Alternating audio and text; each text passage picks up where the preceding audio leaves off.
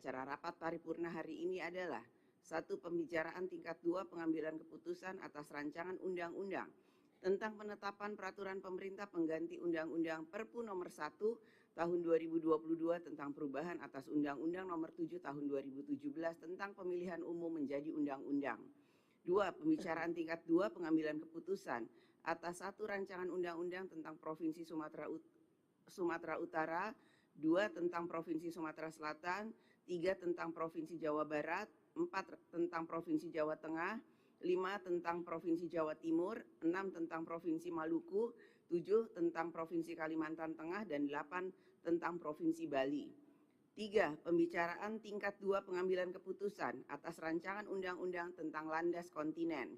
4. Laporan Komisi 3 DPR RI atas hasil uji kelayakan fit and proper calon Hakim Agung dan Hakim ad hoc HAM pada Mahkamah Agung tahun 2022-2023 dilanjutkan dengan pengambilan keputusan.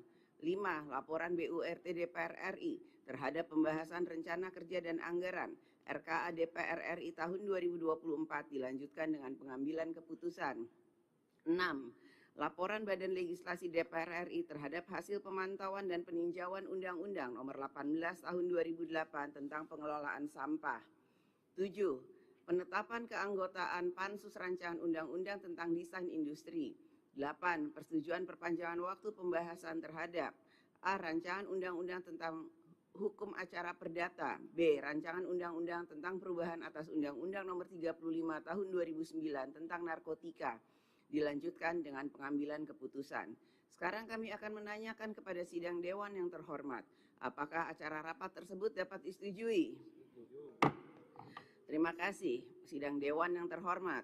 Perlu kami beritahukan bahwa pimpinan dewan telah menerima surat-surat dari Presiden RI, yaitu nomor R07 tanggal 8 Februari dan R14 tanggal 2 Maret, hal permohonan pertimbangan atas pencalonan Duta Besar Negara Sahabat untuk Republik Indonesia.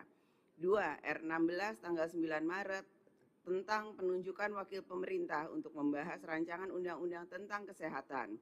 3. R18 tanggal 21 Maret, H. Rencana pengesahan protokol perubahan persetujuan kemitraan ekonomi komprehensif antara pemerintah Republik Indonesia dan pemerintah Republik Chile untuk penggabungan ketentuan-ketentuan perdagangan jasa. Selain surat dari Presiden, pimpinan Dewan juga telah menerima 1 pucuk surat dari DPD RI nomor PU 00458 tanggal 6 Maret perihal penyampaian naskah akademik dan RU prioritas tahun 2023. Surat-surat tersebut telah dan akan ditindaklanjuti sesuai dengan ketentuan Peraturan DPR RI nomor 1 tahun 2020 tentang tata tertib dan mekanisme yang berlaku. Yang terhormat Menteri Dalam Negeri, yang terhormat jajaran Kementerian Hukum dan HAM, sidang dewan yang kami hormati, hadirin yang kami muliakan. Marilah kita memasuki acara pertama rapat paripurna dewan hari ini, yaitu pembicaraan tingkat 2 pengambilan keputusan atas rancangan undang-undang tentang penetapan peraturan pemerintah pengganti Undang-Undang Perpu Nomor 1 Tahun 2022 tentang perubahan atas Undang-Undang Nomor 7 Tahun 2017 tentang pemilihan umum menjadi undang-undang. Perlu kami sampaikan bahwa berdasarkan ketentuan pasal 164 ayat 1 Peraturan DPR RI menyatakan hasil pembicaraan tingkat 1 atas pembahasan undang-undang yang dilakukan oleh komisi, gabungan komisi, badan legislasi, badan anggaran atau panitia khusus dengan pemerintah yang diwakili oleh menteri dilanjutkan pada pembicaraan tingkat 2 untuk mengambil keputusan dalam rapat paripurna yang didahului oleh penyampaian laporan yang berisi proses, pendapat mini fraksi, pendapat mini DPD, dan hasil pembicaraan tingkat 1. Pernyataan persetujuan atau penolakan dari fraksi dan anggota secara lisan yang diminta oleh pimpinan rapat paripurna DPR, dan pendapat akhir Presiden yang disampaikan oleh menteri yang mewakilinya. Berkenaan dengan hal tersebut, kami persilahkan kepada Ketua Komisi 2 DPR RI yang terhormat Saudara Dr. Haji Ahmad Doli Kurnia Tanjung SSIMT untuk menyampaikan laporannya. Kami persilahkan.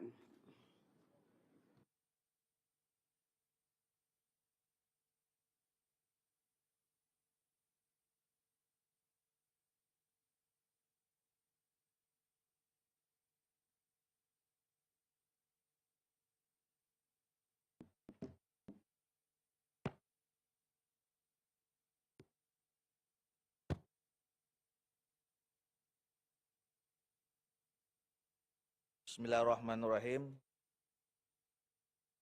Laporan Komisi 2 DPR RI dalam rangka pembicaraan tingkat 2, pengambilan keputusan terhadap rancangan undang-undang tentang penetapan peraturan pemerintah pengganti Undang-Undang Nomor 1 Tahun 2022 tentang perubahan atas Undang-Undang Nomor 7 Tahun 2017 tentang pemilihan umum menjadi undang-undang. Assalamualaikum warahmatullahi wabarakatuh. Selamat pagi, salam sejahtera buat kita semua. Om Swastiastu, Namo Buddhaya, salam kebajikan. Yang terhormat Ibu Ketua dan seluruh pimpinan rapat, juga yang terhormat para anggota Dewan, yang terhormat Saudara Menteri Dalam Negeri, kemudian yang terhormat Menteri Hukum dan Hak Asasi Manusia, yang mewakili selaku wakil pemerintah, hadirin yang kami hormati. Tentu pertama-tama kita panjatkan puji dan syukur kepada Allah Subhanahu wa Ta'ala, Tuhan Yang Maha Esa, yang telah memberikan rahmat dan hidayah pada kita semua, sehingga kita pada hari ini dapat menghadiri rapat paripurna dalam keadaan sehat walafiat, guna melaksanakan tugas konstitusional kita, yaitu khususnya pembicaraan tingkat 2, pengambilan keputusan terhadap rancangan undang-undang RUU tentang penetapan peraturan pemerintah pengganti Undang-Undang Nomor 1 Tahun 2022 tentang perubahan atas Undang-Undang Nomor 7 Tahun 2017 tentang pemilihan umum menjadi undang-undang. Ibu Ketua, pimpinan dan peserta rapat yang kami hormati. Dalam peraturan pemerintah pengganti undang-undang atau Perpu Nomor 1 Tahun 2022 tentang perubahan atas Undang-Undang Nomor 7 Tahun 2017 tentang pemilihan umum tersebut, terjadi perubahan beberapa norma yang merupakan penataan jumlah norma antara lain berkaitan dengan pembentukan penyelenggara pemilu di provinsi daerah otonomi baru, penguatan kelembagaan penyelenggara pemilihan umum, penataan daerah pemilihan dan alokasi kursi anggota Dewan Perwakilan Rakyat, anggota Dewan Perwakilan Daerah, dan anggota Dewan Perwakilan Rakyat daerah provinsi, jadwal dimulainya kampanye pemilihan umum anggota Dewan Perwakilan Rakyat, anggota Dewan Perwakilan Daerah, dan kampanye pemilihan umum Presiden dan Wakil Presiden, penyelenggaraan pemilihan umum di Ibu Kota Nusantara tahun 2024, serta penyesuaian daerah pemilihan dan penyesuaian jumlah kursi anggota Dewan Perwakilan Rakyat daerah provinsi sebagai akibat dari pertambahan jumlah penduduk. Selain implikasi dari pemekaran daerah provinsi di Papua dan Papua Barat, dalam perkembangannya, pemerintah juga mengatur tentang perubahan norma lain yang sangat penting dalam mewujudkan suksesnya pemilu tahun 2024. Berdasarkan Surat Presiden Republik Indonesia Nomor R/2-Pres-01-2023 tanggal 13 Januari 2023 perihal Rancangan Undang-Undang tentang penetapan peraturan pemerintah pengganti Undang-Undang Nomor 1 Tahun 2022 tentang perubahan atas Undang-Undang Nomor 7 Tahun 2017 tentang pemilihan umum menjadi undang-undang.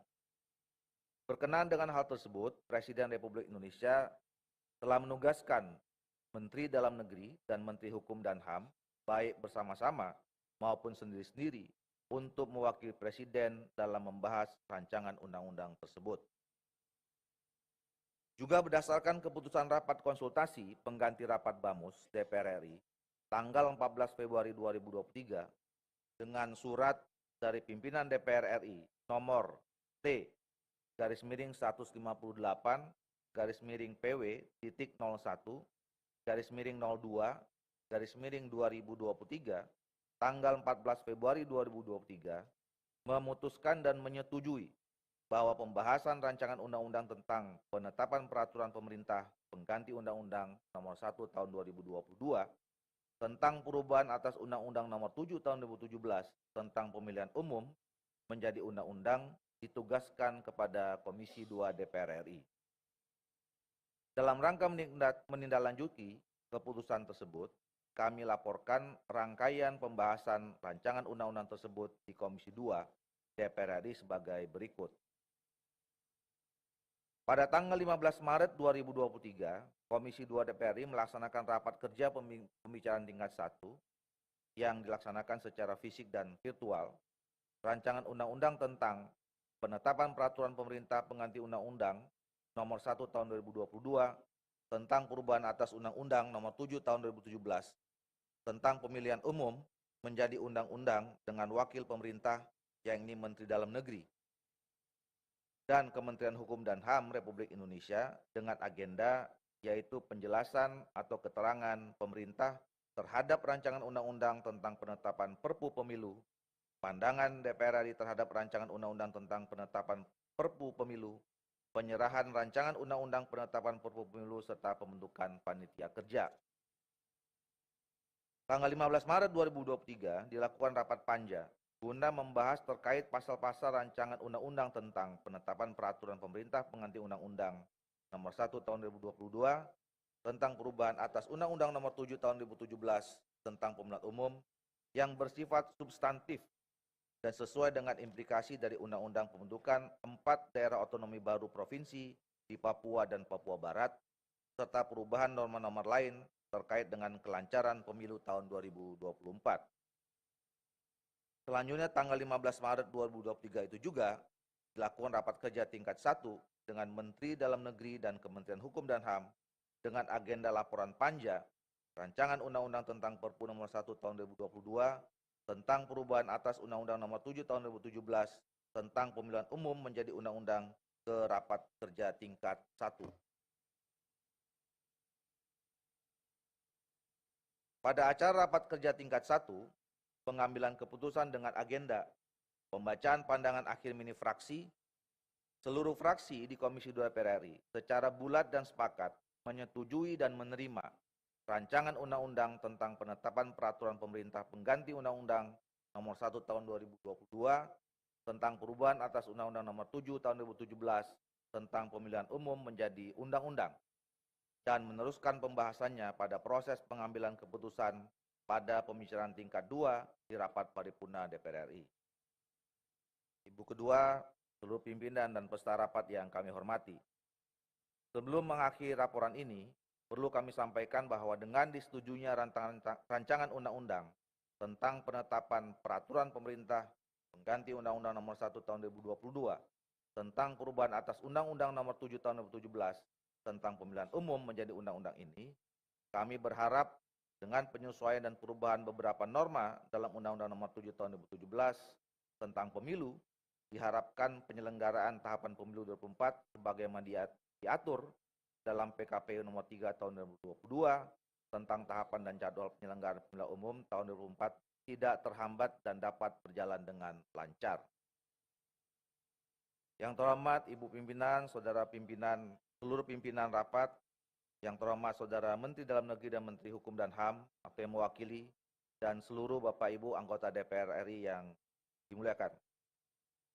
Pada kesempatan ini, perkenan kami menyampaikan terima kasih dan penghargaan kepada Saudara Menteri Dalam Negeri dan Menteri Hukum dan HAM yang bersama-sama dengan Komisi 2 DPR RI telah melakukan pembahasan rancangan undang-undang ini dengan rasa kebersamaan dan dalam suasana yang demokratis.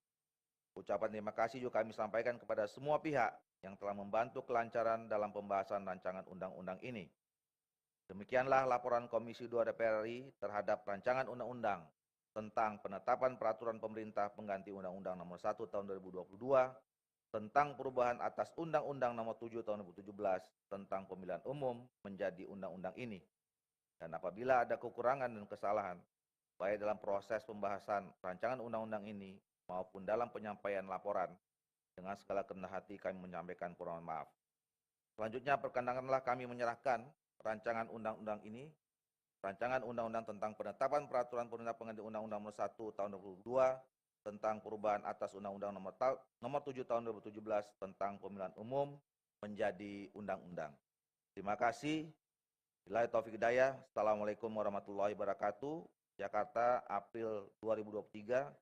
Pimpinan Komisi 2 DPR RI, Ketua Ahmad Doli Kurnia Tanjung ditandatangani.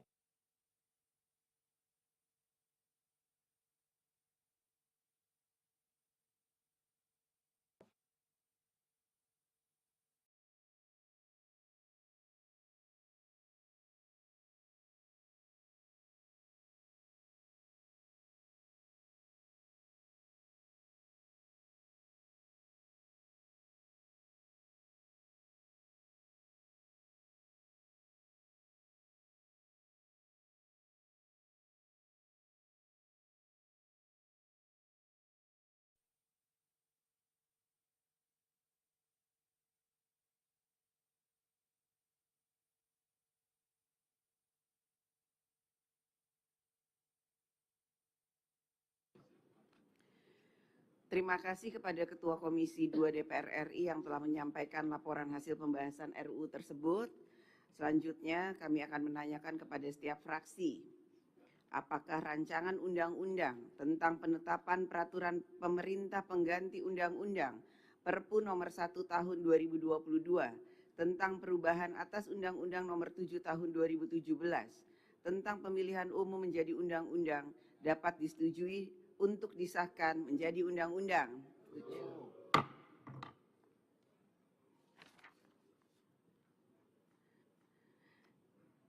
Sidang Dewan yang kami hormati, selanjutnya kami akan menanyakan sekali lagi kepada seluruh anggota, apakah rancangan undang-undang tentang penetapan peraturan pemerintah pengganti undang-undang Perpu nomor 1 tahun 2022 tentang perubahan atas Undang-Undang nomor 7 tahun 2017 tentang pemilihan umum menjadi undang-undang dapat disetujui untuk disahkan menjadi undang-undang. Terima kasih. Selanjutnya kami persilahkan kepada yang terhormat Menteri Dalam Negeri untuk menyampaikan pendapat akhir mewakili Presiden. Kami persilahkan.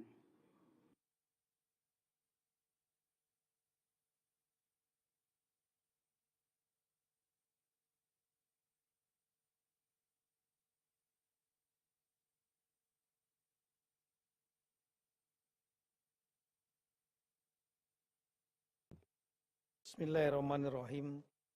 Assalamualaikum warahmatullahi wabarakatuh. Selamat pagi, salam sejahtera untuk kita semua.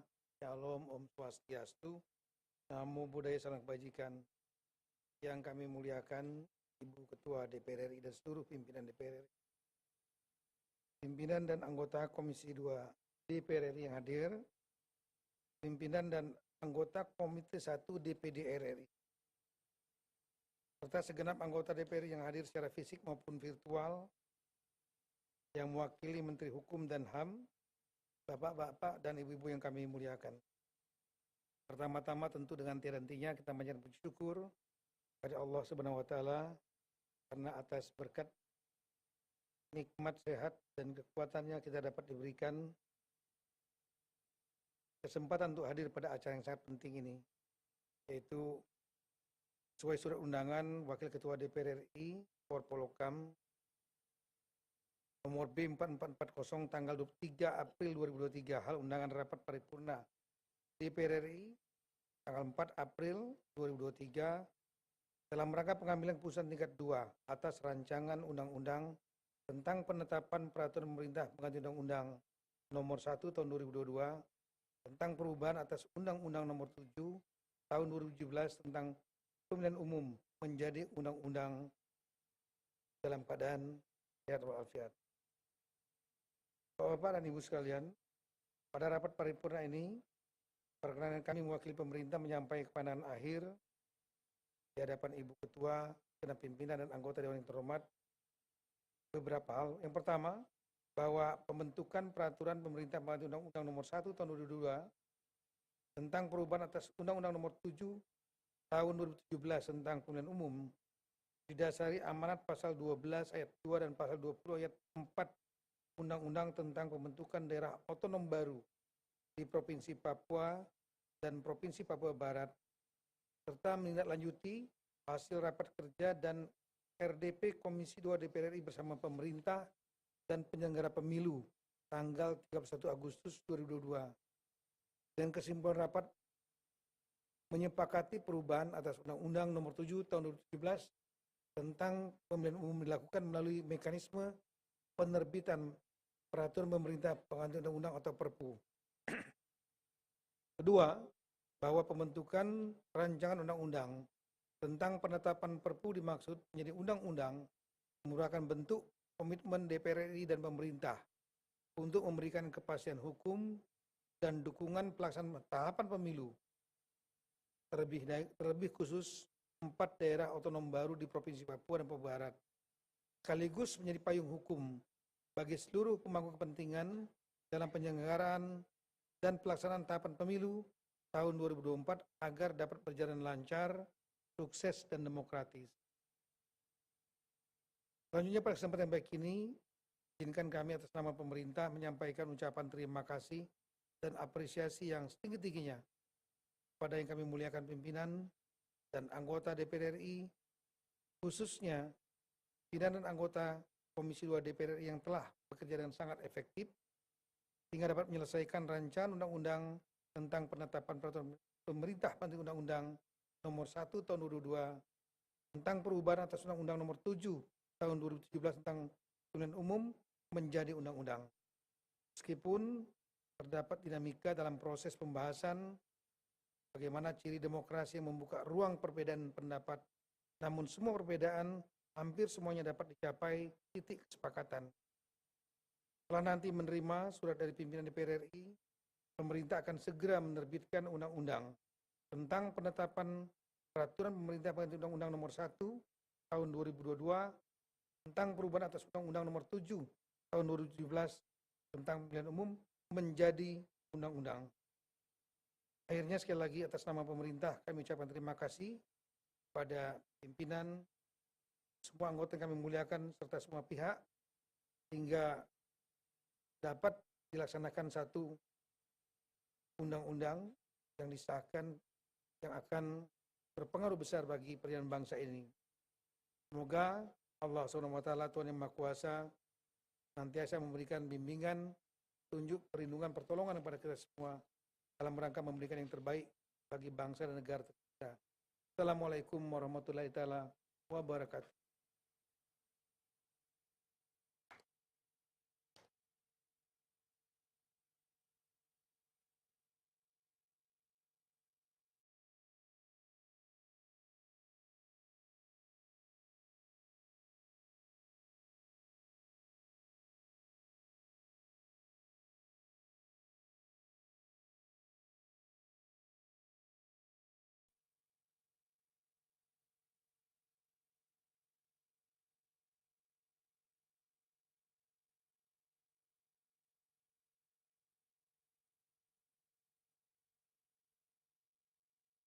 Terima kasih kami ucapkan kepada Menteri Dalam Negeri yang telah menyampaikan pendapat akhirnya mewakili Presiden. Selanjutnya kami akan menanyakan kembali kepada seluruh peserta sidang, apakah rancangan undang-undang tentang penetapan peraturan pemerintah pengganti undang-undang Perpu Nomor 1 Tahun 2022 tentang perubahan atas Undang-Undang Nomor 7 Tahun 2017 tentang pemilihan umum menjadi undang-undang dapat disetujui dan disahkan untuk menjadi undang-undang. Setuju.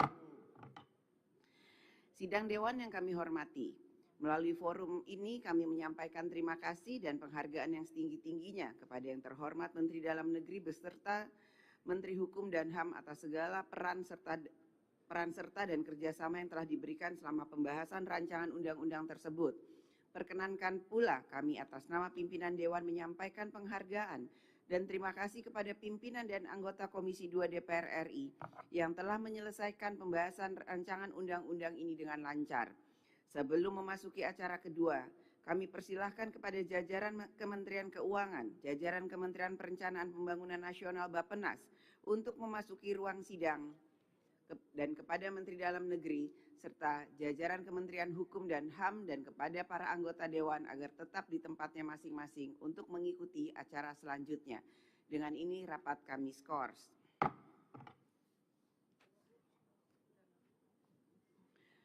Yang terhormat para anggota Dewan, hadirin yang kami muliakan. Dengan ini skors rapat kami cabut, rapat paripurna Dewan kita lanjutkan kembali. Yang terhormat Menteri Dalam Negeri, yang terhormat jajaran Kementerian Keuangan, yang terhormat jajaran Kementerian Perencanaan Pembangunan Nasional Bappenas, yang terhormat jajaran Kementerian Hukum dan HAM, yang terhormat para anggota Dewan, hadirin yang kami muliakan. Selanjutnya marilah kita memasuki acara kedua rapat paripurna Dewan hari ini, yaitu pembicaraan tingkat 2 pengambilan keputusan atas 1. Rancangan Undang-Undang tentang Provinsi Sumatera Utara, 2. Tentang Provinsi Sumatera Selatan, 3. Tentang Provinsi Jawa Barat, 4. Tentang Provinsi Jawa Tengah, 5. Tentang Provinsi Jawa Timur, 6. Tentang Provinsi Maluku, 7. Tentang Provinsi Kalimantan Tengah, dan 8. Tentang Provinsi Bali. Perlu kami sampaikan bahwa berdasarkan ketentuan pasal 164 ayat 1 Peraturan DPR RI nomor 1 tahun 2020 tentang tata tertib menyatakan bahwa hasil pembicaraan tingkat 1 atas pembahasan undang-undang yang dilakukan oleh Komisi, Gabungan Komisi, Badan Legislasi, Badan Anggaran atau Panitia Khusus dengan pemerintah yang diwakili oleh Menteri dilanjutkan dengan pembicaraan tingkat 2 untuk mengambil keputusan dalam rapat paripurna yang didahului oleh penyampaian laporan yang berisi proses, pendapat mini fraksi, pendapat mini DPD, dan hasil pembicaraan tingkat 1. Pernyataan persetujuan atau penolakan dari fraksi dan anggota secara lisan yang diminta oleh pimpinan rapat paripurna DPR dan pendapat akhir Presiden yang disampaikan oleh Menteri yang mewakilinya. Berkenaan dengan hal tersebut, kami persilahkan kepada Ketua Komisi 2 yang terhormat, Saudara Dr. Haji Ahmad Doli Kurnia Tanjung SSIMT untuk menyampaikan laporannya. Kami persilahkan.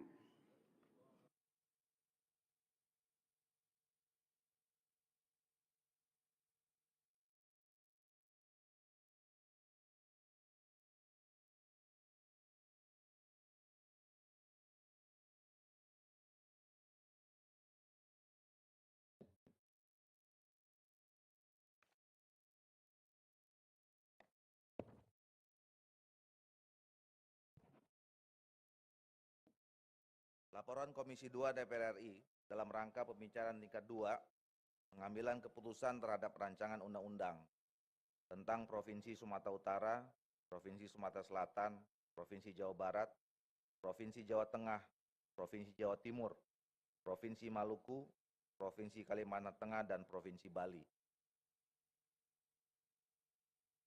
Bismillahirrahmanirrahim. Assalamualaikum warahmatullahi wabarakatuh. Selamat pagi, salam sejahtera bagi kita semua. Om Swastiastu, Namo Buddhaya, salam kebajikan. Yang terhormat, Ibu Ketua dan seluruh pimpinan rapat, yang terhormat seluruh anggota Dewan, yang terhormat Saudara Menteri Dalam Negeri, Menteri Keuangan atau yang mewakili, Menteri Perencanaan Pembangunan Nasional atau yang mewakili, dan Menteri Hukum dan Hak Asasi Manusia yang mewakili selaku wakil pemerintah. Hadirin yang saya hormati. Tentu pertama-tama kita panjatkan puji dan syukur kepada Allah Subhanahu wa taala, Tuhan Yang Maha Esa yang telah memberikan rahmat dan hidayah pada semua. Hingga pada hari ini kita dapat menghadiri rapat paripurna dalam keadaan sehat walafiat guna melaksanakan tugas konstitusional, yakni pembicaraan tingkat 2, pengambilan keputusan terhadap rancangan undang-undang tentang 1. Provinsi Sumatera Utara, 2. Provinsi Sumatera Selatan, 3. Provinsi Jawa Barat, 4. Provinsi Jawa Tengah, 5. Provinsi Jawa Timur, 6. Provinsi Maluku, 7. Provinsi Kalimantan Tengah, dan 8. Provinsi Bali. Ibu Ketua dan pimpinan serta seluruh hadirin yang saya hormati, Undang-Undang Dasar Negara Republik Indonesia tahun 1945 merupakan sumber hukum tertinggi dan bersifat fundamental karena merupakan sumber legitimasi atau landasan otorisasi bentuk-bentuk hukum atau peraturan perundang-undangan lainnya di Indonesia. Dengan demikian, seluruh peraturan perundang-undangan harus mengacu pada Undang-Undang Dasar Negara Republik Indonesia tahun 1945. Sehubungan dengan hal tersebut, sesuai fungsi dan kewenangan yang dimiliki, Komisi 2 DPR RI memandang perlu untuk dilakukan penataan kembali tentang dasar hukum pembentukan provinsi di Indonesia yang masih berdasarkan pada Undang-Undang Dasar Sementara tahun 1950. Mengingat undang-undang pembentukan tersebut secara konseptual sudah tidak cocok dengan konsep otonomi daerah saat ini. Di samping itu, Komisi 2 DPR RI juga memandang perlu bahwa setiap provinsi harus memiliki undang-undang pembentukannya sendiri-sendiri, tidak digabungkan dalam satu undang-undang, di mana hal ini sejalan dengan amanat dalam pasal 18 ayat 1 Undang-Undang Dasar 1945 yang menyatakan bahwa Negara Kesatuan Republik Indonesia dibagi atas daerah-daerah provinsi, dan daerah provinsi itu dibagi atas kabupaten dan kota, yang tiap-tiap provinsi, kabupaten, dan kota itu mempunyai pemerintahan daerah yang diatur dengan undang-undang. Oleh karena itu, berdasarkan Surat Presiden Republik Indonesia nomor R/Pres/01/2023 tanggal 25 Januari 2023 perihal penunjukan wakil pemerintah untuk membahas 8 rancangan undang-undang usul DPR RI. Berkenaan dengan hal tersebut, Presiden menugaskan Menteri Dalam Negeri, Menteri Keuangan, Menteri Perencanaan Pembangunan Nasional atau Kepala Bappenas, dan Menteri Hukum dan HAM, baik bersama-sama maupun sendiri-sendiri untuk mewakili pemerintah dalam pembahasan rancangan undang-undang tersebut.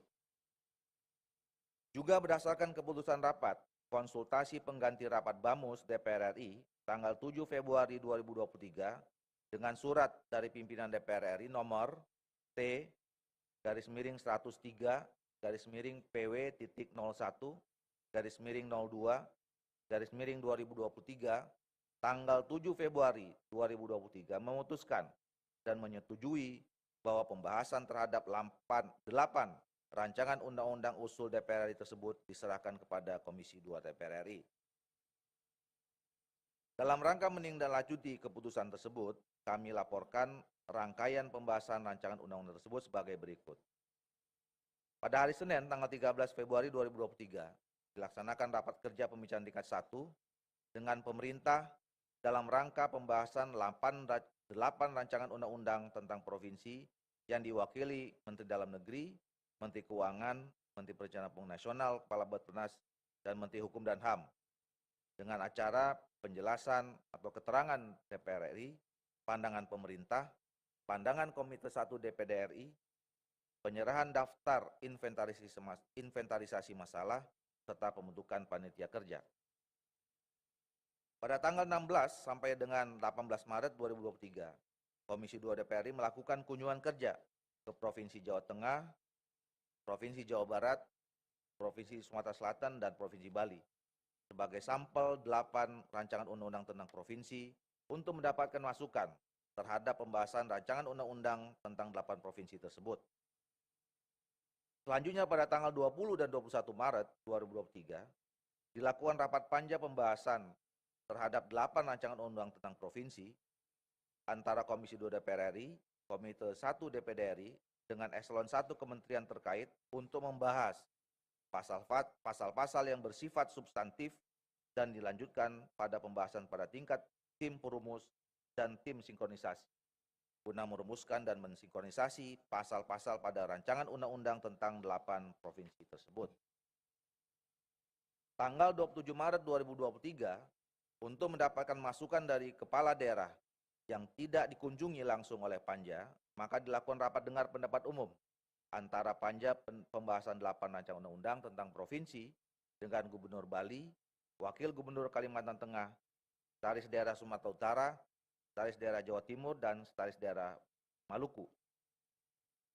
Tanggal 28 Maret 2023 dilanjutkan rapat panja pembahasan 8 rancangan undang-undang tentang provinsi antara Komisi 2 DPR RI, Komite 1 DPD RI dengan eselon 1 kementerian terkait untuk membahas pasal-pasal yang bersifat substantif dan dilanjutkan pada pembahasan pada tingkat tim perumus dan tim sinkronisasi guna merumuskan dan mensinkronisasi pasal-pasal rancangan undang-undang tentang 8 provinsi tersebut.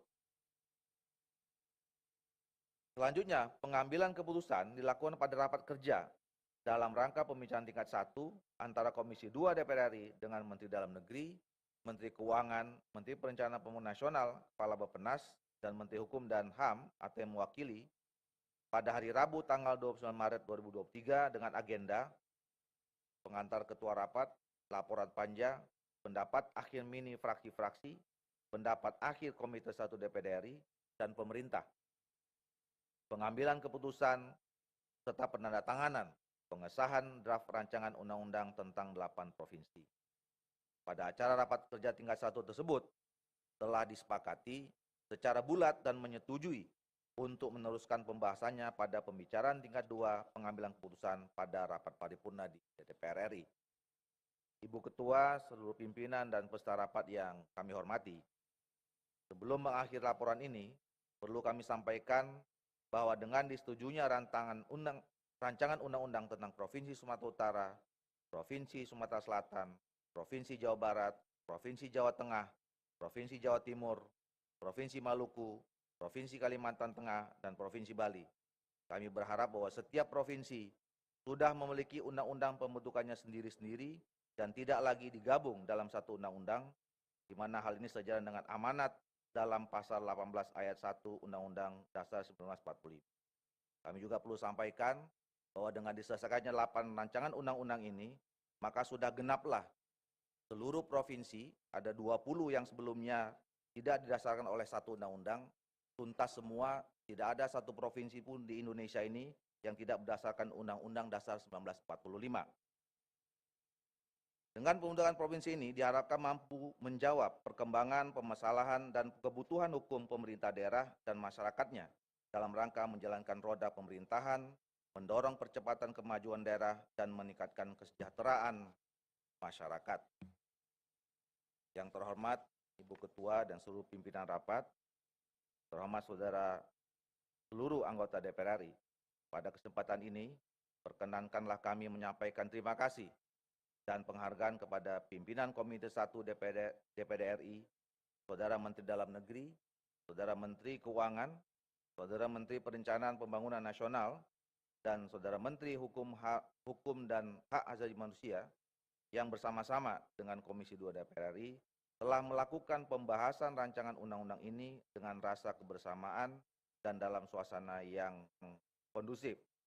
Ucapan terima kasih juga kami sampaikan kepada semua pihak yang telah membantu kelancaran dalam pembahasan rancangan undang-undang ini.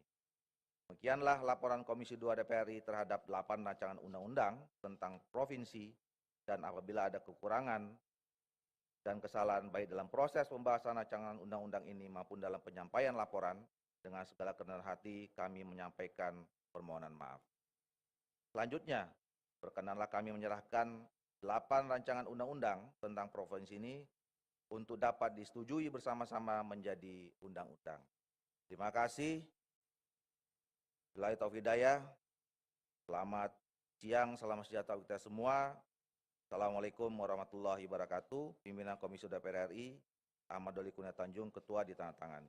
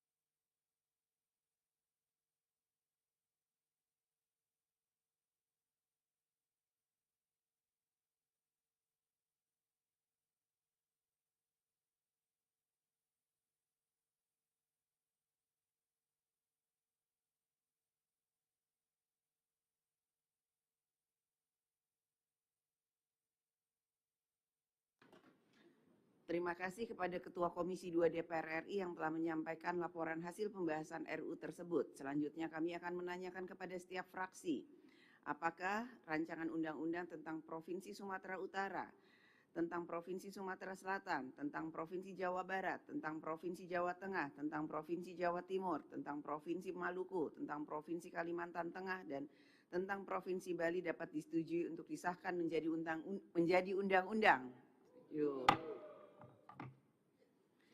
Sidang Dewan yang kami hormati, hadirin yang kami muliakan. Selanjutnya kami akan menanyakan sekali lagi kepada seluruh anggota, apakah rancangan undang-undang tentang Provinsi Sumatera Utara, tentang Provinsi Sumatera Selatan, tentang Provinsi Jawa Barat, tentang Provinsi Jawa Tengah, tentang Provinsi Jawa Timur, tentang Provinsi Maluku, tentang Provinsi Kalimantan Tengah, dan tentang Provinsi Bali dapat disetujui untuk disahkan menjadi undang-undang. Setuju. Terima kasih. Selanjutnya kami persilahkan kepada yang terhormat Menteri Dalam Negeri. Maaf. Benar ya? Ya. Selanjutnya kami persilahkan kepada yang terhormat Menteri Dalam Negeri untuk menyampaikan pendapat akhir mewakili Presiden. Kami persilahkan.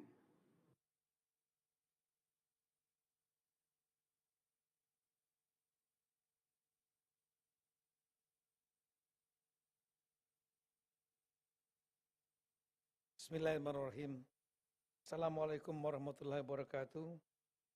Selamat pagi, salam sejahtera untuk kita semua. Salam Swastiastu, Namo Buddhaya, salam kebajikan. Yang kami hormati Bu Ketua DPR RI serta seluruh pimpinan dan anggota DPR RI yang kami muliakan, pimpinan dan anggota DPD RI yang mewakili Menteri Keuangan Republik Indonesia, yang mewakili Menteri Perencanaan Pembangunan Nasional, Kepala Badan Perencanaan Pembangunan Nasional Republik Indonesia, yang mewakili Menkumham, Bapak-bapak dan Ibu-ibu hadirin sekalian yang hadir baik secara fisik maupun secara virtual. Sekali lagi dengan tiada hentinya kita ucapkan syukur pada Allah Subhanahu wa Ta'ala karena dapat berlangsungnya acara yang sangat penting juga untuk bangsa ini dan wabil khusus untuk 8 provinsi. Acara ini sesuai dengan Surat Wakil Ketua DPR RI nomor B 4443 tanggal 3 April 2023 hal undangan rapat paripurna DPR RI berkaitan dengan RUU 8 provinsi. Sesuai dengan mekanisme yang diatur dalam Undang-Undang nomor 15 tahun 2019 tentang perubahan atas Undang-Undang nomor 12 tahun 2011 tentang pembentukan peraturan perundang-undangan dan sejumlah peraturan pelaksanaannya serta berdasarkan surat dari Ketua DPR RI nomor B20364 2022 tanggal 30 November 2022 kepada Presiden Indonesia perihal penyampaian 8 RUU provinsi atas usul DPR RI. Maka Bapak Presiden telah mengeluarkan surat Presiden nomor R05/01/2023 tanggal 25 Januari 2023 hal penunjukan wakil pemerintah untuk membahas 8 RUU provinsi usul DPR RI tersebut, yaitu Menteri Dalam Negeri, Menteri Keuangan, Menteri PPN Bappenas, dan Menteri Menkumham.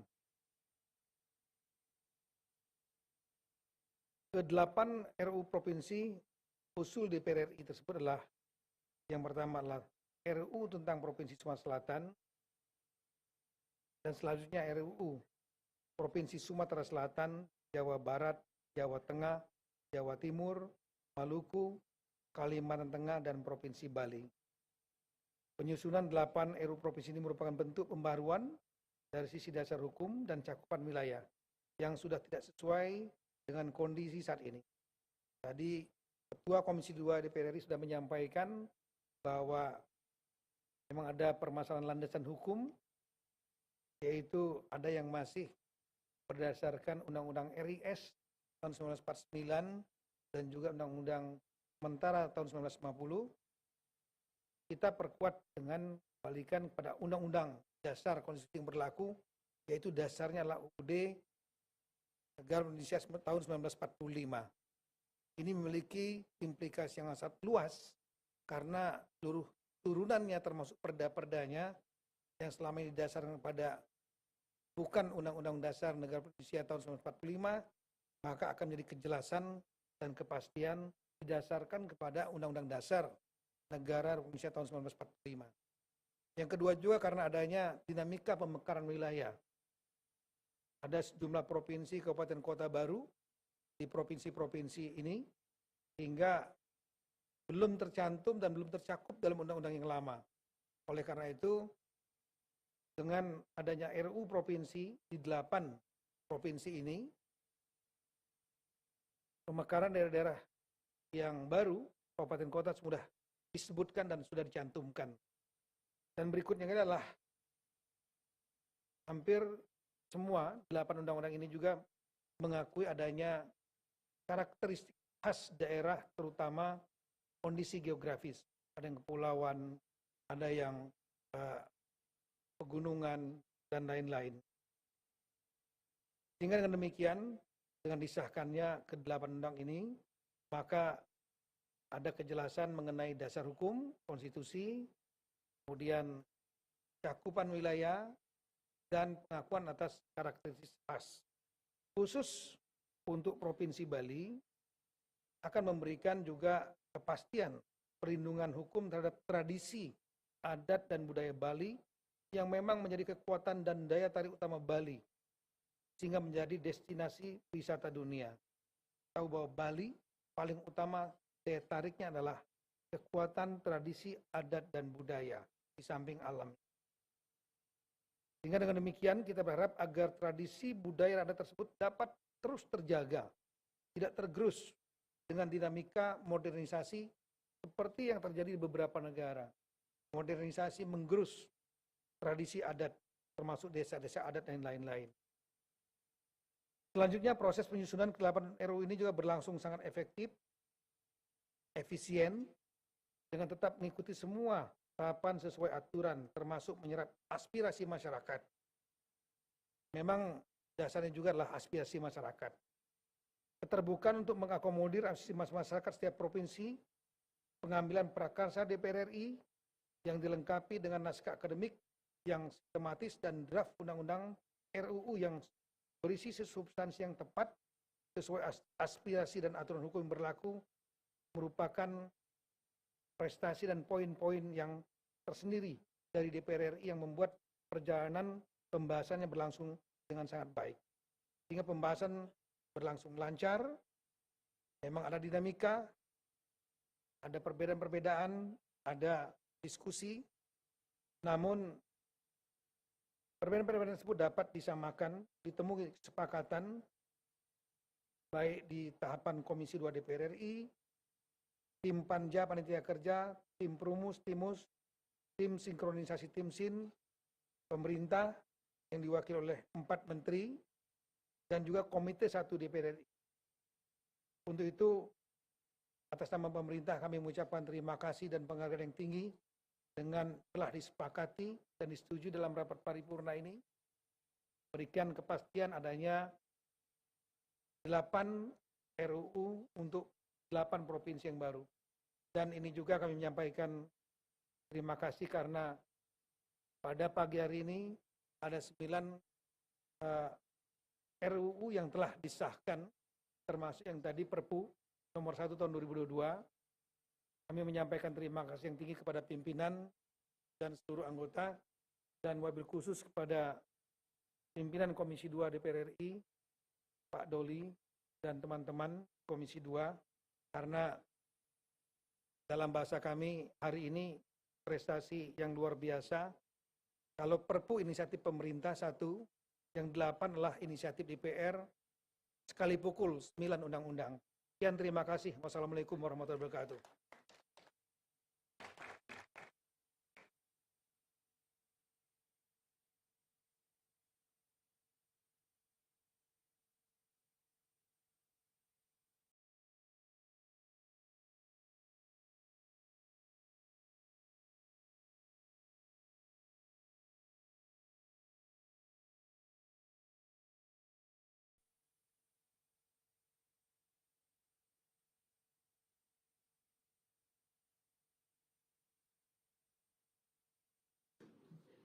Terima kasih kami ucapkan kepada Menteri Dalam Negeri yang telah menyampaikan pendapat akhirnya mewakili Presiden. Selanjutnya kami akan menanyakan kembali kepada seluruh peserta sidang, apakah rancangan undang-undang tentang Provinsi Sumatera Utara, tentang Provinsi Sumatera Selatan, tentang Provinsi Jawa Barat, tentang Provinsi Jawa Tengah, tentang Provinsi Jawa Timur, tentang Provinsi Maluku, tentang Provinsi Kalimantan Tengah, dan tentang Provinsi Bali dapat disetujui untuk disahkan menjadi undang-undang. Setuju. Sidang Dewan yang kami hormati, melalui forum ini kami menyampaikan terima kasih dan penghargaan yang setinggi-tingginya kepada yang terhormat Menteri Dalam Negeri, Menteri Keuangan, Menteri Perencanaan Pembangunan Nasional, Kepala Bappenas, serta Menteri Hukum dan HAM atas segala peran serta dan kerjasama yang telah diberikan selama pembahasan rancangan undang-undang tersebut.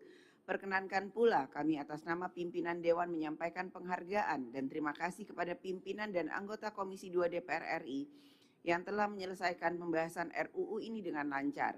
Sebelum memasuki acara ketiga, kami persilahkan kepada yang terhormat Menteri Dalam Negeri, jajaran Kementerian Keuangan, dan jajaran Kementerian Perencanaan Pembangunan Nasional Bappenas untuk meninggalkan ruang sidang. Kepada jajaran Kementerian Hukum dan HAM agar tetap di tempatnya masing-masing, dan kepada jajaran Kementerian Kelautan dan Perikanan, jajaran Kementerian Pertahanan, dan jajaran Kementerian Luar Negeri kami persilahkan memasuki ruang sidang. Kepada para anggota Dewan agar tetap di tempatnya masing-masing untuk mengikuti acara selanjutnya. Dengan ini rapat kami skors.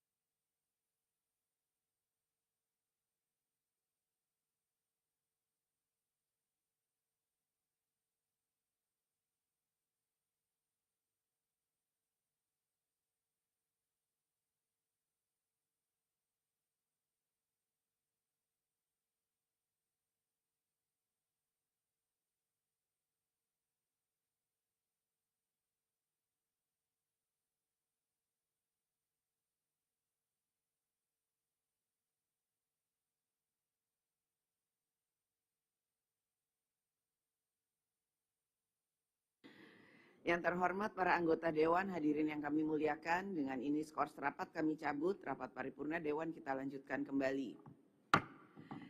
Yang terhormat para anggota Dewan, yang terhormat perwakilan pemerintah, Kementerian Kelautan dan Perikanan, Kementerian Pertahanan, Kementerian Luar Negeri, Kementerian Hukum dan HAM yang turut hadir dalam rapat paripurna hari ini. Hadirin yang kami muliakan. Selanjutnya, marilah kita memasuki acara ketiga rapat paripurna Dewan hari ini, yaitu pembicaraan tingkat 2 pengambilan keputusan atas rancangan undang-undang tentang landas kontinen. Pimpinan Dewan telah menerima surat dari Kementerian Kelautan dan Perikanan nomor B202 tanggal 3 April 2023 hal permohonan penundaan rapat paripurna rancangan undang-undang tentang landas kontinen yang menyampaikan bahwa menteri yang mewakili pemerintah berhalangan hadir. Maka kami mohon persetujuan pada rapat paripurna hari ini. Pembicaraan tingkat 2 pengambilan keputusan terhadap rancangan undang-undang tentang landas kontinen dibatalkan dan dijadwalkan kembali dalam rapat Bamus DPR RI yang terdekat. Apakah dapat disetujui? Kepada perwakilan pemerintah untuk dapat menyampaikan keputusan rapat paripurna hari ini. Sebelum memasuki acara keempat, kami persilahkan kepada yang terhormat jajaran pemerintah, Kementerian Kelautan dan Perikanan, Kementerian Pertahanan, Kementerian Luar Negeri, serta Kementerian Hukum dan HAM untuk meninggalkan ruang sidang. Kepada calon hakim agung dan hakim ad hoc HAM agar memasuki ruang sidang dan kepada para anggota Dewan agar tetap di tempatnya masing-masing untuk mengikuti acara selanjutnya. Dengan ini rapat kami skors.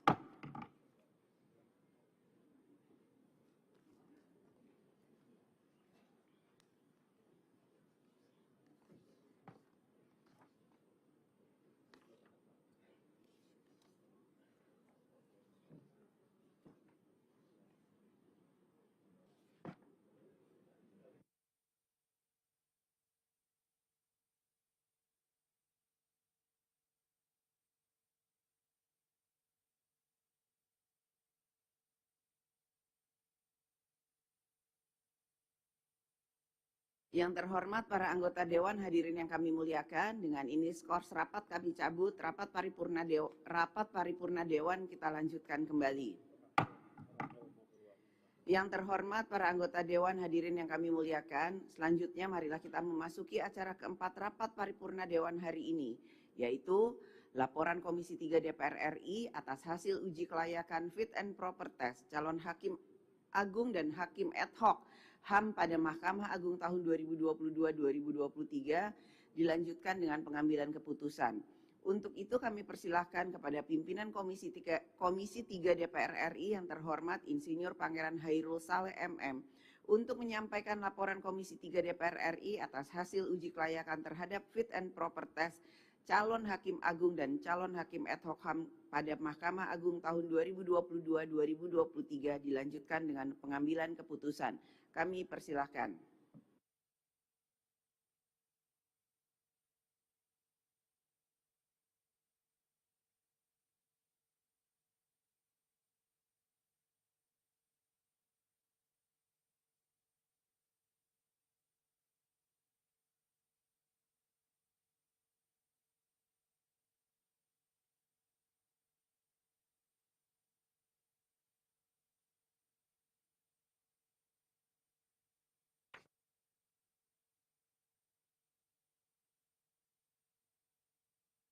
Bismillahirrahmanirrahim. Laporan Komisi 3 DPR RI mengenai uji kelayakan calon Hakim Agung dan Hakim ad hoc HAM pada Mahkamah Agung pada rapat paripurna DPR RI hari ini, Selasa 4 April 2023.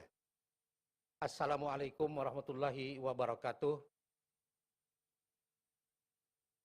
Yang terhormat pimpinan DPR RI,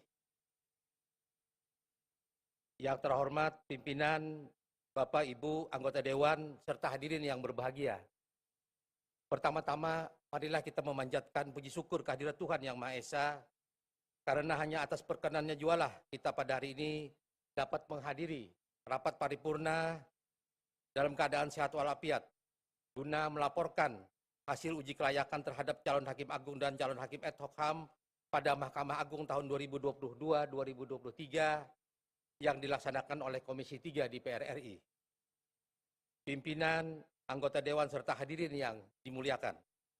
Berdasarkan surat Komisi Yudisial yang disampaikan kepada pimpinan DPR RI dan pimpinan Komisi 3 DPR RI dengan nomor surat 344-RH-01.02-02-2023 tertanggal 3 Februari 2023 perihal pengajuan nama calon Hakim Agung dan Hakim ad hoc HAM pada Mahkamah Agung tahun 2022-2023, serta keputusan rapat konsultasi pengganti rapat BAMUS tanggal 7 Februari 2023 yang tertuang dalam surat pimpinan DPR RI nomor T-PW-11.01/02/2023 tertanggal 7 Februari 2023 perihal penugasan untuk membahas calon Hakim Agung dan Hakim ad hoc HAM pada Mahkamah Agung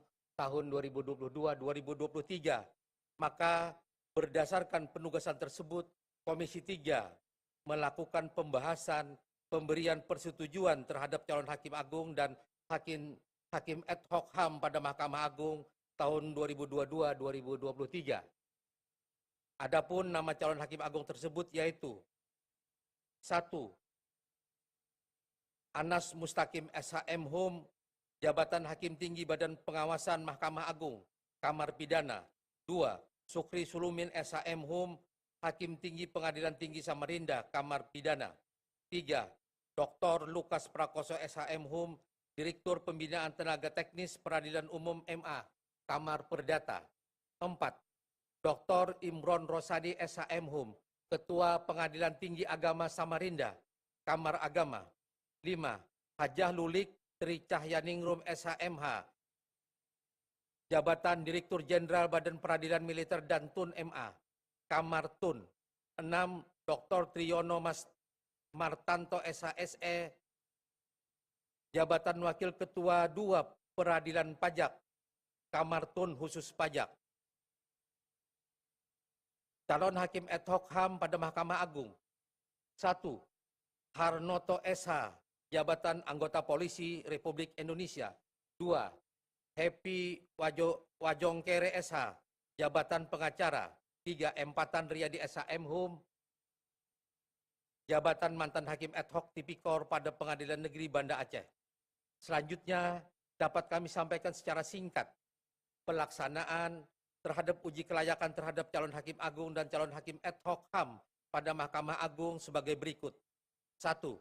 Komisi 3 DPR RI melaksanakan rapat intern pada tanggal 15 Maret 2023 untuk membicarakan tahapan uji kelayakan, diantaranya membahas mekanisme dan tata tertib, rancangan jadwal, rancangan pengumuman di media cetak, dan rancangan judul makalah.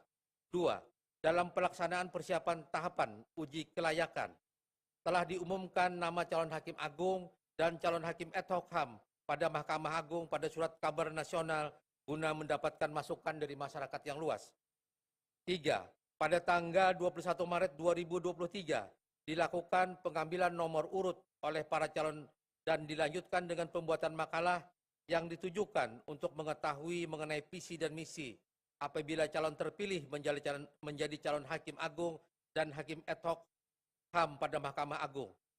Di hari yang sama pula, Komisi 3 melaksanakan rapat dengan Komisi Yudisial selaku panitia seleksi calon hakim agung dan hakim ad hoc HAM pada Mahkamah Agung tahun 2022-2023. 4. Selanjutnya pada hari Senin sampai dengan Selasa tanggal 27 sampai dengan 28 Maret 2023, Komisi 3 DPR RI melaksanakan uji kelayakan terhadap calon hakim agung dan calon hakim ad hoc HAM pada Mahkamah Agung. Dan selanjutnya dengan rapat pleno Komisi 3, dan dilanjutkan dengan rapat pleno Komisi 3 untuk mendengarkan pendapat dan pandangan praksi-praksi guna memberikan persetujuan atau tidak memberikan persetujuan atau memberikan persetujuan sebagaimana dari 6 orang calon hakim agung dan 3 orang calon hakim ad hoc HAM pada Mahkamah Agung tersebut. Pimpinan, anggota Dewan, serta hadirin yang kami hormati, proses uji kelayakan terhadap calon hakim agung ini merupakan rangkaian dalam memberikan persetujuan sebagaimana diamanatkan dalam Undang-Undang 1945 dan putusan Mahkamah Konstitusi. Oleh karena itu, Komisi 3 DPR RI menyadari dan memahami bahwa kecakapan, kemampuan, integritas, wawasan kebangsaan, dan moral calon hakim agung dan hakim ad hoc HAM pada Mahkamah Agung merupakan prasyarat penting untuk menjadi hakim agung dan hakim ad hoc HAM pada Mahkamah Agung. Atas dasar kriteria itu, Komisi 3 DPR RI dengan mengedepankan prinsip musyawarah untuk mufakat dan berdasarkan pendapat dan pandangan dari 9 fraksi menyetujui 3 calon hakim agung menjadi hakim agung pada Mahkamah Agung, yaitu 1. Dr. Lukas Prakoso SHM HUM sebagai hakim agung pada Kamar Perdata. 2. Dr. Imran Rosadi SHMH sebagai hakim agung pada Kamar Agama. 3. Hajah Lulik Tri Cahyaningrum SHMH sebagai hakim agung pada Kamar Tata Usaha Negara. Demikian laporan Komisi 3 DPR RI mengenai hasil uji kelayakan terhadap 9 calon hakim agung dan hakim ad hoc HAM pada Mahkamah Agung tahun 2022-2023. Selanjutnya, kami serahkan kepada rapat paripurna ini guna mendapatkan persetujuan. Sebelum mengakhiri laporan ini, perkenankan kami mengucapkan terima kasih dan penghargaan kepada semua pihak yang telah membantu Komisi 3 DPR RI dalam melaksanakan tugas melakukan uji kelayakan calon hakim agung dan hakim ad hoc HAM pada Mahkamah Agung tahun 2022-2023, termasuk dari media cetak dan elektronik, serta seluruh elemen masyarakat. Demikian, wabillahi taufik wal hidayah. Wassalamualaikum warahmatullahi wabarakatuh. Pimpinan Komisi 3 DPR RI tertanda Insinyur Bambang Wuryanto MBA.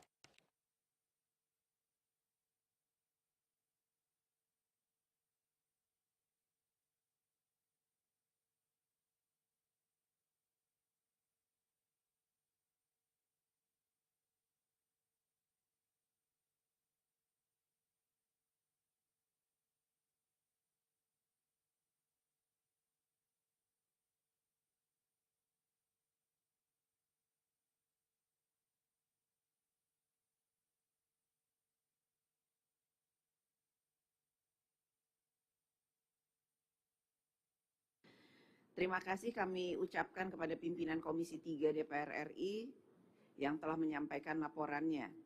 Sidang Dewan yang kami hormati, sekarang perkenankan kami menanyakan kepada Sidang Dewan yang terhormat, apakah laporan Komisi 3 DPR RI atas hasil uji kelayakan fit and proper test terhadap calon hakim agung dan calon hakim ad hoc HAM pada Mahkamah Agung tahun 2022-2023 tersebut dapat disetujui? Selanjutnya, kami perkenalkan para calon hakim agung yang tadi juga sudah disampaikan dan disebutkan namanya oleh pimpinan Komisi 3. Namun kami minta kepada yang bersangkutan untuk bisa berdiri kembali dan selanjutnya nanti kami akan persilahkan maju ke mimbar untuk bisa berfoto bersama. Yang pertama, Saudara Dr. Lukas Prakoso SHM HUM.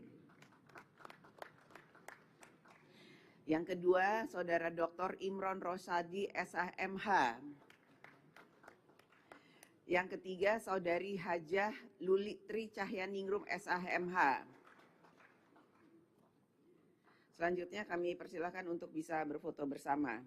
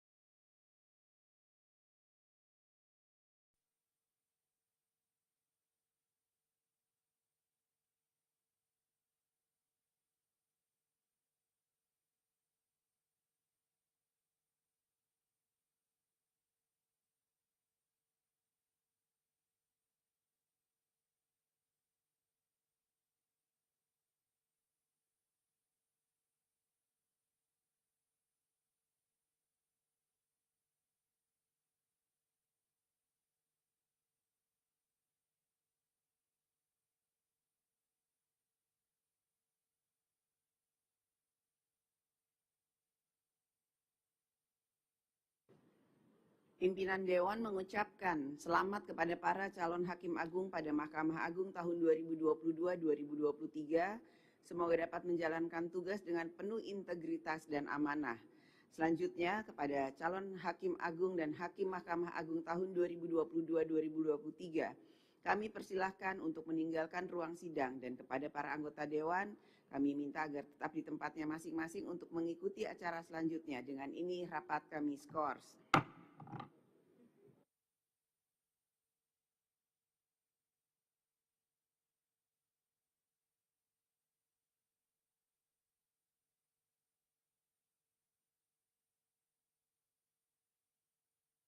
Yang terhormat para anggota Dewan, hadirin yang kami muliakan, dengan ini skors rapat kami cabut, rapat paripurna Dewan kita akan lanjutkan kembali.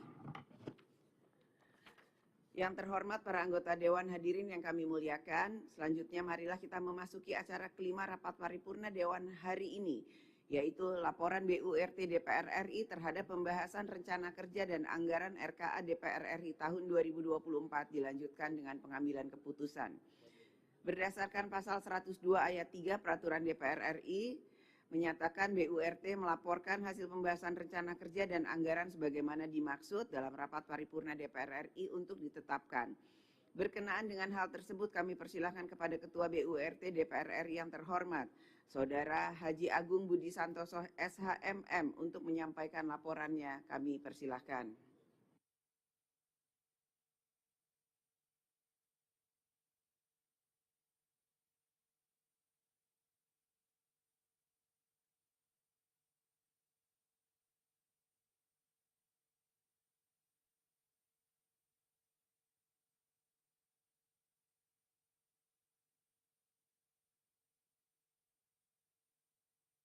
Bismillahirrahmanirrahim. Laporan Badan Urusan Rumah Tangga dalam rapat paripurna DPR RI tentang rancangan usulan anggaran DPR RI tahun anggaran 2024. Selasa 4 April 2023. Assalamualaikum warahmatullahi wabarakatuh. Selamat siang dan salam sejahtera bagi kita semua.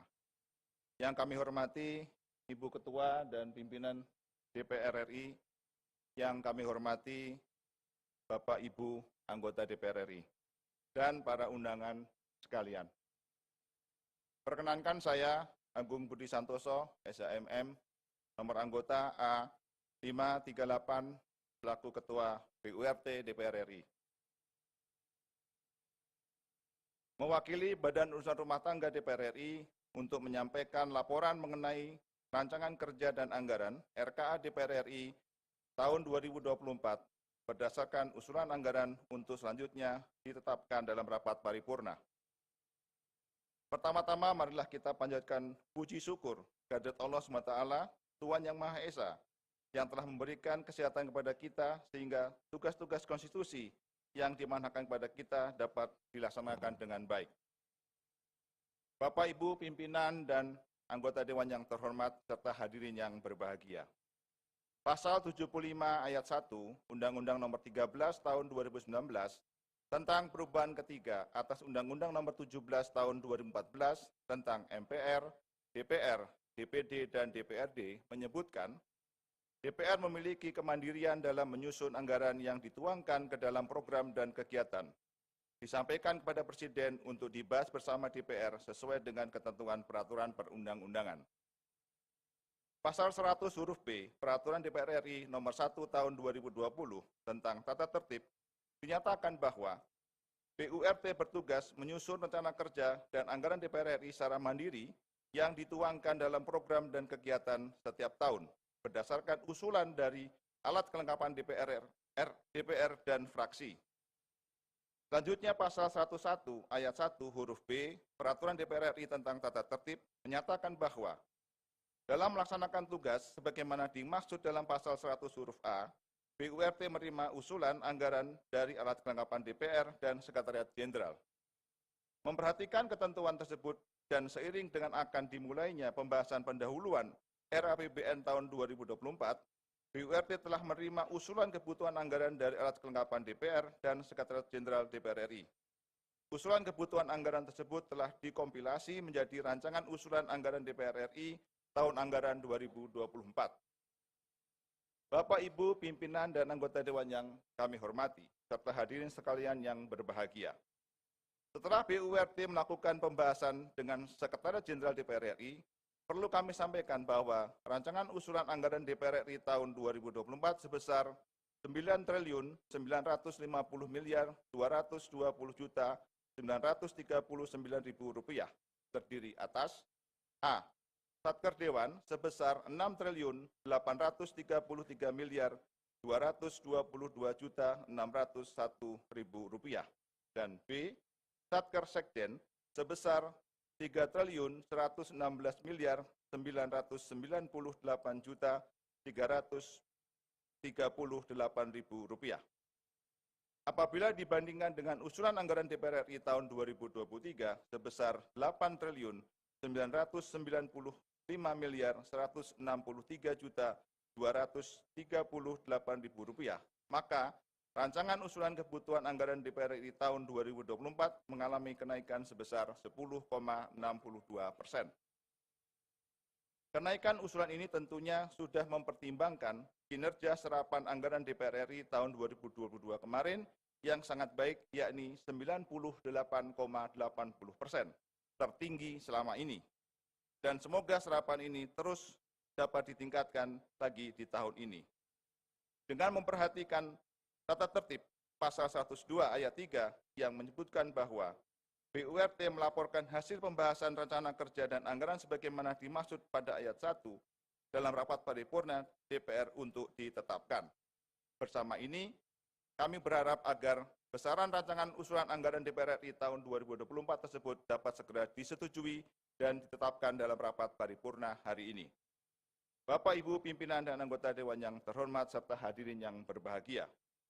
Sebagai informasi yang patut kita ketahui bersama, usulan anggaran DPR RI tahun 2023 sebesar Rp8.995.163.238 hanya dipenuhi menjadi DIPA sebesar Rp6.083.497.483.000 atau 67,63%.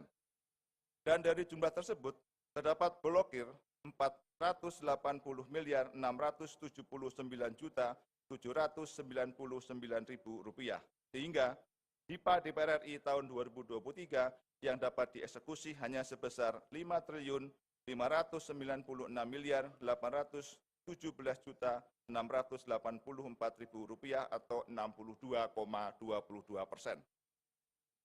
Mengingat rapat paripurna merupakan forum tertinggi dalam melaksanakan wewenang dan tugas DPR, maka sudah sepatutnya pemerintah memberikan perhatian khusus terhadap pemenuhan seluruh kebutuhan anggaran DPR, sebagai lembaga yang mengawasi seluruh kementerian dan lembaga di Indonesia, yang telah diputuskan dan ditetapkan dalam rapat paripurna DPR.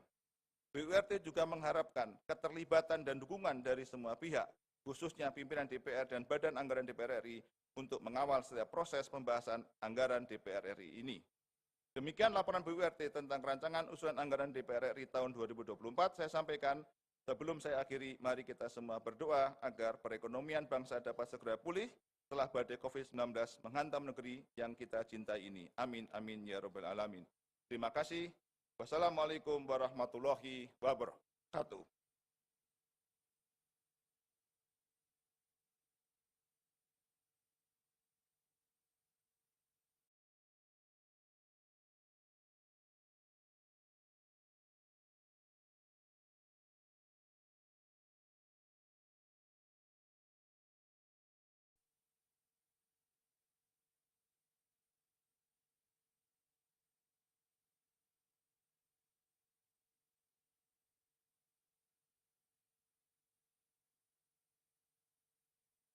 Terima kasih kepada Ketua BURT DPR RI yang telah menyampaikan laporannya.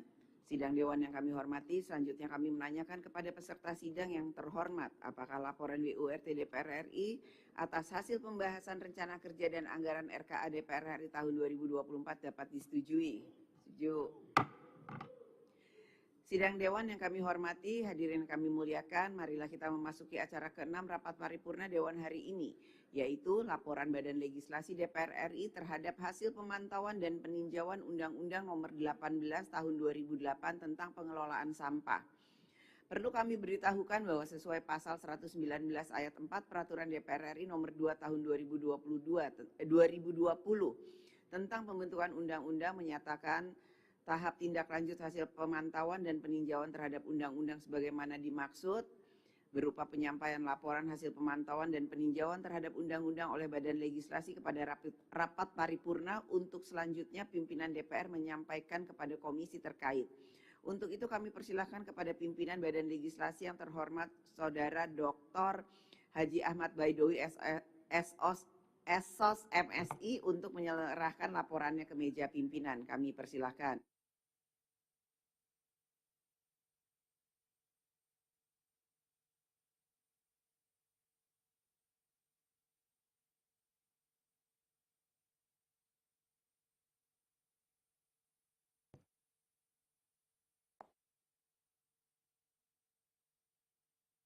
Laporan Badan Legislasi atas hasil pemantauan dan peninjauan Undang-Undang Nomor 18 Tahun 2008 tentang pengelolaan sampah dalam rapat paripurna Dewan Perwakilan Rakyat Republik Indonesia disampaikan oleh Haji Ahmad Baidowi, Wakil Ketua Badan Legislasi A472.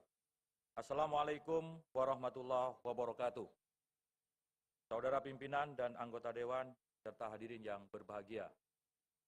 Pertama-tama marilah kita bersama-sama memanjatkan puji dan syukur kehadirat Allah Subhanahu wa taala, Tuhan yang Maha Esa.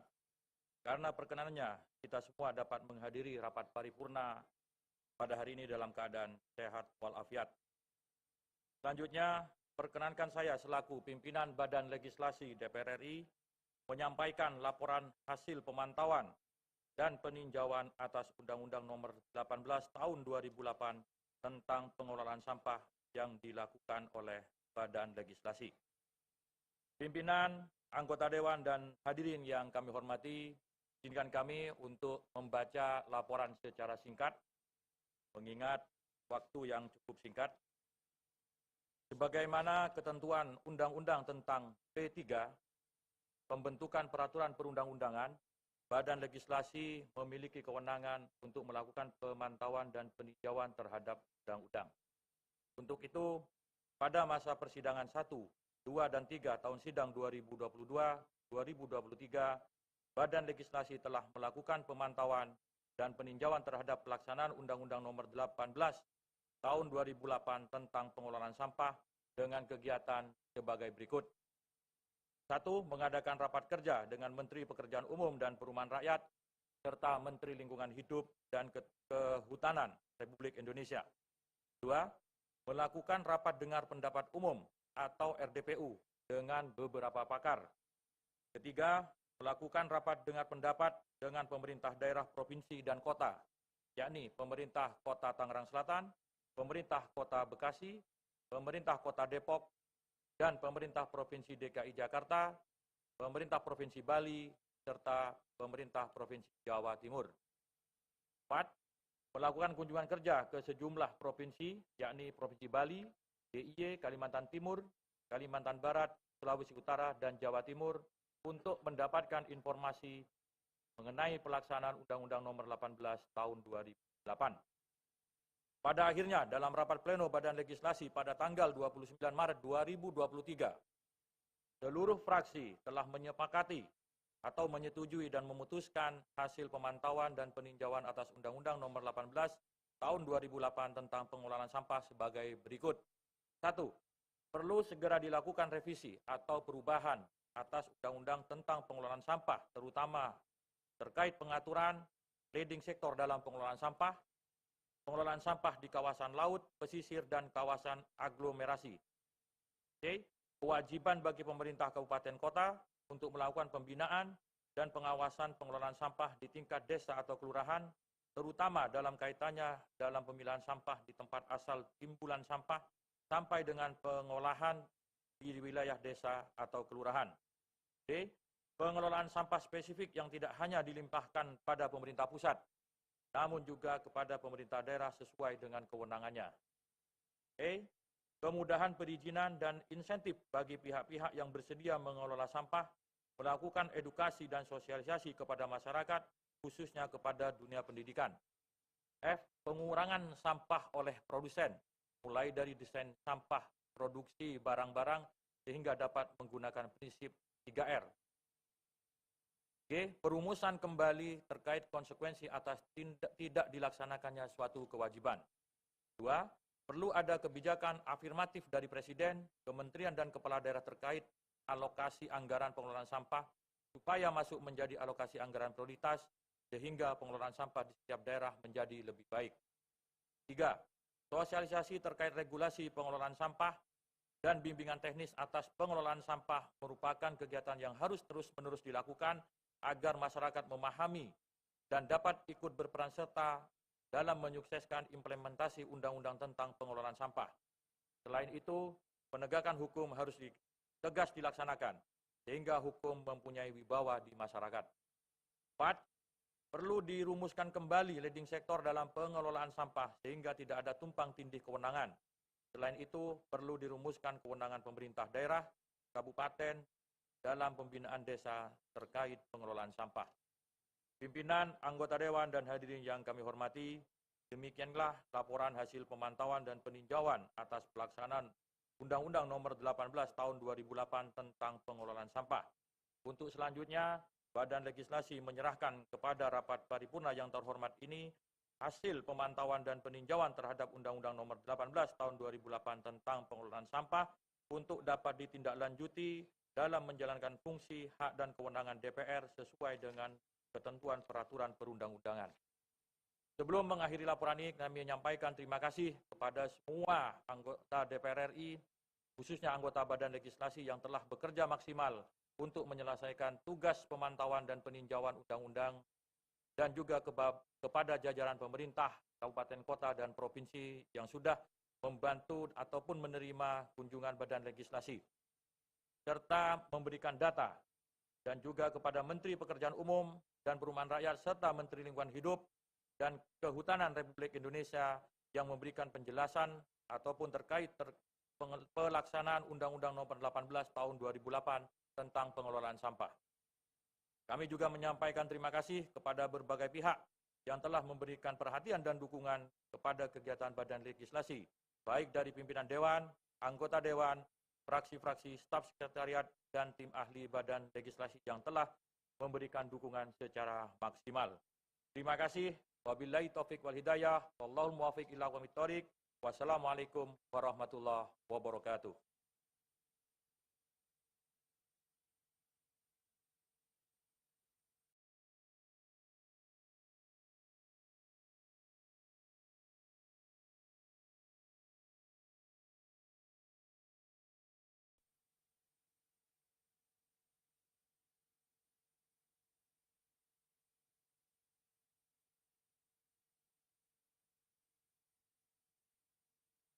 Terima kasih kami ucapkan kepada pimpinan Badan Legislasi DPR RI yang telah menyampaikan laporannya dan sesuai hasil rapat konsultasi pengganti rapat Banmus tanggal 3 April 2023, laporan tersebut disampaikan kepada komisi terkait DPR RI. Yang terhormat para anggota Dewan, hadirin yang kami muliakan, selanjutnya marilah kita memasuki acara ke-7 rapat paripurna Dewan hari ini, yaitu penetapan keanggotaan Pansus Rancangan Undang-Undang tentang Desain Industri. Sesuai dengan Peraturan Dewan Perwakilan Rakyat Republik Indonesia Nomor 1 Tahun 2020 tentang Tata Tertib Pasal 104 Ayat 2, jumlah anggota panitia khusus ditetapkan oleh rapat paripurna DPR RI paling banyak 30 orang. Adapun komposisi keanggotaan panitia khusus rancangan undang-undang tentang desain industri berdasarkan perimbangan dan pemerataan jumlah anggota tiap-tiap fraksi, yaitu 1. Fraksi PDI Perjuangan 7 orang, 2. Fraksi Partai Golkar 4 orang, 3. Fraksi Partai Gerindra 4 orang, 4. Fraksi Partai Nasdem 3 orang, 5. Fraksi Partai Kebangkitan Bangsa 3 orang, 6 fraksi Partai Demokrat 3 orang, 7 fraksi Partai Keadilan Sejahtera 3 orang, 8 fraksi PAN 2 orang, 9 fraksi P3 1 orang. Jadi totalnya adalah 30 orang. Dengan nama-nama sebagai berikut, kami minta kepada Sekjenan untuk menayangkan susunan nama-namanya, bisa dibaca.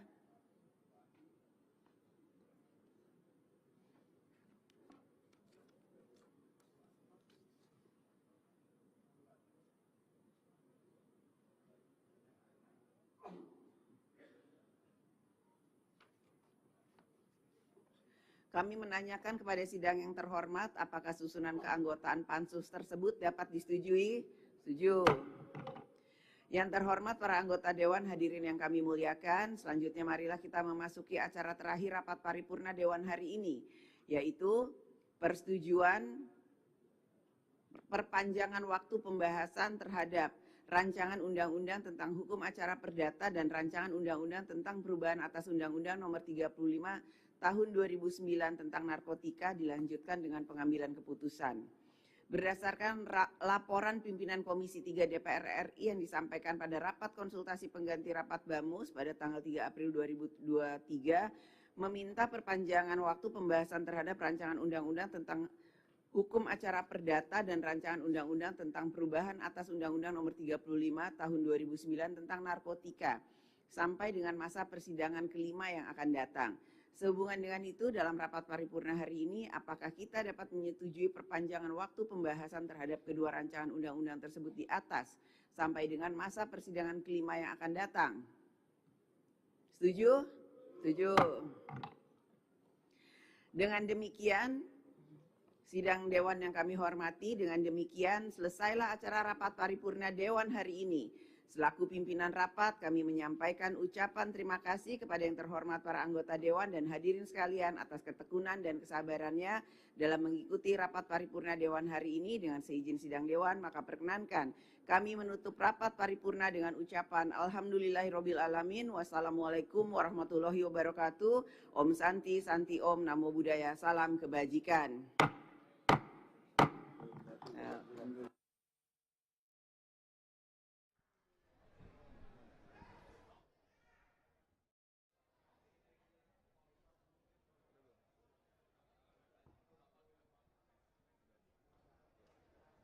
Ya, pemirsa, barusan sama-sama telah kita saksikan jalannya rapat paripurna yang ke-20 di masa persidangan keempat tahun sidang 2022-2023 yang dimana tadi ada 8 agenda dan rapat dipimpin oleh Ibu Puan Maharani selaku Ketua DPR RI dan juga ada 8 agenda yang tadi telah diselesaikan oleh DPR RI dalam rapat paripurna kali ini. Yang pertama adalah terkait dengan pembicaraan tingkat 2 pengambilan keputusan atas rancangan undang-undang pemilu. Lalu yang kedua ada pembicaraan tingkat 2 dan juga pengambilan keputusan terkait dengan rancangan undang-undang 8 provinsi yang akan disahkan menjadi undang-undang. Adapun 8 provinsi yang tadi disahkan rancangan undang-undangnya adalah meliputi dari Provinsi Sumatera Utara, Provinsi Sumatera Selatan, Jawa Barat, Jawa Tengah, Maluku, Kalimantan Tengah, dan juga Provinsi Bali. Selain itu akan ada juga tadi juga telah dilakukan pembicaraan tingkat 2 dan juga pengambilan keputusan tentang rancangan undang-undang tentang landas kontinen dan juga dilakukan laporan Komisi 3 DPR RI atas hasil uji kelayakan atau fit and proper test calon Hakim Agung dan Hakim ad hoc HAM pada Mahkamah Agung yang disampaikan oleh Bapak Pangeran Khairul Saleh, Wakil Ketua Komisi 3. Dan juga tadi dalam pemaparannya ada 9 calon yang ada yang dimana hanya 3 yang lolos dan tadi telah disahkan dan disetujui oleh para anggota Dewan yang dimana adalah bernama Hakim Agung Kamar Perdata Lukas Prakoso, Hakim Agung Tun Luli Tri Cahyaningrum dan juga Hakim Agung Kamar Agama Imron Rosyadi. Dan juga ada laporan BURT DPR RI terhadap pembahasan rencana kerja dan anggaran DPR RI tahun 2024 dan juga laporan balik DPR RI serta persetujuan perpanjangan waktu pembahasan terhadap 3 rancangan undang-undang, yaitu rancangan undang-undang tentang hukum acara perdata, rancangan undang-undang tentang perubahan atas undang-undang nomor 35 tahun 2009 dan juga dilanjutkan dengan pengambilan keputusan. Pemirsa, dengan selesainya pembahasan terkait dengan 8 agenda tadi berakhirlah sudah rangkaian acara siaran langsung dari ruang sidang. Saya Deden Ramadan atas nama kerabat kerja yang bertugas mengucapkan terima kasih atas perhatian Anda. Sampai jumpa.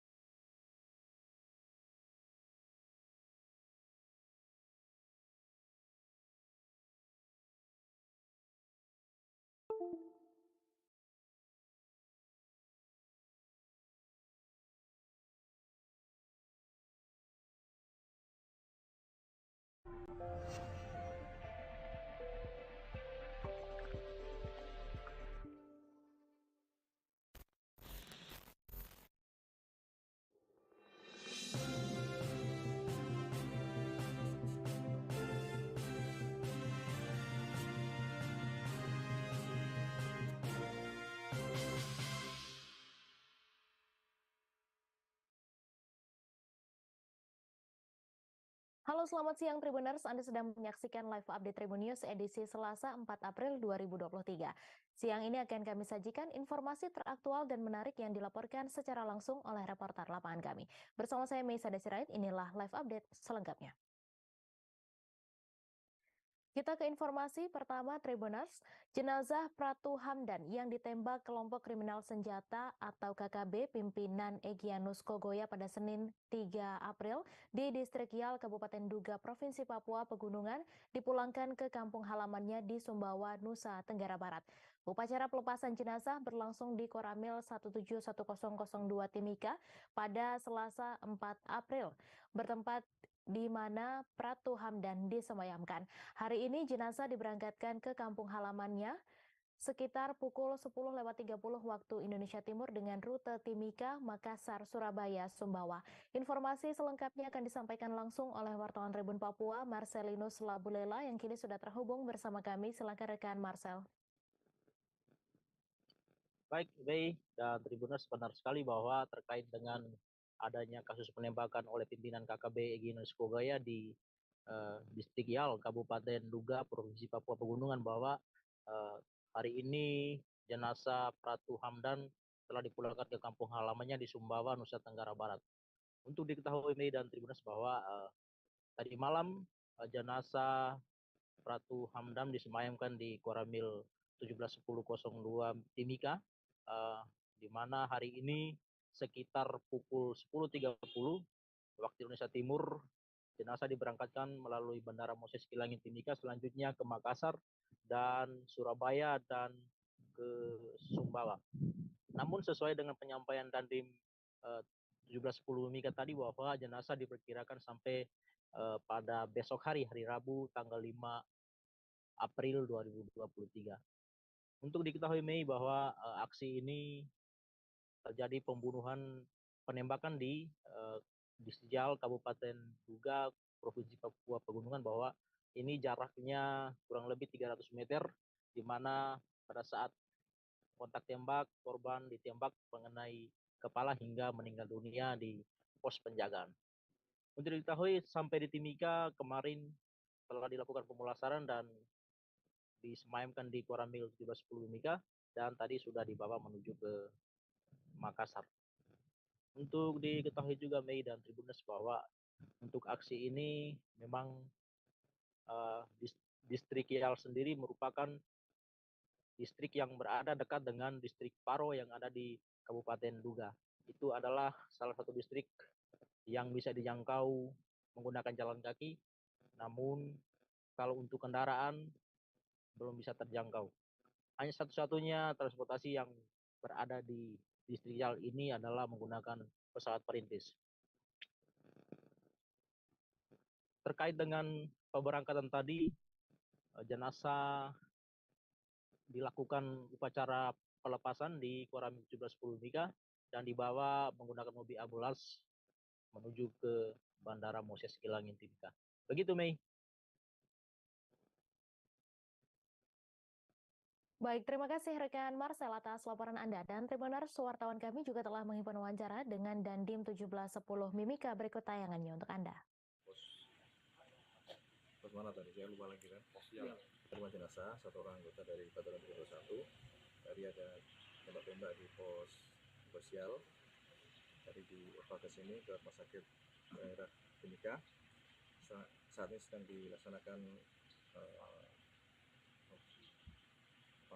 pembersihan dan macam-macam. Nanti kita semayamkan di Koramil Kota. Rencana besok pagi kita terbangkan ke daerahnya almarhum di Sumbawa, Nusa Tenggara Barat. Itu yang bisa kami sampaikan. Kemudian mungkin bisa tahu kondisi jam 10 berapa? 10.30 lah, Mas, pakai layar. Berarti upacara pelepasannya di Koramil Kota. Di Koramil Kota. Ya, Koramil Kota. Dan rencana pesawat itu dari Timika, Makassar ke Surabaya dulu ya, baru ke Sumbawa.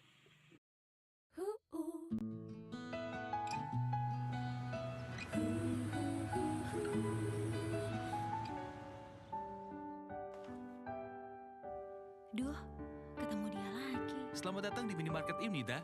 Silakan produk barunya. Rejoice Jejuros.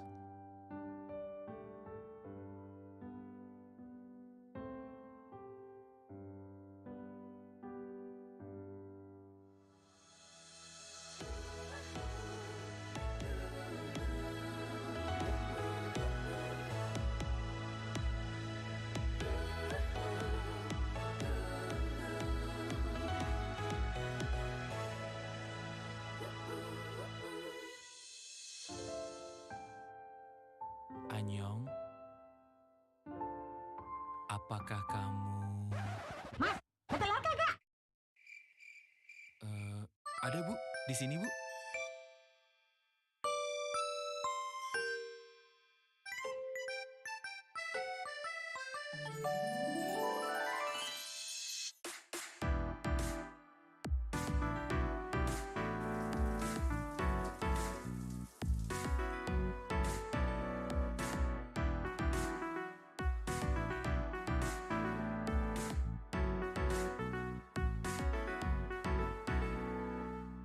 Kayaknya bener deh ini alamatnya.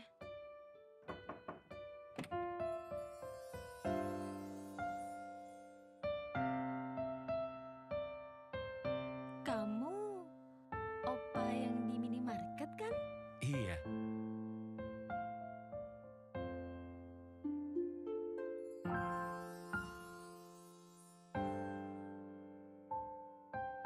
Nih rotinya. Oh iya. Kamsahamnida. Opa, Anyong.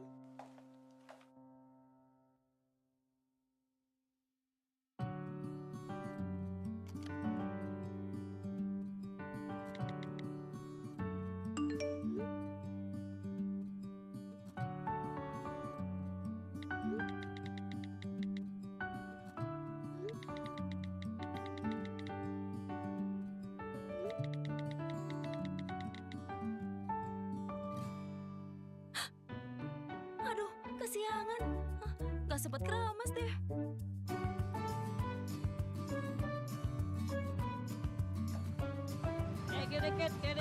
Dikit. Gila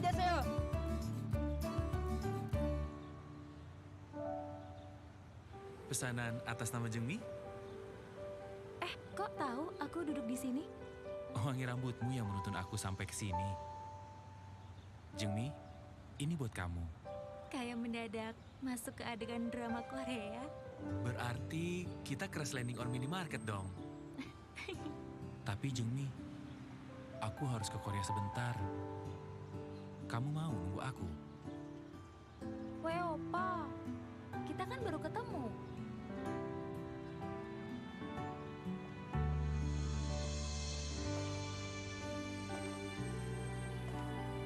Jengmi, tunggu! Opa?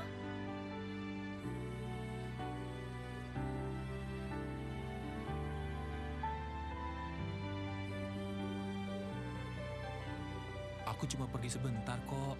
Kan cuma satu season drama Korea. Dan aku gak akan segampang itu ngelupain kamu. Awas ya kalau sampai lupa. Kan kita bisa video callan tiap hari. Opa, aku punya cara biar kamu selalu ingat aku. Oh ya? Apa tuh? Ciptakan momen K-dramamu sendiri dengan Rejoice Jeju Rose. Terinspirasi dari Jeju Rose dan kelembutan 48 jam untuk rambut mendadak K-drama. Rejoice Jeju Rose dengan triple action. Lembut, segar, harum, tahan lama. Dengar-dengar perusahaan Bapak masih pakai email gratisan ya? Coba dilihat. Profesional kayak saya emang cocok pakai gratisan. Perusahaan ayah mah email bisnisnya bagus. Nama domainnya juga cantik. Hostingnya aja pakai Niaga Hoster. Oh gitu. Emang apa sih untungnya pakai email hosting Niaga Hoster? Nih ya, saya kasih tahu ya. Pertama kita bisa custom domain. Kayak punya ayah, cari kemana.com. Terus juga kita bisa terbebas tuh dari virus, spam, ya pokoknya penipuan-penipuan begitu dah. Ayah juga biasanya tiap hari kirim ribuan email ke karyawan, lancar-lancar aja kalau pakai mail hosting. Yang gratisan mana bisa kayak gitu. Ngaca kali. Email hosting bukannya mahal ya Pak? Ribet lagi ngurusnya. Hoak itu mah semua. Harga mah terjangkau. Satu email hosting aja biasanya bisa dipakai ribuan karyawan ayah. Nggak ada juga tuh yang namanya ribet-ribet.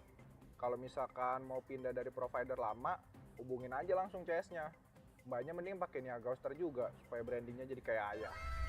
Mau naikin branding dan reputasi? Buat emailmu jadi lebih profesional dengan layanan email hosting dari Niaga Hoster. Upgrade sekarang dan nikmati beragam fitur unggulan dengan harga mulai dari 80 ribuan.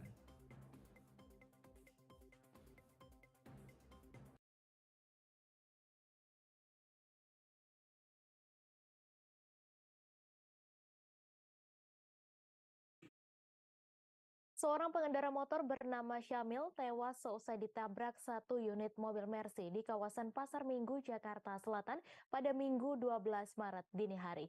Pengendara mobil Mercy berinisial MM yang menabrak motor Syamil adalah anak dari seorang model sekaligus aktris Ira Rayani Rizwana. Kini Ira Rayani Rizwana melalui kuasa hukumnya Olop Turnip menceritakan kronologi kecelakaan menurut versi keluarganya.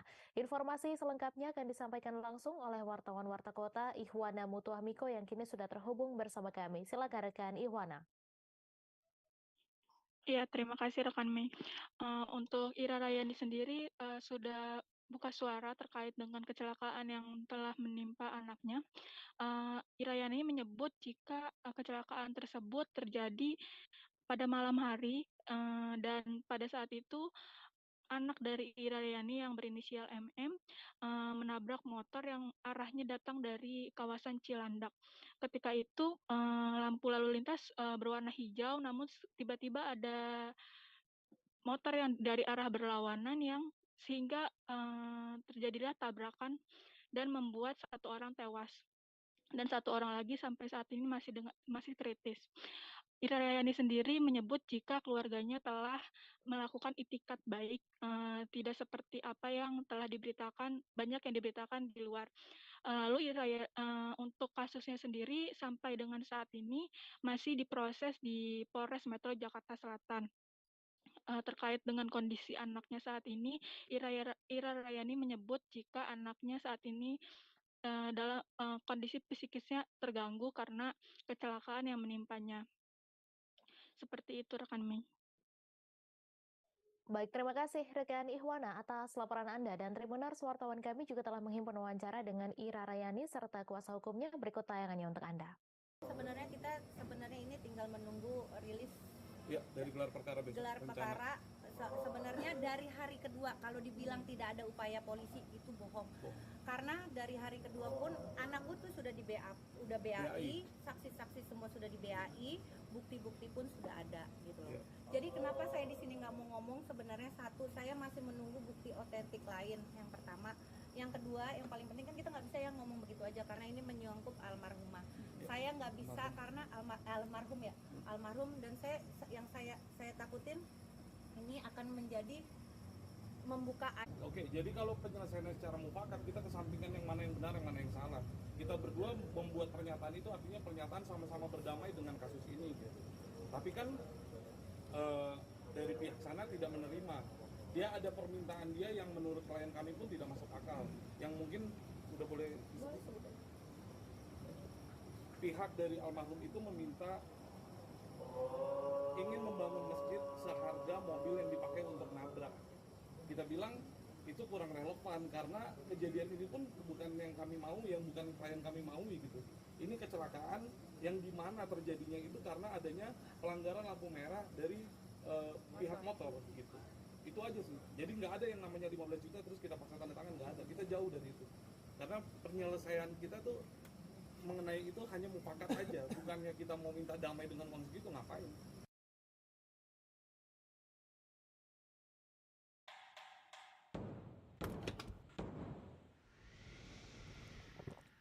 Itu juga.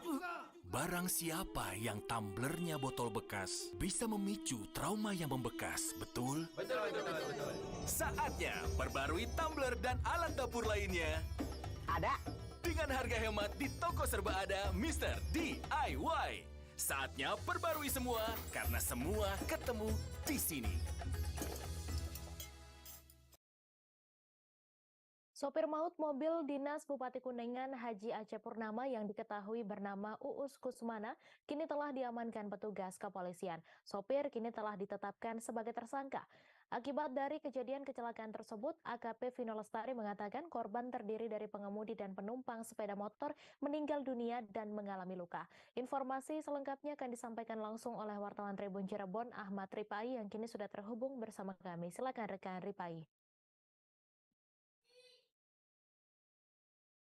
Baik, dapat saya sampaikan mengenai kejadian kecelakaan maut yang berlangsung di Jalan Raya Sindang Agung, Kecamatan Sindang Agung, Kabupaten Kuningan. Ini cukup menyedot perhatian sejumlah lapisan masyarakat di Kabupaten Kuningan. Hal itu menyusul dengan munculnya 3 korban, 2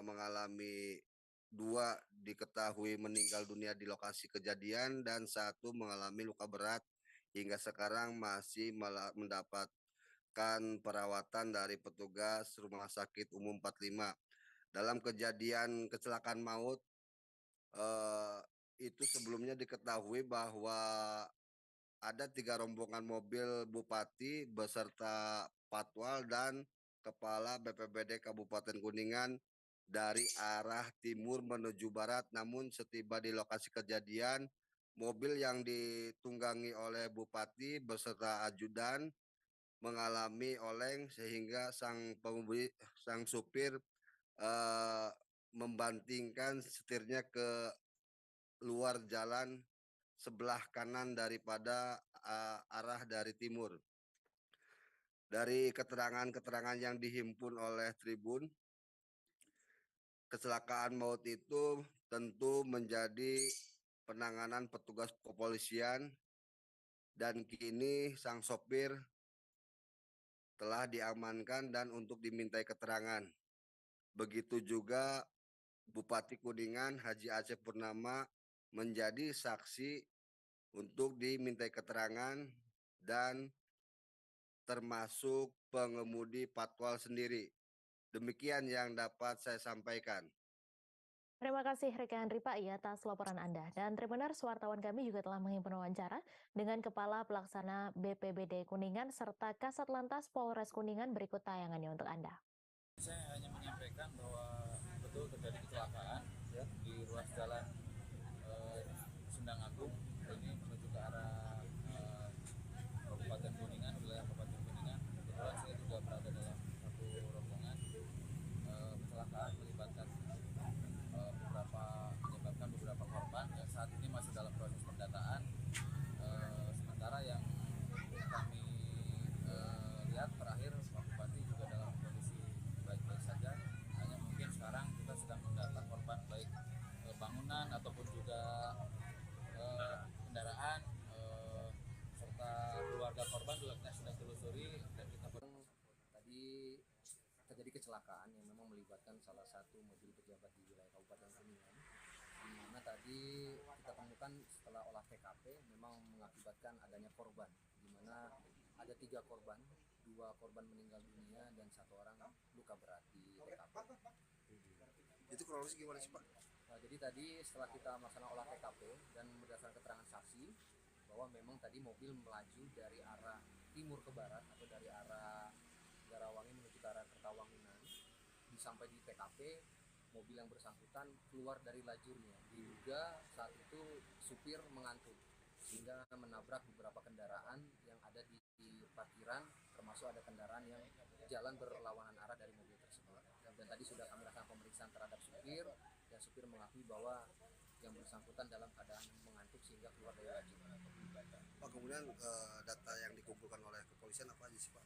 Nah, tadi kami sudah melaksanakan olah TKP, kemudian juga kami sudah mengamankan barang bukti yang terdiri dari ada 1 mobil Hilux. Hidup itu gak nentu kayak cuaca. Pas badai datang, senyumin aja. Waktu cerah, rasanya bahagia. Saat banyak pikiran, kalemin sambil rebahan.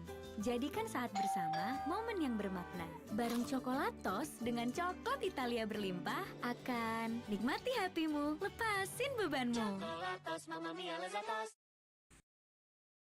Seorang pria terekam kamera pengawas CCTV diduga mencuri sebuah jam tangan milik karyawan toko. Dari rekaman video tersebut, awalnya pria yang mengenakan kemeja putih ini masuk ke dalam sebuah toko elektronik. Setelah masuk ke dalam, pelaku tampak mondar-mandir di dalam toko dan sesekali terlihat berbincang dengan karyawan. Lalu, lantaran tidak ada yang perhatian, pria itu pun langsung mengantongi jam yang diambilnya dari atas meja. Informasi selengkapnya akan disampaikan langsung oleh wartawan Tribun Medan, Vian, yang kini sudah terhubung bersama kami. Silakan rekan Vian. Ya, baik. Selamat siang rekan Mei dan juga Tribuners. Ya, memang kemarin sempat beredar sebuah rekaman video di mana seorang pria ketahuan mengambil sebuah jam tangan milik karyawan toko di kawasan Jalan Gatot Subroto, Kota Medan.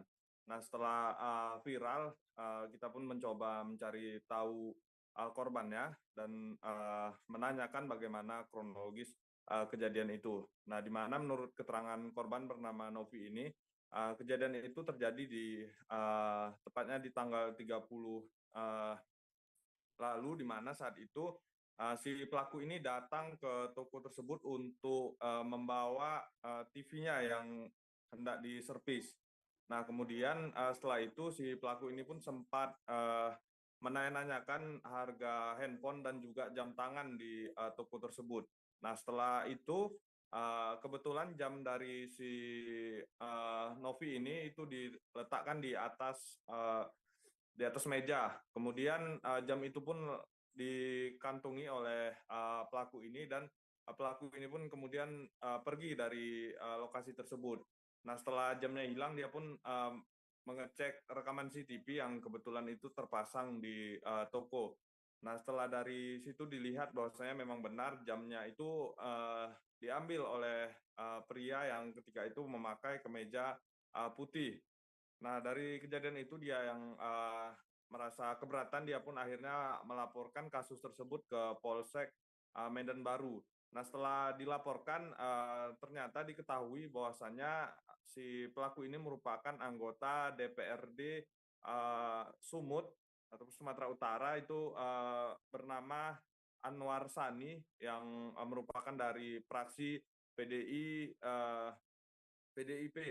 Nah, setelah kasus itu viral, polisi pun akhirnya memanggil ataupun melakukan pemeriksaan terhadap terlapor ini yang merupakan anggota DPR ini. Nah, setelah dilakukan pemeriksaan, lalu polisi pun memanggil korban hingga akhirnya mereka ini memilih untuk berdamai dan si pelaku mengembalikan jam tangan yang sempat dicurinya ini. Nah, menurut keterangan polisi yang didapat dari si pelaku ini, pelaku yang merupakan anggota DPR ini mengambil jam tangan milik korban itu karena hilap waktu saat itu. Nah, untuk terkait itu juga korban sudah memaafkan tindakan yang dilakukan oleh pelaku dan sudah mencabut laporannya di kantor polisi. Untuk pelaku juga sudah mengembalikan jam tangan yang diambilnya ini dan sudah meminta maaf kepada korban di kantor polisi kemarin. Ya, untuk kasus tersebut memang saat ini sudah berdamai begitu dan korban pun sudah mencabut laporannya. Ya, sekian dari saya, Mei, kembali ke studio. Terima kasih rekan Vian atas laporan Anda. Dan Tribuners, wartawan kami juga telah menghimpun wawancara dengan korban serta Kapolsek Medan Baru. Berikut tayangannya untuk Anda. Jam kan di meja LDU nih. Nah, masih aman nih, nggak ada yang hilang kan. Pas masuklah bapak tadi yang pakai baju putih. Pakai baju putih itu dia mau servis TV. Servis TV, dicek, dia datang jam 1, pas pengecekan setelah setengah jam kemudian kan dia kayak perbaikan. Awalnya dia tuh pas masuk langsung melihat contoh jam sama contoh handphone, nanya diangkat, dipegang akan jam saya yang warna hitam itu. Nah, ini warnanya apa aja, dia nanya ke teman saya. Warnanya apa aja, warna hitam segala macam, udah oke, dia duduk kembali. Setelah itu kan dia cancel perbaikan untuk servis TV. Nah, dia pas mau pulang tuh singgah dia tuh ke meja LDU. Dan bisa dijelaskan mengenai pencurian jam tangan? Baik, jadi kami mendapat laporan pada hari Sabtu. Sebenarnya kejadiannya itu pada hari Kamis, namun dilaporkan pada hari Sabtu bahwa ada kejadian pencurian di salah satu gerai toko handphone di wilayah Medan Baru. Isunya korban sama pelaku udah damai ada? Ya, jadi setelah mendapatkan laporan, kita melakukan penyelidikan. Tadi kami melakukan pemeriksaan terhadap para saksi. Lalu pada hari ini juga terlapor atau diduga pelaku kita mintai keterangan dan mereka melakukan perdamaian dan mencabut laporan. Alasan pelaku mengambil jam tersebut dah? Baik, jadi alasan dari pelaku yang dapat kami sampaikan bahwa pelaku hilaf pada saat di toko handphone tersebut. Dia hilaf mengambil jam daripada korban. Kalau boleh tahu inisial pelaku dan? Inisial pelaku AS. Kita generasi yang banyak maunya. Baru pulang kantor, mau cari cuan tambahan. Habis kebanjiran pesanan, langsung jalan sama teman. Pagi bakar kardio, mau lanjut bulu tangkis, ya let's go. Tapi capek, bikin hilang kendali. Minum Fatigon Spirit, bantu jaga stamina dan kesegaran. Dengan Fatigon Spirit, bantu semangat lagi. Mobil Honda Freed tiba-tiba dihentikan polisi berpakaian preman di lampu merah Kebonjahe, Kelurahan Cipare, Kecamatan Serang, Kota Serang. Informasi yang dihimpun sebelum itu sempat terjadi aksi kejar-kejaran antara polisi dengan pengendara mobil tersebut. Aksi kejar-kejaran dimulai dari Jalan Abdul Hadi hingga lampu merah Kebonjahe. Diduga aksi tersebut merupakan penangkapan penyalahgunaan narkotika.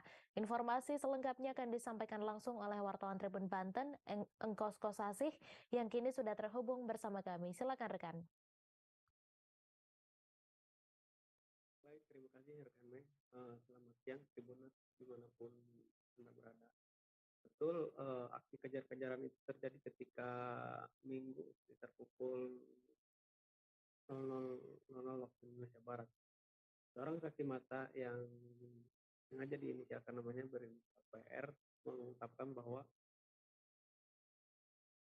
saat itu mereka saksi tidak tahu bahwa penangkapan itu merupakan penyalahgunaan narkoba. Ada 4 motor yang menghadang mobil Honda Freed tersebut. Sebelum dihadang, sempat terjadi aksi kejar-kejaran di Jalan Abdul Hadi hingga lampu merah Kebonjahe. Polisi pun sempat membuang tembakan ke udara untuk menghentikan korban. Untuk menghentikan pelaku. Sebelumnya mobil itu mengarah ke alun-alun Kota Serang. Tapi sebelum sampai ke sana langsung dikejar oleh polisi yang menduga bahwa pelaku ini merupakan penyalahgunaan narkoba. Hal ini dibenarkan oleh Kabid Humas Polda Banten, Kombes Pol Didik Herianto. Menurut Didik bahwa polisi yang melakukan pengejaran tersebut merupakan anggota Direktorat Reserse Narkoba Polda Banten. Aksi polisi ini untuk menangkap pelaku penyalahgunaan narkoba jenis sabu berinisial RR, warga Kecamatan Serang, Kota Serang. Polisi terpaksa membuang tembakan karena pelaku penyalahgunaan narkoba ini sempat ingin kabur dan hanya nyaris menabrak polisi. Saat ini RR sudah diamankan dengan barang bukti sabu kurang lebih 0,35 gram. Ya, cukup rekan Mei. Baik, terima kasih rekan Engkos Kosasih atas laporan Anda. Selamat bertugas kembali. Kita beralih ke informasi selanjutnya, Tribuners. Sesosok mayat pria ditemukan oleh nelayan Pulau Nasi di pesisir pantai Lok Ketapang, Desa Dedap, Kecamatan Pulau Aceh, Kabupaten Aceh Besar pada Minggu 2 April. Kapolres Aceh Besar AKBP Charlie Syahputra Bustaman melalui Kapolsek Pulau Aceh Ibda Aji Aswardi membenarkan temuan mayat tersebut. Ia mengatakan mayat itu awal mula ditemukan oleh nelayan sekira pukul 7 waktu Indonesia Barat. Informasi selengkapnya akan disampaikan langsung oleh wartawan Serambi News Indra Wijaya yang kini sudah terhubung bersama kami. Silakan rekan Indra. Baik, terima kasih rekan Mei. Selamat siang Tribuners. Dapat kami sampaikan sesosok mayat dengan identitas Fakrul Razi dengan alamat KTP berasal dari PD Jaya ditemukan meninggal dunia di area pesisir pantai Luk Ketapang, Kecamatan Pulau Aceh pada Minggu pagi kemarin. Penemuan mayat itu awalnya diketahui oleh salah seorang nelayan daerah Pulau Nasi yang berangkat mencari mencari telur penyu di area sekitaran pesisir pantai tersebut. Nah, saat sedang melihat lokasi telur penyu, ia melihat sosok mayat terapung di area pinggiran pantai. Saat mendekat, benar saja ia mengetahui mayat pria tersebut sudah dalam kondisi membengkak dan ditemukan meninggal dunia. Atas temuan tersebut pula ia langsung melaporkan kejadian tersebut kepada Kapolsek, Polsek Pulau Aceh. Dan dari Polsek Pulau Aceh diteruskan kepada tim SAR BPBD Aceh Besar untuk dilakukan evakuasi. Nah, berdasarkan pengembangan dan penelusuran yang dilakukan oleh pihak aparat kepolisian, diketahui bahwa korban ini merupakan warga asli PD Jaya yang pergi yang datang ke area Kabupaten Aceh Jaya, tepatnya di Kecamatan Lamno. Nah, pria ini dikabarkan oleh pihak aparat keamanan di Lamno bahwa ia pergi memancing pada Kamis 30 Maret lalu. Nah, setelah pergi memancing, ia kemudian kehilangan lost kontak setelah 2 hari, Jumat dan Sabtu, dan diberitahukan oleh pihak keluarga bahwa korban ini menghilang. Nah, setelah 2 hari setelah dilakukan pencocokan identitas, ciri-ciri korban dan juga baju saat ia pergi dari rumahnya di Lamno, benar saja bahwa korban ini memang benar pria yang dikatakan hilang di area Kecamatan Lamno. Nah, saat ini sendiri pihak dari keluarga sudah membawa jasad pria tersebut untuk disemayamkan di rumah duka. Demikian rekan Mei. Baik, terima kasih rekan Indra Wijaya atas laporan Anda. Selamat bertugas kembali. Kita beralih ke informasi selanjutnya, Tribuners. Kasus laporan dugaan penculikan kini ditangani Polres Tarakan. Namun belakangan diketahui kasus ini belum bisa disimpulkan apakah kategori penculikan atau tidak. Karena informasi diterima Polres Tarakan, orang yang dilaporkan mengalami penculikan dan laporannya dimasukkan pada Minggu 2 April kemarin justru dilaporkan sudah sempat kembali pada Senin 3 April pagi lalu pergi lagi dari rumah. Informasi selengkapnya akan disampaikan langsung oleh wartawan Tribun Kaltara Andi Pausiah yang kini sudah terhubung bersama kami. Silakan rekan Andi. Cobain yuk.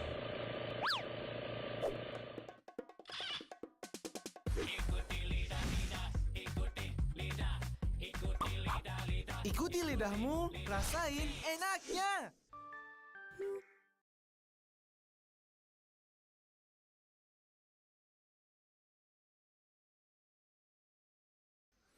Ya, baik rekan, selamat siang Tribuners, bersama saya Andi, melaporkan dari Kota Tarakan, Provinsi Kalimantan Utara. Ya benar, kasus laporan dugaan penculikan kini ditangani oleh Polres Tarakan. Namun belakangan diketahui kasus ini belum bisa disimpulkan apakah kategori penculikan atau tidak. Karena informasi diterima Polres Tarakan, orang yang dilaporkan mengalami penculikan yang dimana laporannya dimasukkan pada hari Minggu tanggal 2 April 2023, kemarin justru dilaporkan sudah sempat kembali ke esokan harinya atau pagi harinya, namun kembali lagi pergi dari rumah. Kapolres Tarakan AKBP Ronaldo Maradona TPP Sirgar mengatakan dalam rilis pers kasus ini, ia ingin meluruskan informasi yang sudah sempat beredar. Ia melaksanakan rilis pers pada hari Senin tanggal 3 April 2023 siang kemarin sekitar pukul 14.00 WITA. Dikatakan Kapolres Tarakan, Informasi awalnya berasal dari rekan media. Selanjutnya, setelah menelusuri informasi itu, akhirnya berhasil mendapat orang yang memberikan informasi bahwa ada orang diculik dan meminta tolong ke admin media sosial untuk diviralkan agar bisa ditindak kepolisian. Dalam pesannya, dalam pesan singkatnya beredar di medsos, ada kata-kata meminta diviralkan dan bahasanya mengarah pada adanya keterlibatan oknum instansi.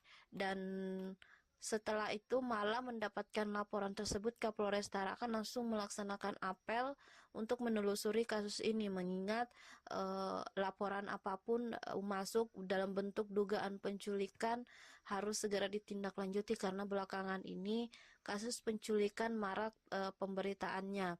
Dan ia juga mencari informasi apakah ada anggotanya baik di Polres Tarakan, baik di Reskrim maupun di Satres Narkoba, apakah ada melakukan penangkapan. Namun hasilnya juga nihil, tidak ada anggotanya mengakui tengah melakukan penangkapan. Dan ia juga menyampaikan bahwa prosedur pada saat melakukan upaya paksa itu ada aturannya. Lalu selanjutnya pihaknya melakukan penyelidikan. Akhirnya pada pukul 1:30 dini hari, pihak keluarga diwakili oleh istri suami, di mana suami yang dilaporkan ini diduga diculik, melapor ke Polres Tarakan dan membuat laporan resmi. Berbekal keterangan dari istri sebagai saksi, akhirnya didapati sejumlah informasi bahwa lokasinya itu ada dua. Pertama, di kediamannya di Kelurahan Kampung 4, keterangan dari sang istri didatangi 4 orang laki-laki tak dikenal dan mengambil handphone miliknya. Kemudian di lokasi kedua adalah di tempat sang suami diduga dijemput paksa dan yang disebut oleh sang istri disebut sebagai diduga penculikan. Kemudian adapun berdasarkan informasi sementara berkaitan dengan pengusaha kayu, karena sang suami atau orang yang dilaporkan diduga diculik ini adalah pengusaha kayu. Dan kemudian dilanjutkan ke Polres Tarakan, ia mendapati informasi lagi masuk ke Reskrim Polres Tarakan bahwa pukul 6 esoknya atau berjeda beberapa jam dari pukul 1:30 membuat laporan, sang suami dilaporkan kembali ke rumah lalu pergi lagi, dan pada saat kembali hanya mengembalikan handphone. Hingga dalam kasus ini Kapolres Tarakan menegaskan pihaknya tidak bisa terlalu cepat menilai dan meminta waktu untuk melakukan penyelidikan. Apakah kasus ini bisa disimpulkan sebagai dugaan penculikan? Ia masih membutuhkan waktu untuk penyelidikan dan meminta waktu untuk menelusuri kasus ini. Demikian rekan, saya melaporkan dari Kota Tarakan, Provinsi Kalimantan Utara. Terima kasih rekan Andi Pausiah atas laporan Anda, dan Tribuners, wartawan kami juga telah menghimpun wawancara dengan Kapolres Tarakan. Berikut tayangannya untuk Anda. Saya mendapat dari teman-teman wartawan ada dugaan penculikan katanya. Nah, saya kan juga tidak tahu, karena saya cek kesatuan saya. Pertama yang saya lakukan, cek kesatuan saya, ada laporan polisi enggak yang masuk terkait hal itu. Dan katanya wartawan, berarti wartawan ini dapat dari siapa? Kan penelusuran kita gitu aja. Kemudian dapatlah orangnya ini yang bertanya, yang menanyakan kepada wartawan yang minta diviralkan. Kemudian malamnya itu saya apelkan anggota piket untuk menelusuri ini. Karena begini, beberapa waktu lalu kita dapat viral soal penculikan anak, ingat? Sekarang ada lagi penculikan dan ini tulis saya itu penangkapan oleh petugas tanpa menunjukkan apalah gitu, tanpa identitas atau apa bunyinya kan. Nah, ya saya tindak lanjuti. Kemudian saya perintahkan jajaran saya untuk mengecek. Jadi kita bertanya ke satuan-satuan lain. Ya kan, di sini kan banyak. Ada Polda,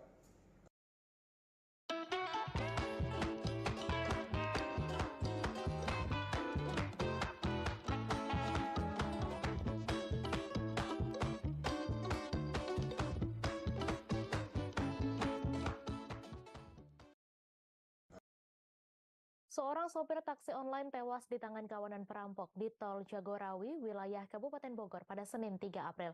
Peristiwa ini dikabarkan terjadi pada Senin waktu dini hari. Kawanan perampok ini berjumlah 3 orang. Namun sementara ini baru 1 orang yang berhasil diamankan dan sisanya berhasil kabur. Informasi selengkapnya akan disampaikan langsung oleh wartawan Tribun Bogor, Naufal Fauzi yang kini sudah terhubung bersama kami. Silakan rekan Naufal.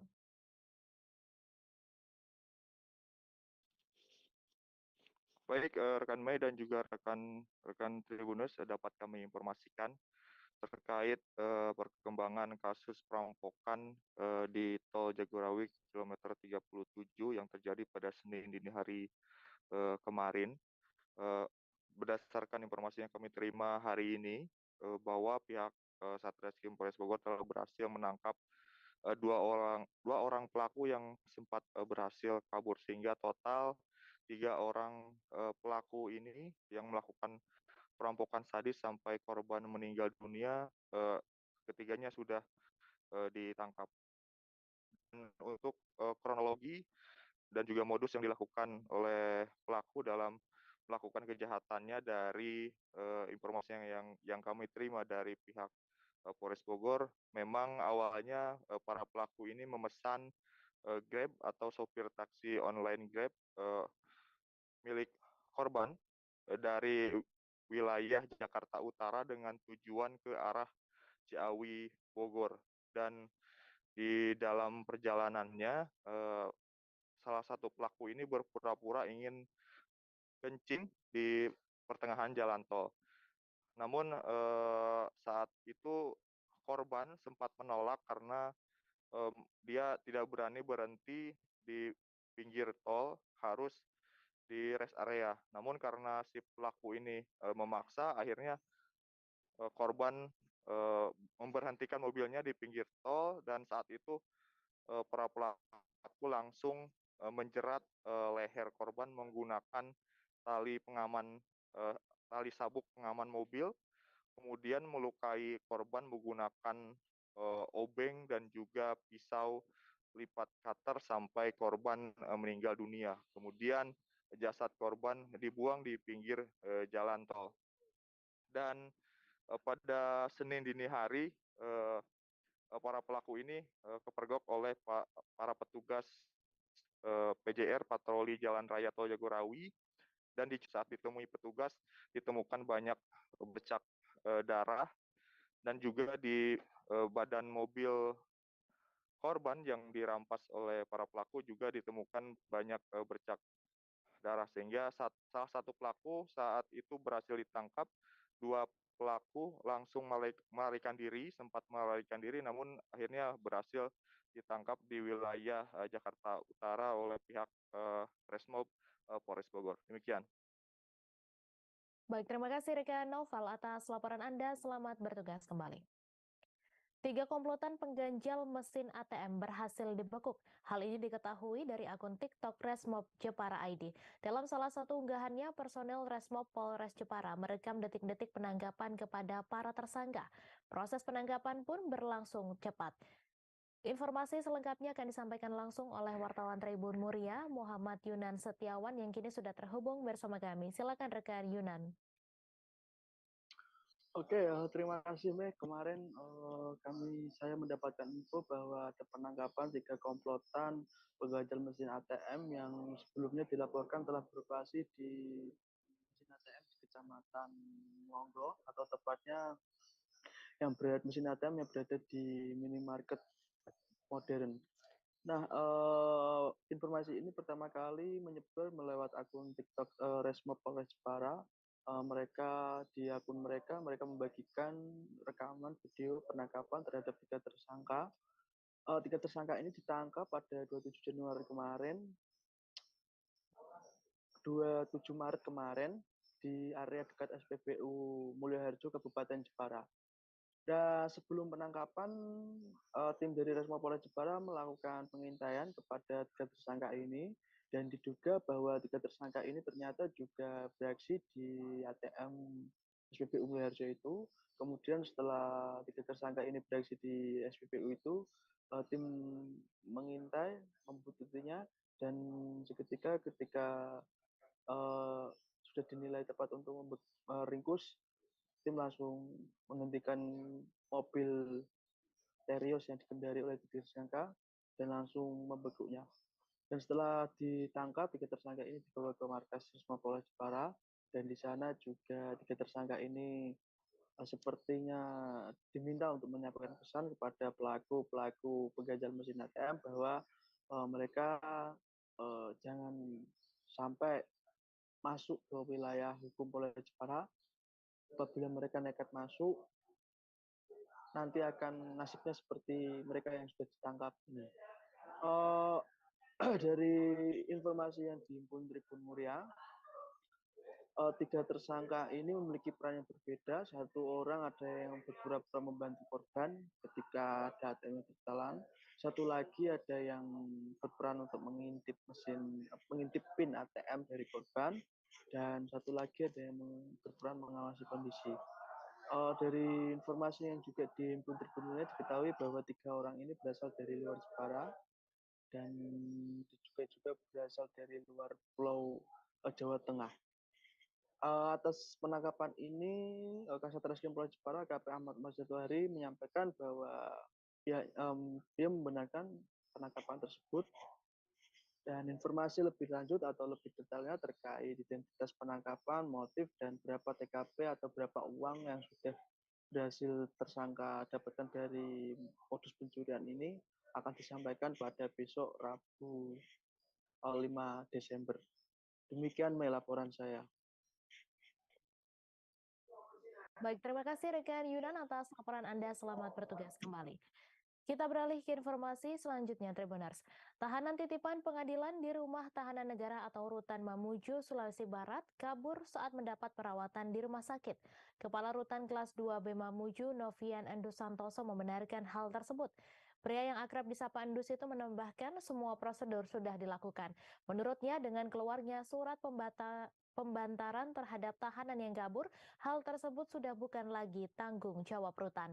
Informasi selengkapnya akan disampaikan langsung oleh wartawan Tribun Sulbar, Suhaji, yang kini sudah terhubung bersama kami. Silakan rekan Suhaji. Ya, terima kasih Mei. Selamat siang Tribuners.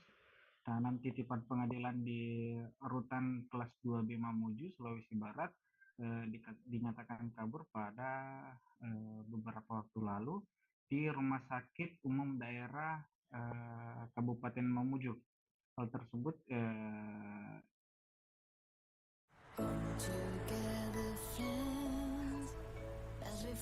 kebersamaan mempertemukan kita pada keluarga. Nyalakan kebersamaan bersama Telkomsel Siaga. Dikonfirmasi oleh Kepala Rutan Kelas 2B Mamuju, Novian Endus Santoso, pada Minggu 2 April 2023. Pria yang akrab disapa Endus itu menambahkan semua prosedur sudah dilakukan dan sudah dilakukan pengajuan pembantaran ke pengadilan dan disetujui oleh pengadilan negeri, kemudian dieksekusi oleh pihak Kejari Mamuju, dan sudah semestinya hal tersebut pengawasannya dilakukan oleh Kejari Mamuju. Apabila kemudian hari tahanan tersebut dinyatakan sehat, pengadilan akan kembali membuatkan surat untuk penahanan. Selanjutnya dieksekusi kembali oleh Kejari Mamuju. Dari pantauan lapangan, saat ini Rutan Kelas 2B Mamuju pasca kaburnya terdakwa atas nama Anas bin Fattah terkait kasus penipuan dengan modus hipnotis, pagar maupun seluruh akses pintu masuk rutan kelas 2B Mamuju diperketat, dan berdasarkan keterangan tambahan dari PLH Kasih Intel Kejari Mamuju, Didit Nugroho mengatakan setelah berulang kali ke rumah sakit, tersangka atas nama Anas tadi disetujui pembantarannya untuk dibawa ke rumah sakit RSUD Mamuju. Dan sesuai standar operasional prosedur, mereka bekerja mengawasi dan mengawal ketat terdakwa. Namun pada malam di hari Kamis, tepatnya pada tanggal 30 pukul 1:59, terdakwa berhasil memperdayai petugas dengan meminta keluarganya berkomunikasi dengan para pengawas untuk dilepaskan borgolnya. Baik, ini mungkin itu yang bisa saya sampaikan. Terima kasih. Baik, terima kasih rekan Suhaji atas laporan Anda. Selamat bertugas kembali. Kita beralih ke informasi selanjutnya, Tribuners. Selesai videonya viral dan nyaris membuat seorang ojek online terjatuh dari sepeda motor, akhirnya bocah pelaku prank pocong di wilayah Makam Samaan berhasil diamankan. Setelah diamankan, bocah itu meminta maaf atas keresahan yang terjadi akibat ulahnya. Diketahui bahwa bocah pelaku prank pocong berinisial A berusia 12 tahun tinggal tidak jauh dari lokasi kejadian. Informasi selengkapnya akan disampaikan langsung oleh wartawan Surya, Kukuh Kurniawan, yang kini sudah terhubung bersama kami. Silakan rekan Kukuh.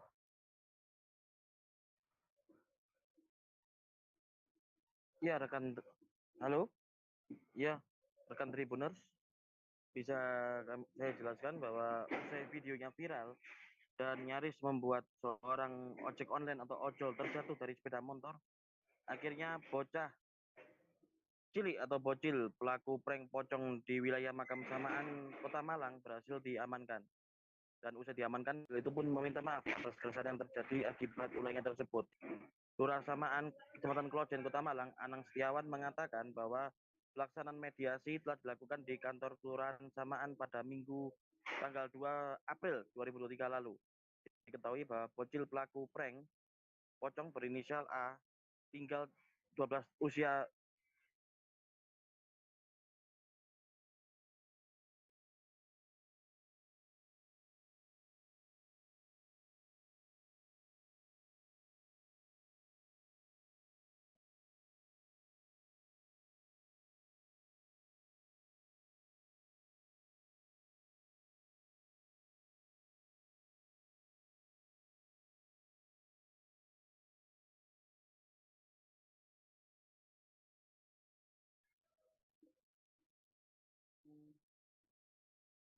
Ya, halo.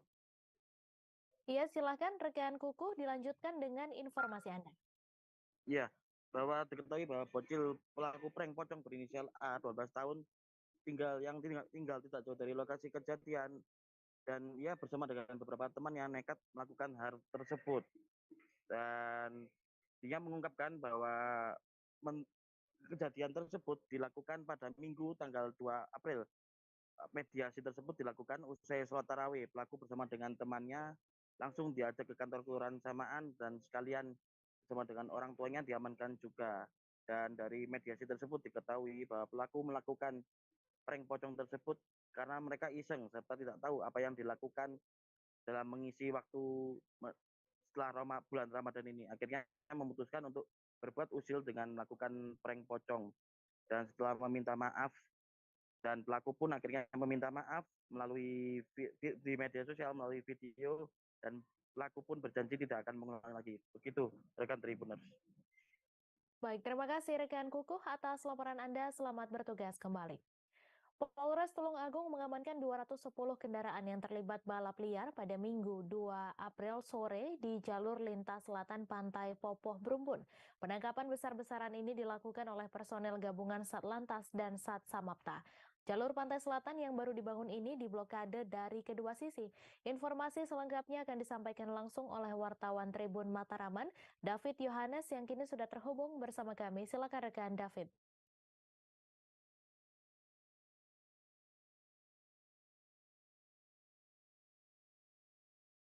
Ya, selamat siang Tribuners. Polres Tulungagung menangkap total 210 kendaraan yang diduga terlibat aktivitas balap liar pada Minggu sore. Jadi 210 kendaraan ini terdiri dari 208 sepeda motor dan 2 mobil. Sebenarnya saat proses penangkapan ada 309 kendaraan yang saat itu ditangkap. Namun 99 kendaraan lainnya hanya melakukan pelanggaran administrasi, jadi surat-suratnya yang tidak lengkap, sehingga mereka tidak disita, namun dilakukan tilang. Sementara 210 lainnya kendaraan ini diangkut ke Mapolres Tulungagung untuk ditahan sementara sampai proses hukum selesai. Jadi aktivitas balap liar ini memang dikeluhkan warga karena jalur CLS ini adalah jalur baru yang memang mulus, yang baru selesai dibangun, sehingga memudahkan mereka untuk beraktivitas trek-trekan di sini. Dan ini dikhawatirkan mengganggu dan membahayakan warga yang melintas di sana. Karena itu pada minggu kemarin Polres Tulungagung melakukan penggerebekan besar-besaran. Jalur yang dipakai itu diblokade dari kedua arah, sehingga ada ratusan sepeda motor dan 2 mobil ini yang bisa diamankan. Dan seluruh kendaraan yang diamankan wajib untuk mengikuti sidang tilang dan nantinya untuk mengembalikan semua kendaraan sesuai dengan keluaran pabrik. Jadi terutama yang paling banyak adalah kendaraan protolan yang disetting untuk trek-trekan dan juga sepeda motor yang menggunakan knalpot brok. Semuanya wajib untuk dikembalikan menggunakan onderdil asli pabriknya. Sementara knalpot brok yang selama ini dipasang wajib dimusnahkan di depan polisi.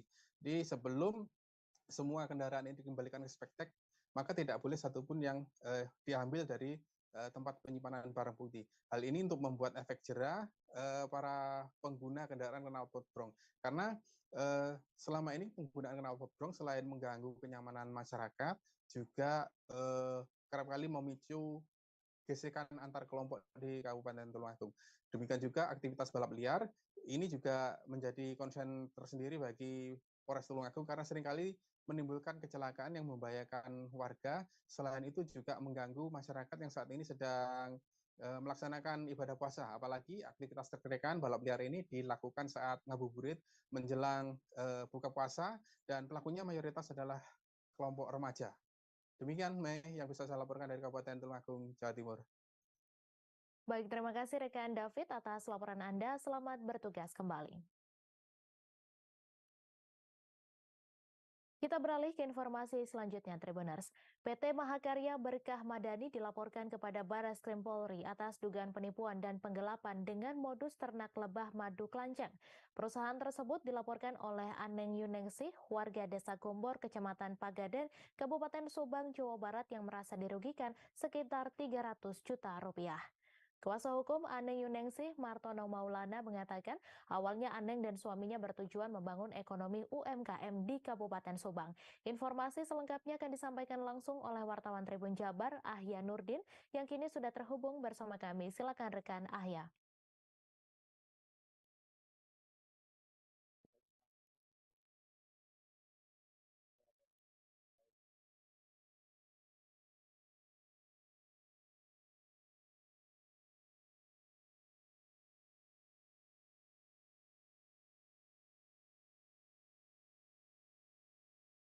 Sampai juga di istana. Saya mau bikin hidangan royal dengan procis cheddar royal, pilihan para chef.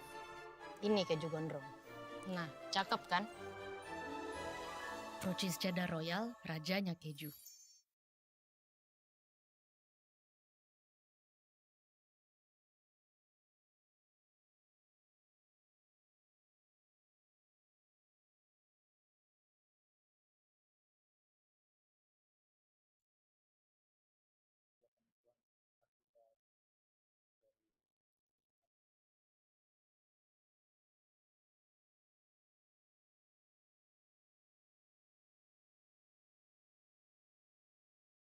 Juga penipuan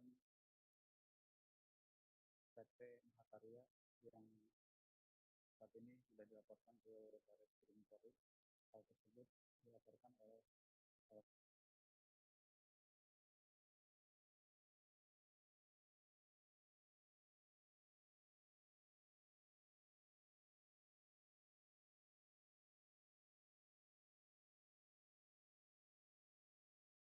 kasus tersebut berawal dari pelaporan seorang agen yang merasa tertipu karena bisnis tersebut atau bisnis madu kelenceng ini tidak berjalan sebagaimana mestinya, dan hal ini yang menyebabkan si agen tersebut juga dilaporkan oleh korban lainnya karena korban-korban yang lainnya membeli atau ikut dalam program tersebut melalui agen yang bernama Haji Aneng sendiri.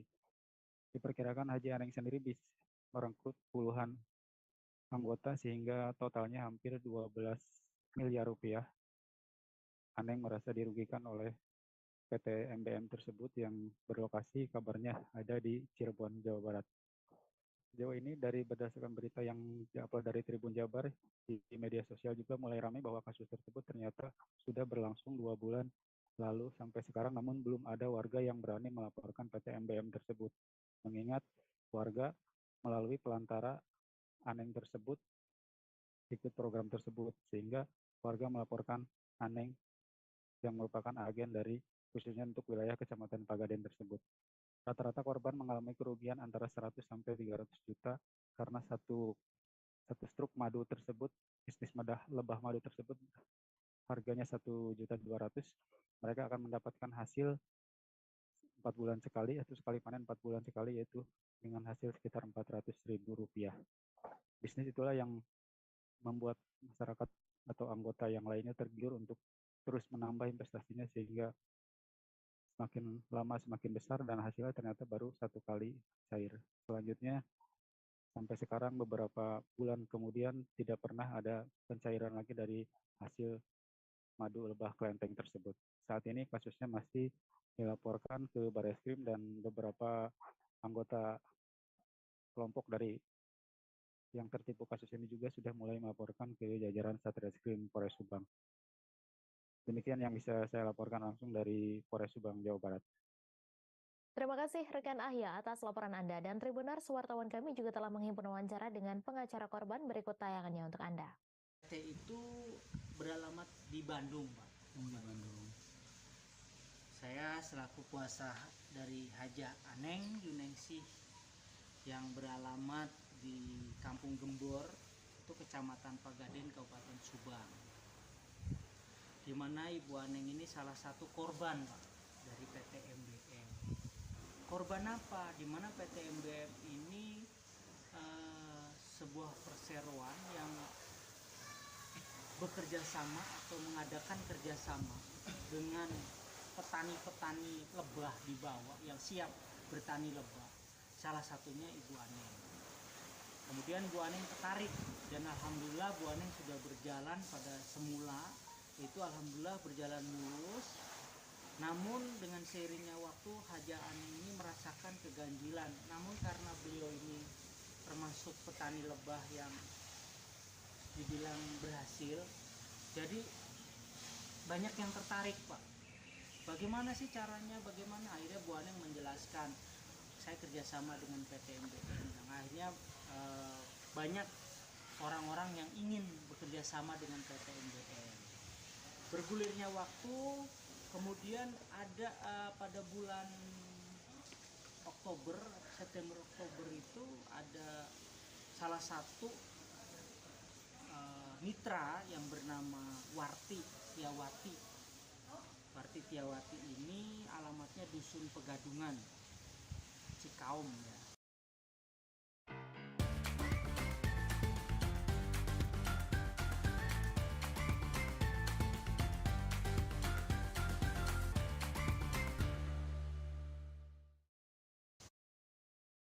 Kasus penganiayaan terhadap David Ozora telah memasuki tahap persidangan atas terdakwa AG.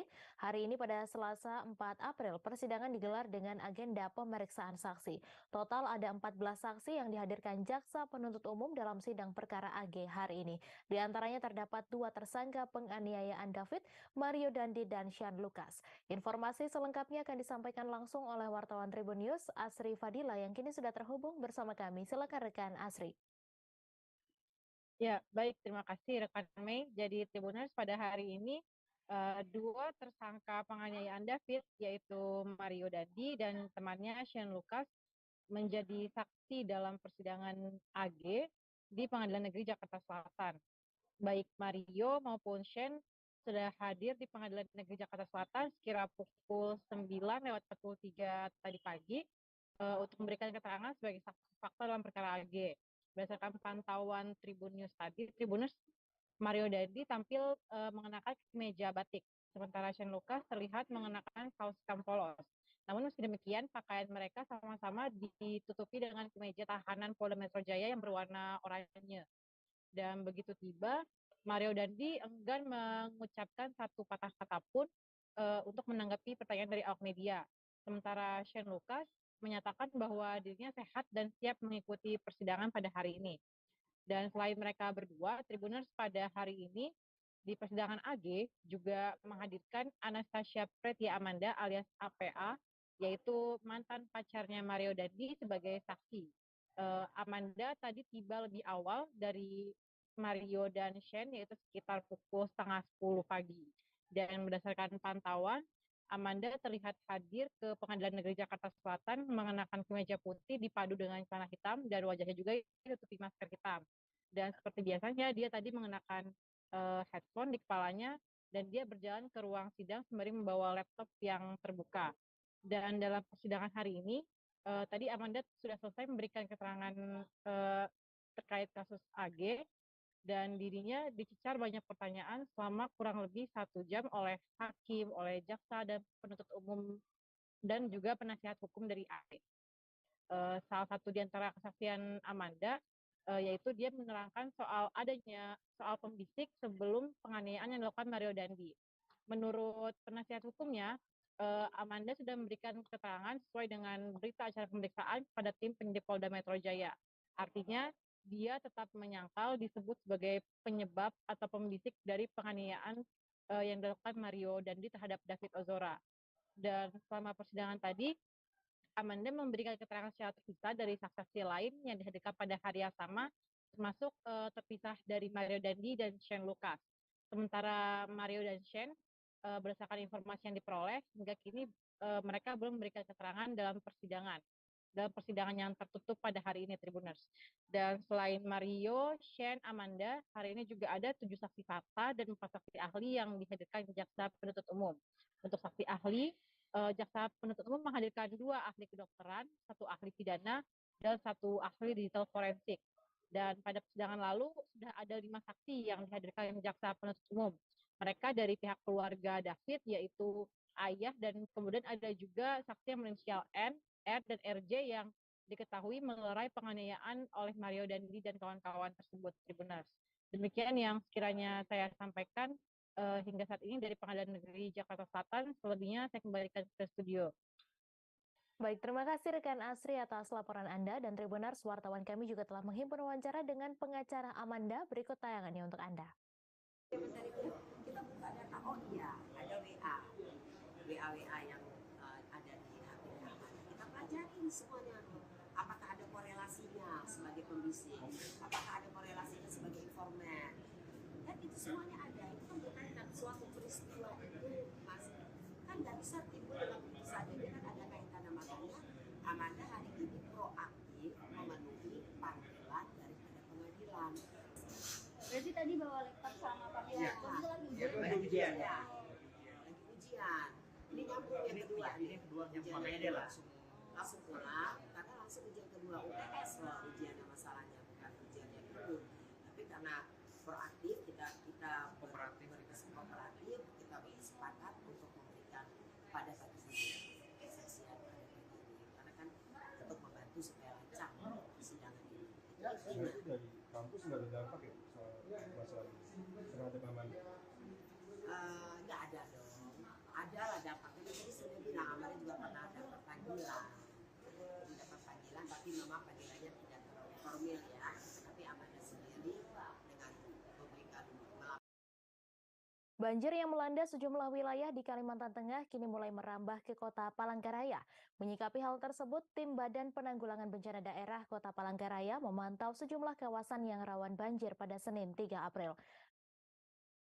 Oh Candler Crispy Bubble Crumbs, oh Crispy Bubble Crumbs, crispy di setiap gigitan. Candler Crispy Bubble Crumbs. Pertama dengan Bubble Crumbs. The Candler Crispy Bubble Crumbs.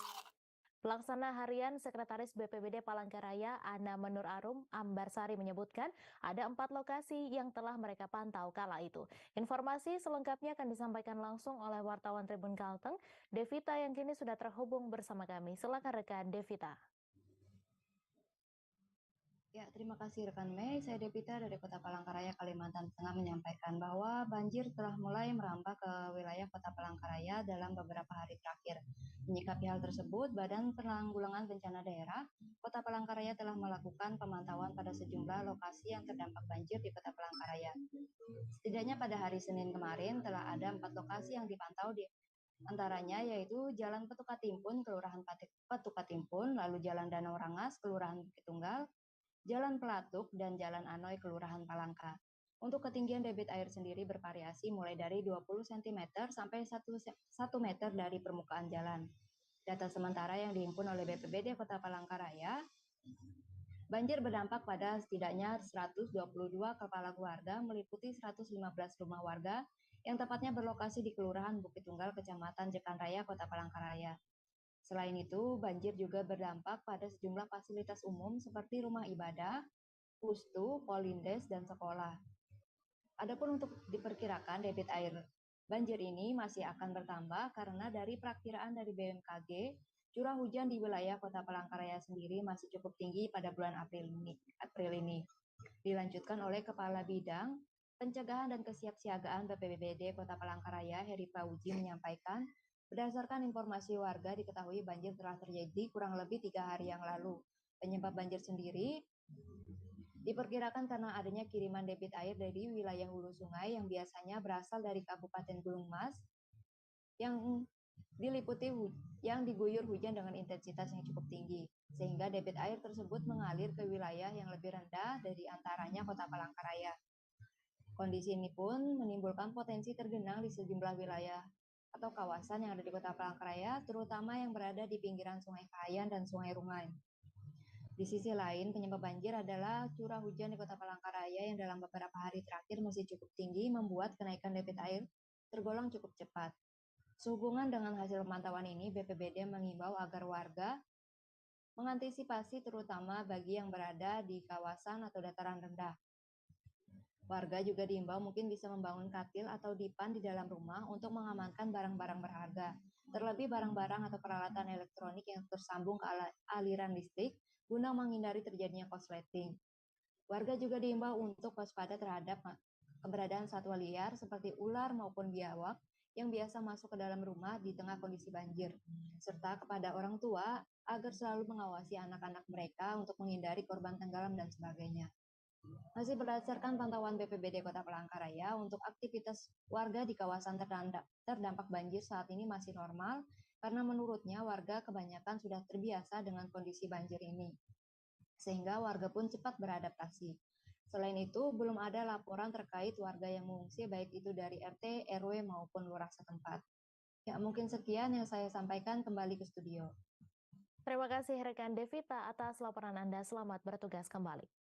Bupati Halmahera Selatan Usman Sidik menegaskan penerapan wajib ber-KTP Halmahera Selatan tidak hanya berlaku kepada tenaga kerja di perusahaan tambang yang beroperasi di Pulau Obi. Wajib ber-KTP Halmahera Selatan juga diberlakukan kepada para pimpinan Satuan Kerja Perangkat Daerah lingkup Pemkab Halmahera Selatan. Usman Sidik mengaku telah mengantongi data 2 pimpinan SKPD atau Kepala Dinas Aktif yang tak ber-KTP Halmahera Selatan. Informasi selengkapnya akan disampaikan langsung oleh wartawan Tribun Ternate, Nur Hidayat Gani yang kini sudah terhubung bersama kami. Silakan rekan Gani.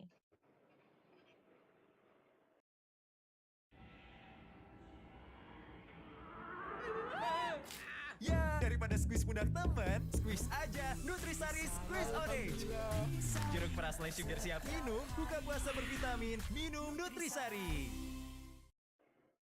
Iya, rekan Bay di studio dan pemirsa Tribuners, benar sekali terkait dengan 2 kepala atau 2 pimpinan SKPD atau kepala dinas di lingkup pemerintah Kabupaten Halmahera Selatan itu terancam dinonaktifkan atau dicopot dari jabatannya.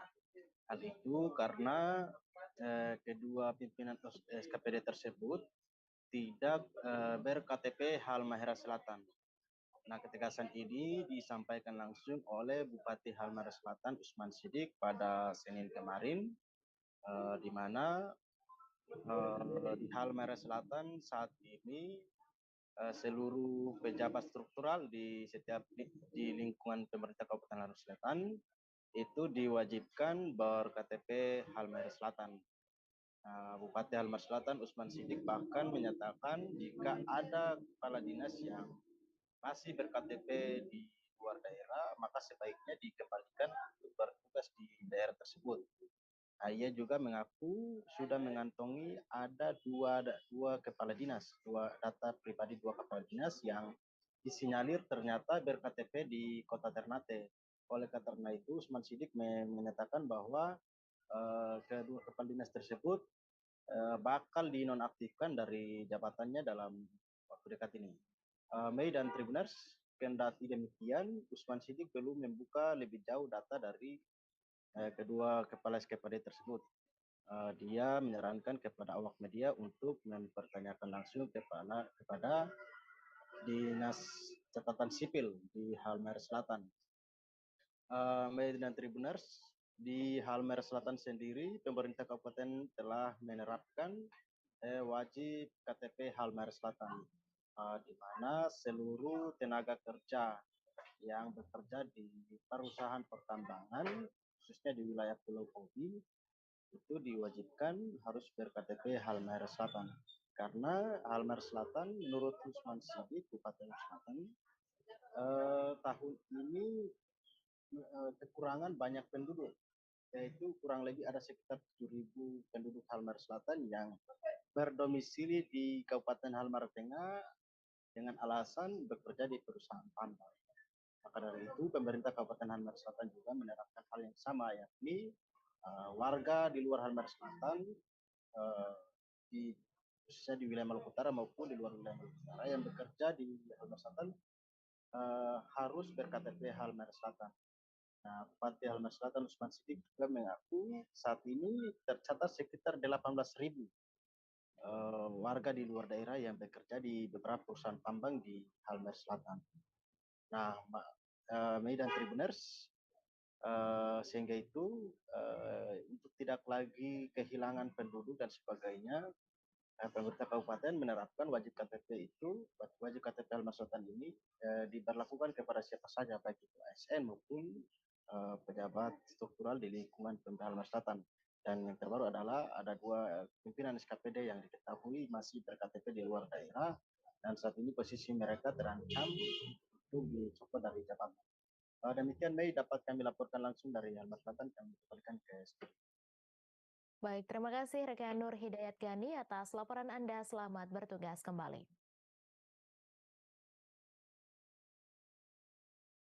Terapi pengobatan yang menghadirkan wanita sakti asal Kalimantan Timur, Ida Dayak, di Markas Divisi 1 Kostrad Cilodong, Kota Depok pada Senin 3 April batal dilaksanakan.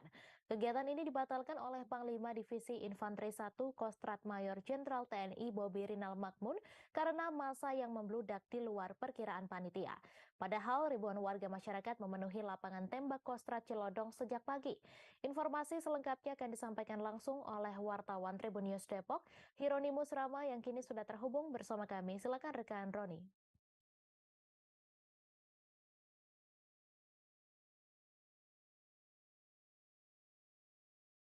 Baik, Mei dan Tribuners, seperti yang disampaikan tadi bahwa pengobatan alternatif yang digelar oleh wanita asal Kalimantan Timur, Ida Dayak, batal dilakukan di Markas Kostrad Cilodong, tepatnya di lapangan tembak Kostrad Cilodong pada hari Senin kemarin. Nah, sedianya kegiatan ini berlangsung selama 2 hari, yaitu pada 3 sampai dengan 4 April 2023, atau hari ini dengan kemarin. Nah, namun kegiatan ini urung dilakukan karena massa yang membludak mendatangi lapangan tembak Markas Kostrad Cilodong pada hari Senin kemarin. ada ribuan warga yang datang dari berbagai daerah, mulai dari seputaran Jakarta dan Bogor, Tangerang, Bekasi, dan di Depok sendiri, juga dari daerah-daerah lain di Jawa Barat seperti Pangandaran, lalu ada dari Jawa Tengah, dari Demak, hingga dari Palembang dan beberapa daerah lainnya. Nah, hal ini membuat ada begitu banyak pasien yang harus ditangani, sementara Ida Dayak sendiri hanya memiliki waktu yang terbatas. Nah, pantauan dari Tribun News Depok kemarin, warga sudah mendatangi lapangan tembak Kostrad itu sejak subuh. Ada yang datang dari luar kota sejak subuh untuk bisa mendapatkan antrian di nomor urut yang awal. Namun hingga pukul 16.30 Ida Dayaknya sendiri belum datang, sementara warga sudah berkumpul dari pagi di lapangan Kostrad dan dengan kondisi yang panas, cuaca panas, dan juga dalam bulan Ramadan, jadi banyak yang puasa juga. Nah, ketika Ida Dayaknya sendiri muncul sekira pukul 16.45, warga langsung mengerubungi dia dan berusaha untuk mendapatkan pelayanan pertama, sehingga untuk bergerak pun Ida Dayak sulit karena warga langsung berdesak-desakan dan saling mendorong. Dan karena situasi hampir chaos seperti ini, lalu anggota TNI Kostrad yang sedang bertugas memutuskan untuk mengevakuasi kembali Ida Dayak dari tengah-tengah kerumunan massa dan membawa dia kembali ke tempat yang lebih aman. Nah, setelah itu massa diuraikan sebentar, lalu Panglima Divisi 1 Kostrad, Maijen Bobi Rinal Makmun, mengumumkan kepada warga bahwa kegiatan pengobatan massal ini dihentikan baik untuk hari pertama maupun hari kedua karena antusiasme warga yang begitu membludak. Dia takut kegiatan ini akan mendatangkan korban jika akan terus dilakukan, sehingga demi kenyamanan dan keamanan bersama kegiatan ini tidak dilanjutkan. Dan hal ini membuat warga kecewa, bahkan ada yang pingsan karena sudah menunggu dari pagi, ternyata tidak kesampaian untuk mendapatkan penanganan dari Ida Dayak.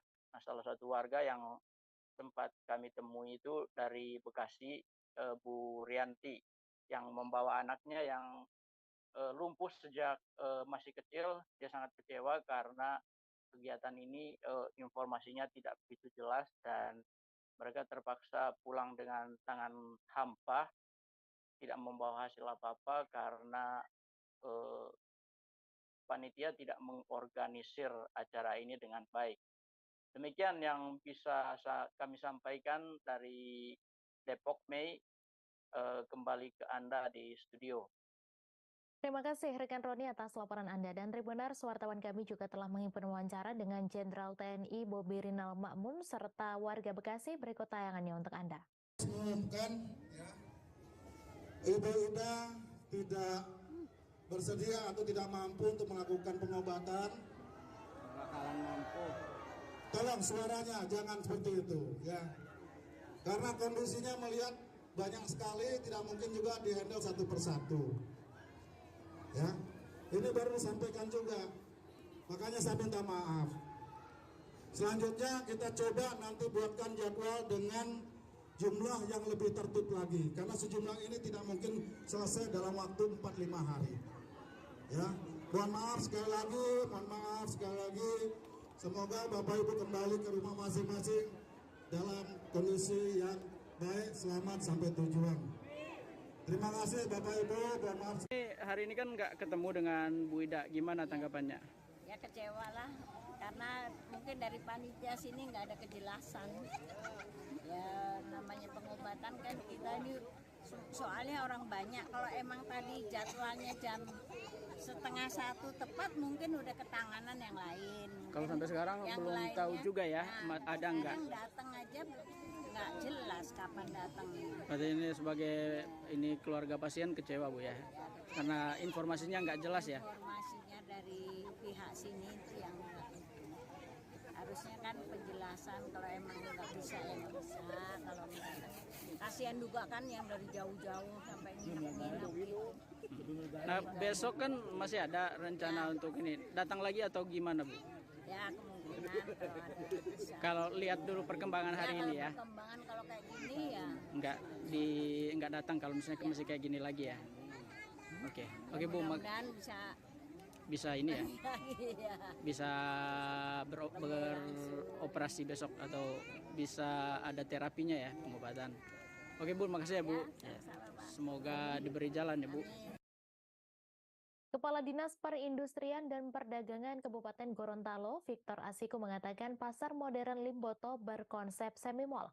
Pasar modern Limboto ini akan menjual produk atau barang berupa pakaian, elektronik, dan lain-lain.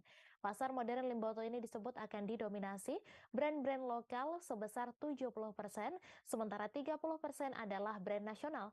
Informasi selengkapnya akan disampaikan langsung oleh wartawan Tribun Gorontalo, Jil Kijab, yang kini sudah terhubung bersama kami. Silakan rekan Jil. Baik, terima kasih rekan ini. Selamat sore Tribuners. Ya benar bahwa DPRD Kabupaten Gorontalo meninjau langsung progres pembangunan pasar modern Limboto pada Senin kemarin. Nah, Komisi 3 ini meminta kontraktor menyelesaikan proyek pasar modern ini dalam 2 bulan ke depan. Hal itu ditampung oleh Ketua Komisi 3 Ladauri Kinga. Nah, selaku Ketua DPRD Ladauri Kinga ini mengatakan bahwa ia dan pihaknya itu mewanti-wanti bahwa proyek ini tidak akan selesai seperti yang tertera dalam perjanjian, yaitu pada bulan Juni 2023 proyek ini harus diselesaikan. Namun politisi PAN ini mengaku cukup puas ketika meninjau langsung progres pembangunan pasar modern Limboto kemarin. Nah, saat ini progres pembangunan pasar modern atau shopping center Limboto sudah mencapai 72%. Terkait masalah kekurangan dana landscape, seperti yang disampaikan ataupun diberitakan oleh Tribun Gorontalo pada minggu kemarin, bahwa pihak DPRD bersedia untuk berkoordinasi dengan pemerintah daerah. Pada kesempatan yang sama, Kepala Dinas Perindak Victor Asiku mengatakan bahwa proyek pasar modern ini bakal berkonsep semi-mall, di mana di pasar ini bakal menyediakan 70% brand lokal dan 30% brand nasional. Nah, ia mengatakan tujuan dari 30% brand nasional ini sebagai daya tarik saja, di mana masyarakat yang segmented itu bakal tertarik untuk mengunjungi pasar modern Limboto ketika pasar ini menyediakan brand-brand seperti Jeko, KFC, Mitsui, Kopi Kenangan, dan lain sebagainya. Adapun pasar modern ini direncanakan bakal menampung sebanyak 161 tenang ditambah rental space atau tempat penyewaan. Nah, proyek kantor manajer PT Putra Jaya Andalan, Eko Purwanto, menyampaikan bahwa pihaknya masih menunggu membran. Sejauh ini, kata dia, semuanya sudah berjalan sesuai rencana, termasuk lift dan kontrak eskalator itu sudah tersedia. Pantauan Tribun Gorontalo di lokasi pada Senin kemarin, bangunan-bangunan ini sudah dalam proses pengecetan dan juga lantai 2 sudah mulai terpasang granit. Nah, pasar modern ini dibangun menggunakan dana pemulihan ekonomi nasional atau dana BEN sebesar 56 miliar.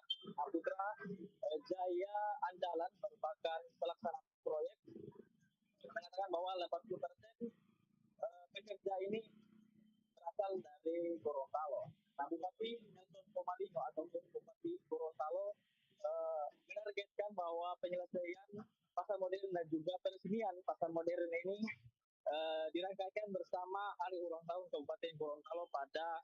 benar nanti. Demikian, Mei.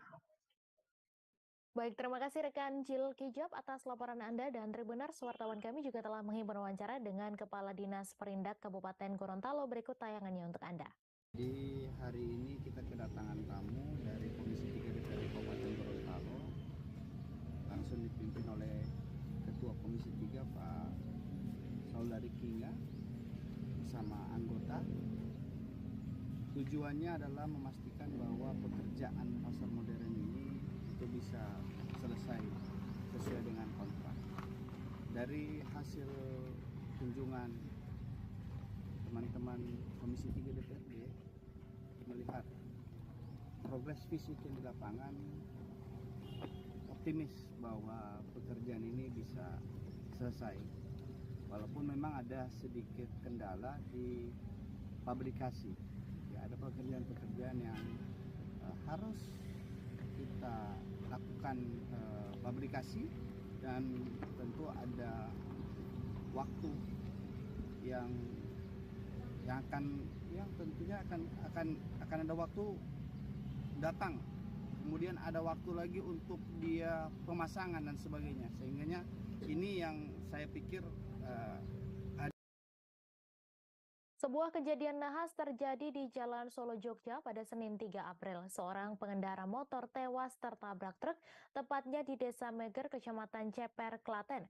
Kepala Unit Gakum Satlantas Polres Klaten, Ibtu Slamet Riyadi, saat dikonfirmasi membenarkan kejadian tersebut. Informasi selengkapnya akan disampaikan langsung oleh wartawan Tribun Solo, Zarfan Muhana, yang kini sudah terhubung bersama kami. Silakan rekan Zarfan. Ya, terima kasih rekan Mei.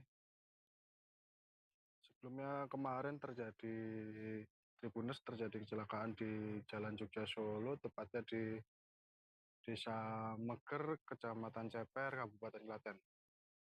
Kejadian tersebut menurut keterangan dari Unit Gakum Satlantas Polres Klaten, itu Slamet Riyadi, terjadi pada pagi hari sekitar pukul 6 di depan PT SCS. Kejadian tersebut melibatkan setidaknya ada 3 kendaraan, yakni ada 2 sepeda motor dan 1 unit kendaraan truk tronton. Kendaraan Vario Nopol AB6287LR yang dikendarai oleh DAP usia 25 tahun, warga Wates Kulon Progo, dan Honda Scoopy yang dengan Nopol AD 688GL dikendarai oleh DRJB usia 23, warga Jogonelan, Klaten. Sementara itu truk tronton dengan Nopol Z9060HA yang dikendarai oleh LL, warga Jatiwaras, Tasikmalaya.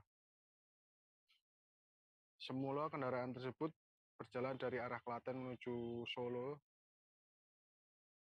Lalu kendaraan berjalan beriringan setelah di sebelah kanan tronton.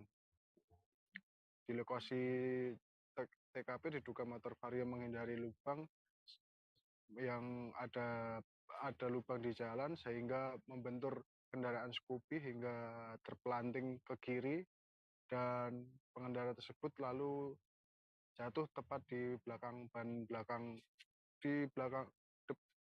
belakang kanan truk. Sementara itu ada 2 korban dalam kejadian tersebut. 1 pengendara motor Vario mengalami luka lecet pada muka, lebam, pusing, pipi kiri lecet, dan dalam keadaan sadar. Sedangkan satu korban lagi merupakan korban meninggal dunia di tempat. Korban luka lalu mendapat perawatan di Rumah Sakit Islam Klaten, sementara korban meninggal selanjutnya juga di RSUP Suraji Tirtonegoro Klaten. Sementara itu seluruh kendaraan dibawa ke unit Lakalantas Polres Klaten untuk diamankan. Ya, terima kasih Mei, saya kembalikan. Baik, terima kasih rekan Zarfan atas laporan Anda. Selamat bertugas kembali. Kita beralih ke informasi selanjutnya, Tribuners. Akhirnya terungkap penyebab tewasnya M. Iqbal Firdaus, mahasiswa Universitas Sunan Giri yang tergeletak dengan posisi tertelungkup di Jalan Frontage Ahmad Yani nomor 116 Gayungan, Surabaya pada Minggu 2 April dini hari. Sebelumnya, penyebab kematian Iqbal menyita sederet pertanyaan. Pasalnya, di lokasi korban tergeletak dengan posisi tertelungkup, kendaraan korban dan beberapa harta bendanya raib. Informasi selengkapnya akan disampaikan langsung oleh wartawan Tribun Jatim, Luhur Pambudi, yang kini sudah terhubung bersama kami. Silakan rekan Luhur.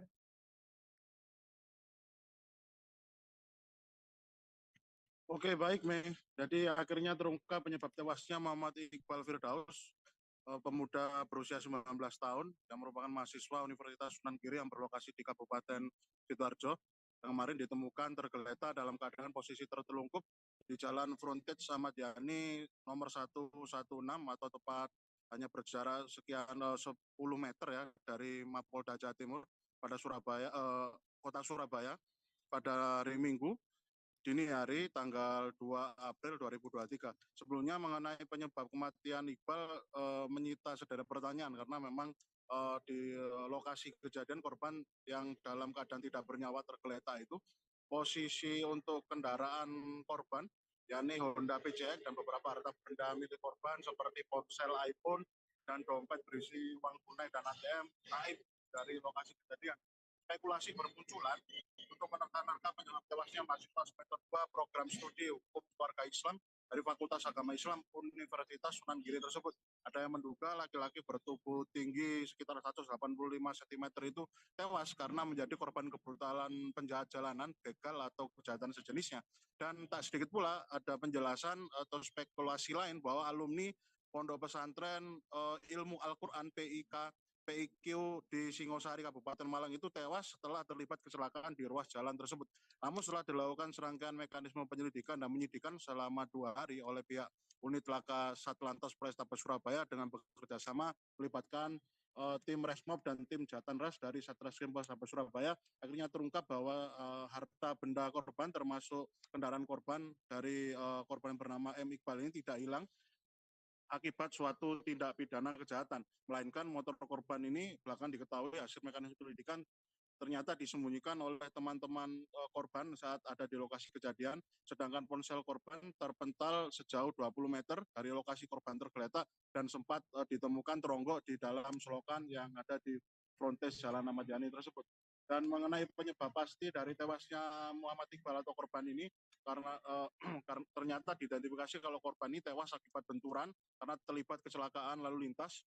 Karena pada malam itu korban sempat terlibat kebut-kebutan balapan liar dengan beberapa orang temannya, dan kronologisnya adalah mengarah dari arah kawasan selatan menuju utara atau dari kawasan Kabupaten Sidoarjo Bundaran Waru menuju ke arah Wonokromo dan melintas di kawasan Jalan Frontage Ahmad Yani, dan setibanya di ruas jalan tepat di gedung bangunan nomor 116, motor korban menghantam sebuah truk warna merah yang melaju searah yang ada di depannya.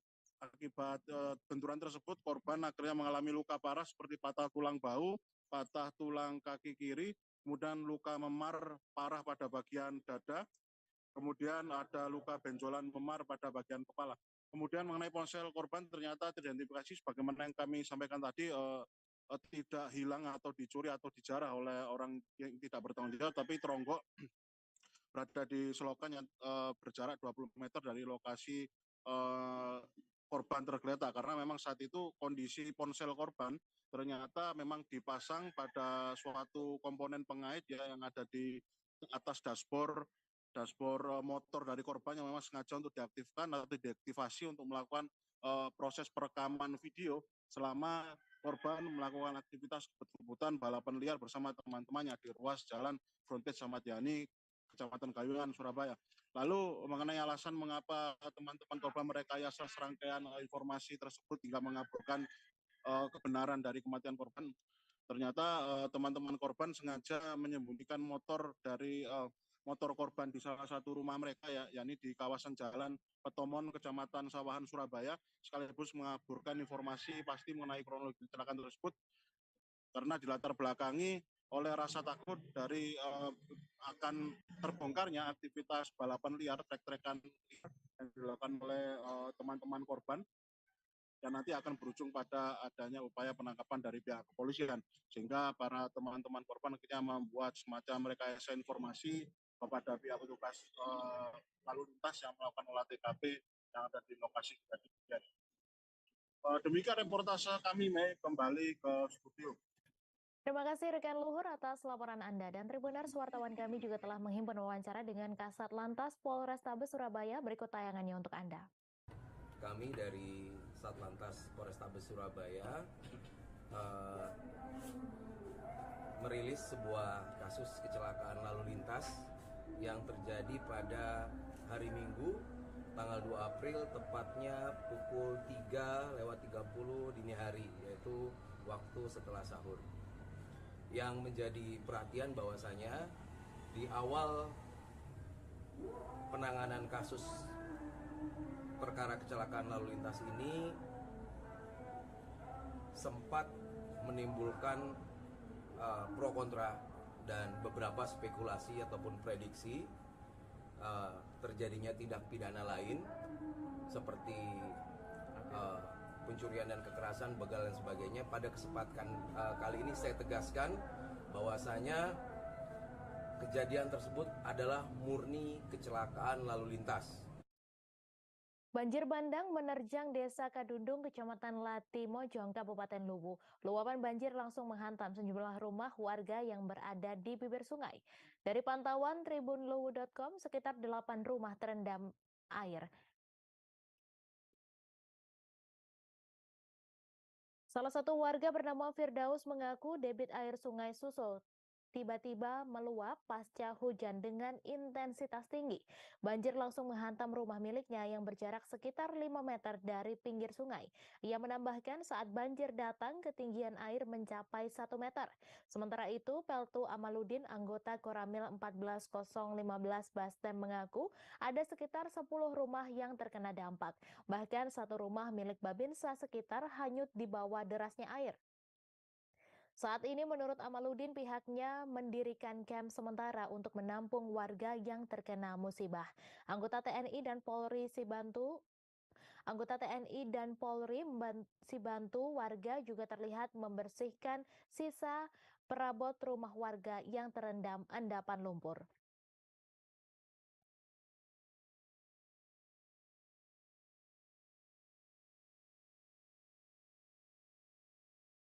Informasi tadi sekaligus menutup perjumpaan kita dalam live update hari ini. Saya Meisa Dasirait beserta kru yang bertugas pamit undur diri. Selamat menunaikan ibadah puasa dan sampai jumpa.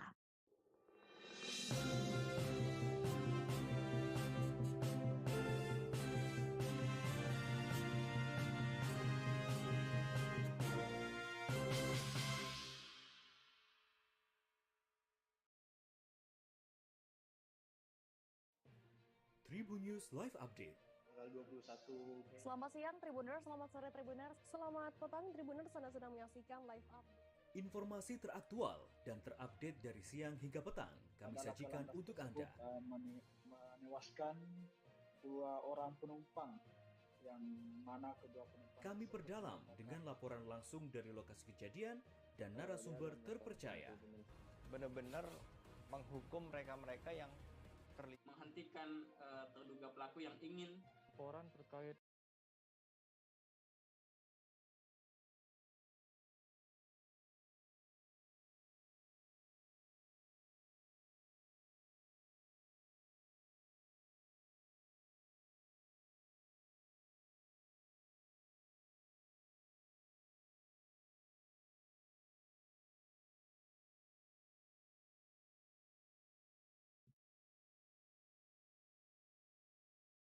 Baik, dapat kami lanjutkan kembali. Desa wisata perkumpulan adat Nagari Sinjung ini tak tanggung-tanggung dipuji Sandi sebagai desa wisata berkualitas dan pariwisata berkelas dunia. Hal itu disampaikan Sandi di sela-sela kunjungannya di desa wisata perkampungan adat tersebut. Sandi menilai dengan potensi yang ada, diharapkan pelaku wisata dan masyarakat setempat terus mampu menaikkan daya saing. Baik, Tribuners, baiklah Ariska, sekian dulu laporan dari kami. mengenai kunjungan Menparekraf RI ke beberapa desa wisata yang ada di Provinsi Sumatera Barat. Terima kasih, Ariska. Baik, terima kasih atas laporan Anda rekan Wahyu Bahar dari tribunpadang.com. Dan setelah melihat aktivitas Sandiaga Uno mengunjungi desa wisata, kita akan beralih ke Kota Solo Tribuners. Jika mencari lokasi ngabuburit di Kota Solo, tak ada salahnya jika berkunjung ke sekitar kawasan Stadion Manahan. Sebab selama Ramadan di sana terdapat pasar takjil Ramadan yang menghadirkan puluhan stand UMKM kuliner Tribuners. Menariknya, aneka kuliner di sana bisa dinikmati dengan harga yang sangat terjangkau. Dan untuk melihat suasana pasar takjil Ramadan di sana, kita sudah terhubung dengan rekan Zain dari Tribun Travel. Silakan rekan Zain. Ya, terima kasih Ariska dan selamat sore Tribuners. Apabila Tribuners sedang liburan ke Solo atau sedang mencari tempat ngabuburit di Solo, kawasan Manahan ini bisa jadi pilihan yang tepat untuk ngabuburit sambil berburu makanan enak, karena di sini ada yang namanya pasar takjil Ramadan yang memang disediakan khusus untuk menaungi beberapa UMKM yang memang berfokus pada kuliner. Nah, di sini pasar takjil Ramadan ini diadakan selama bulan Ramadan mulai dari 23 Maret hingga 15 April 2023 dan dibuka dari pukul 3 sore hingga 7 malam. Dari keramaiannya sendiri bisa dilihat warga Solo cukup antusias menyambut adanya pasar takjil Ramadan ini. Karena selain banyak kuliner, di sini juga teman-teman bisa langsung makan di tempat karena sudah disediakan beberapa meja serta bangku yang bisa untuk makan sendiri atau bareng teman-teman. Yang menarik dari pasar takjil Ramadan ini tentu saja adalah pilihan yang cukup beragam ya, karena memang kulinernya kita bisa pilih sesuka hati, mulai dari camilan-camilan, jajanan-jajanan, sampai dengan makanan berat hingga minuman-minuman khas Ramadan itu semuanya ada di pasar takjil Ramadan di Solo ini. Yang selain itu juga harganya juga murah meriah. Untuk camilan-camilan itu hanya dibanderol sekitar Rp500 saja, mulai dari 500 sampai 1.000. Nah, kemudian untuk yang makanan berat harganya juga terjangkau, mulai dari harga 10 ribuan. Di sini pilihannya tuh cukup banyak ya, apalagi untuk takjil, gorengan, jajanan tradisional, jajanan kekinian tuh semuanya ada di pasar takjil Ramadan. Nah, buat Tribuners yang penasaran, kalian bisa langsung datang saja ke area parkir barat Gedung Wanita Sasana Krida Kusuma di Manahan, Solo, Jawa Tengah, atau tepatnya di belakang area Stadion Manahan, Solo. Terima kasih, mungkin segitu dulu liputan dari Tribun Travel, kembali ke studio. Baik, terima kasih atas informasi dan juga rekomendasi Anda rekan Zain dari Tribun Travel. Tribuners, sekarang taruna dari 3 desa di Kabupaten Gorontalo menggelar pawai obor di malam ke-13 Ramadan. Pawai obor yang digelar untuk memperingati malam Nuzulul Quran ini diikuti oleh para peserta yang didominasi oleh anak-anak Tribuners. Mereka berjalan sepanjang 2 km sambil membawa sekira 100 obor. Dan seperti apa kemeriahannya akan disampaikan oleh rekan Kusnul Puhi dari Tribun Gorontalo. Silakan rekan Kusnul. Baik, terima kasih rekan Ariska. Memang betul adanya pawai obor yang berada di Kabupaten Gorontalo itu turut meramaikan malam ke-13 Ramadan 1444 Hijriah. Pawai obor ini diprakarsai oleh Karang Taruna yang berasal dari 3 desa di Kecamatan Telaga Biru, Kabupaten Gorontalo. 3 desa itu meliputi Desa Tinelo, Ulapato, dan Timoato. Kepala Desa Timoato, Iksan Hiliwilo, mengatakan selain Karang Taruna yang memprakarsai ataupun menggelar pawai obor tersebut, ada juga dari pihak mahasiswa yang sedang mengikuti KKS mahasiswa KKS dari YIN Gorontalo. Dari kata si Iksan, kata kepala desa dari Desa Timoato, beliau mengatakan pagelaran ataupun pawai obor itu dapat digelar karena untuk memperingati malam nuzul Quran pada Ramadan 1444 Hijriah. Dari pantauan Tribun Gorontalo juga, bahwasanya pawai obor itu pesertanya paling banyak dari anak-anak yang berusia dini ya, Tribuners. Jadi mereka berarakan sambil membawa obor dengan berjalan kaki kurang lebih sepanjang 2 km perjalanan mereka, dan sambil membawa seratusan lebih obor ya. Dan di samping itu juga awal arakan itu pawai obor itu dari samping Indomaret, Jalan Awahab, Desa Timoato, dan berakhir di lapangan Telaga Biru, Kabupaten Gorontalo. Di momen yang sama pada akhir penutupan dan pada di waktu finish arakan pawai obor tersebut, Camat dari Telaga Biru Muhtar Potutu mengatakan kegiatan keagamaan memang sebenarnya kegiatan keagamaan di Kecamatan Telaga Biru itu memang sering diprakarsai ataupun diselenggarakan oleh anak-anak muda ataupun muda-mudi ataupun remaja masjid ya di daerah Kecamatan Telaga Biru. Karenanya Muhtar berharap di tahun depan akan ada lebih banyak lagi desa yang menyelenggarakan pawai obor dalam memperingati malam nuzul Quran. Dan dia berharap mudah-mudahan di tahun depan bisa sampai 3 bahkan sampai 5 desa lagi yang akan menggelar pawai obor tersebut. Terima kasih rekan Ariska, kembali ke studio. Baik, terima kasih atas laporan Anda rekan Kusnul Puhi dari Tribun Gorontalo. Dan informasi selanjutnya masih seputar Gorontalo Tribuners. Untuk memenuhi kebutuhan warga dan menekan angka inflasi, Kejaksaan Tinggi atau Kejati Gorontalo menggelar Pasar Murah Ramadan Gorontalo. Tepatnya di Jalan Tinaloga, Kecamatan Kabila, Kabupaten Bone Bolango pada Senin 3 April 2023 kemarin. Dalam pasar murah ini ada setidaknya 8 bahan pokok yang diedarkan dengan cara kupon. Dan untuk mengetahui informasi selengkapnya akan disampaikan oleh rekan Agung Panto dari Tribun Gorontalo. Silakan rekan Agung. Baik, terima kasih rekan Ariska dan selamat sore untuk Tribuners dimanapun Anda berada. Pada Senin kemarin, Kejaksaan Tinggi Gorontalo menggelar Pasar Murah Ramadan yang gunanya untuk membantu para masyarakat di bulan yang suci ini serta sebagai perannya untuk menekan inflasi yang terjadi di Gorontalo.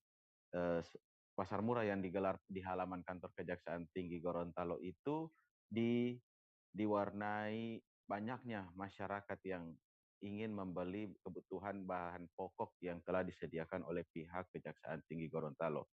Kepala Kejaksaan Tinggi Gorontalo Purwanto Joko Irianto mengatakan terdapat 2.000 paket yang disediakan, yang mana dalam satu paket terdapat 8 bahan pokok yang telah disubsidi oleh pemerintah, seperti beras, minyak goreng, cabai rawit, bawang merah, bawang putih, telur, gula, dan ikan tuna. Lanjutnya, pasar murah tersebut merupakan tujuannya membantu masyarakat juga ikut membantu pemerintah dalam penekanan angka inflasi yang ada di Gorontalo.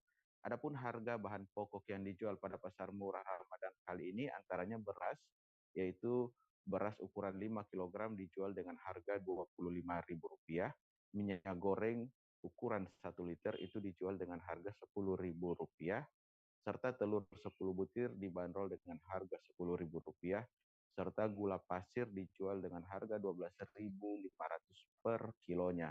Sedangkan untuk ikan tuna sendiri itu dijual dengan harga Rp20.000 per setengah kilogramnya. Selain itu untuk bahan rempah lainnya seperti cabai rawit, bawang merah, dan bawang putih itu dijual dengan harga Rp10.000 per setengah kilogramnya. Selain itu, selain dari 8 bahan pokok tadi di pasar murah tersebut itu juga tersedia beberapa bahan-bahan lainnya seperti ada ayam, terdapat bahan-bahan snack lainnya yang dijual pun masih dengan standar harga yang ada di pasaran. Demikian rekan Ariska. Baik, terima kasih atas laporan Anda rekan Agung Panto dari Tribun Gorontalo. Dan dari Gorontalo kita akan ajak Anda untuk menuju ke Malang, Tribuners. Dalam rangka HUT ke-109 Kota Malang dan untuk memeriahkan Ramadan, kegiatan bertajuk 11 Dino Nunggu Blanggur digelar di Malang Creative Center atau MCC. Dalam kegiatan ini dimeriahkan pula dengan pameran lukisan dari 65 seniman yang berasal dari berbagai daerah. Menariknya, lukisan gedung MCC dari salah satu seniman langsung dibeli oleh wali kota. Dan untuk mengetahui informasi lengkapnya, kita sudah terhubung dengan rekan Silvianita Widiawati dari Surya Malang. Silakan rekan Silvi.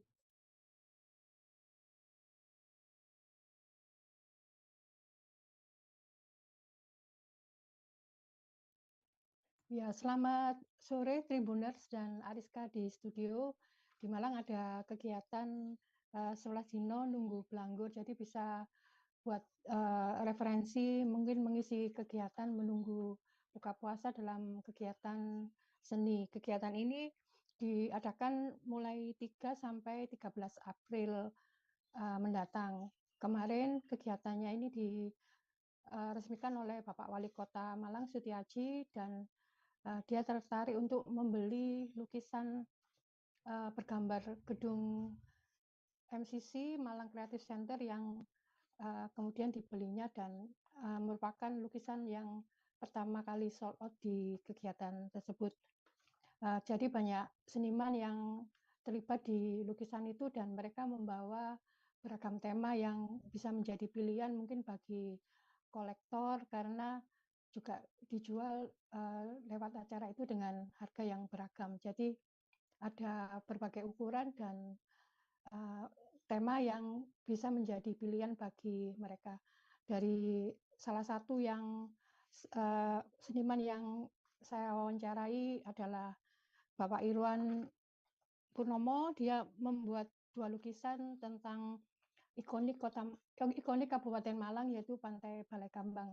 Dia memilih ikonik itu karena mungkin banyak seniman yang di pameran itu mengangkat tema atau ikonik dari Kota Malang. Jadi dia memilih ikonik Kabupaten Malang yang juga sudah dikenali masyarakat, dan dia juga membuat lukisan tentang seorang pedagang makanan yang menunggu pelanggan di sebuah pasar di Yogyakarta.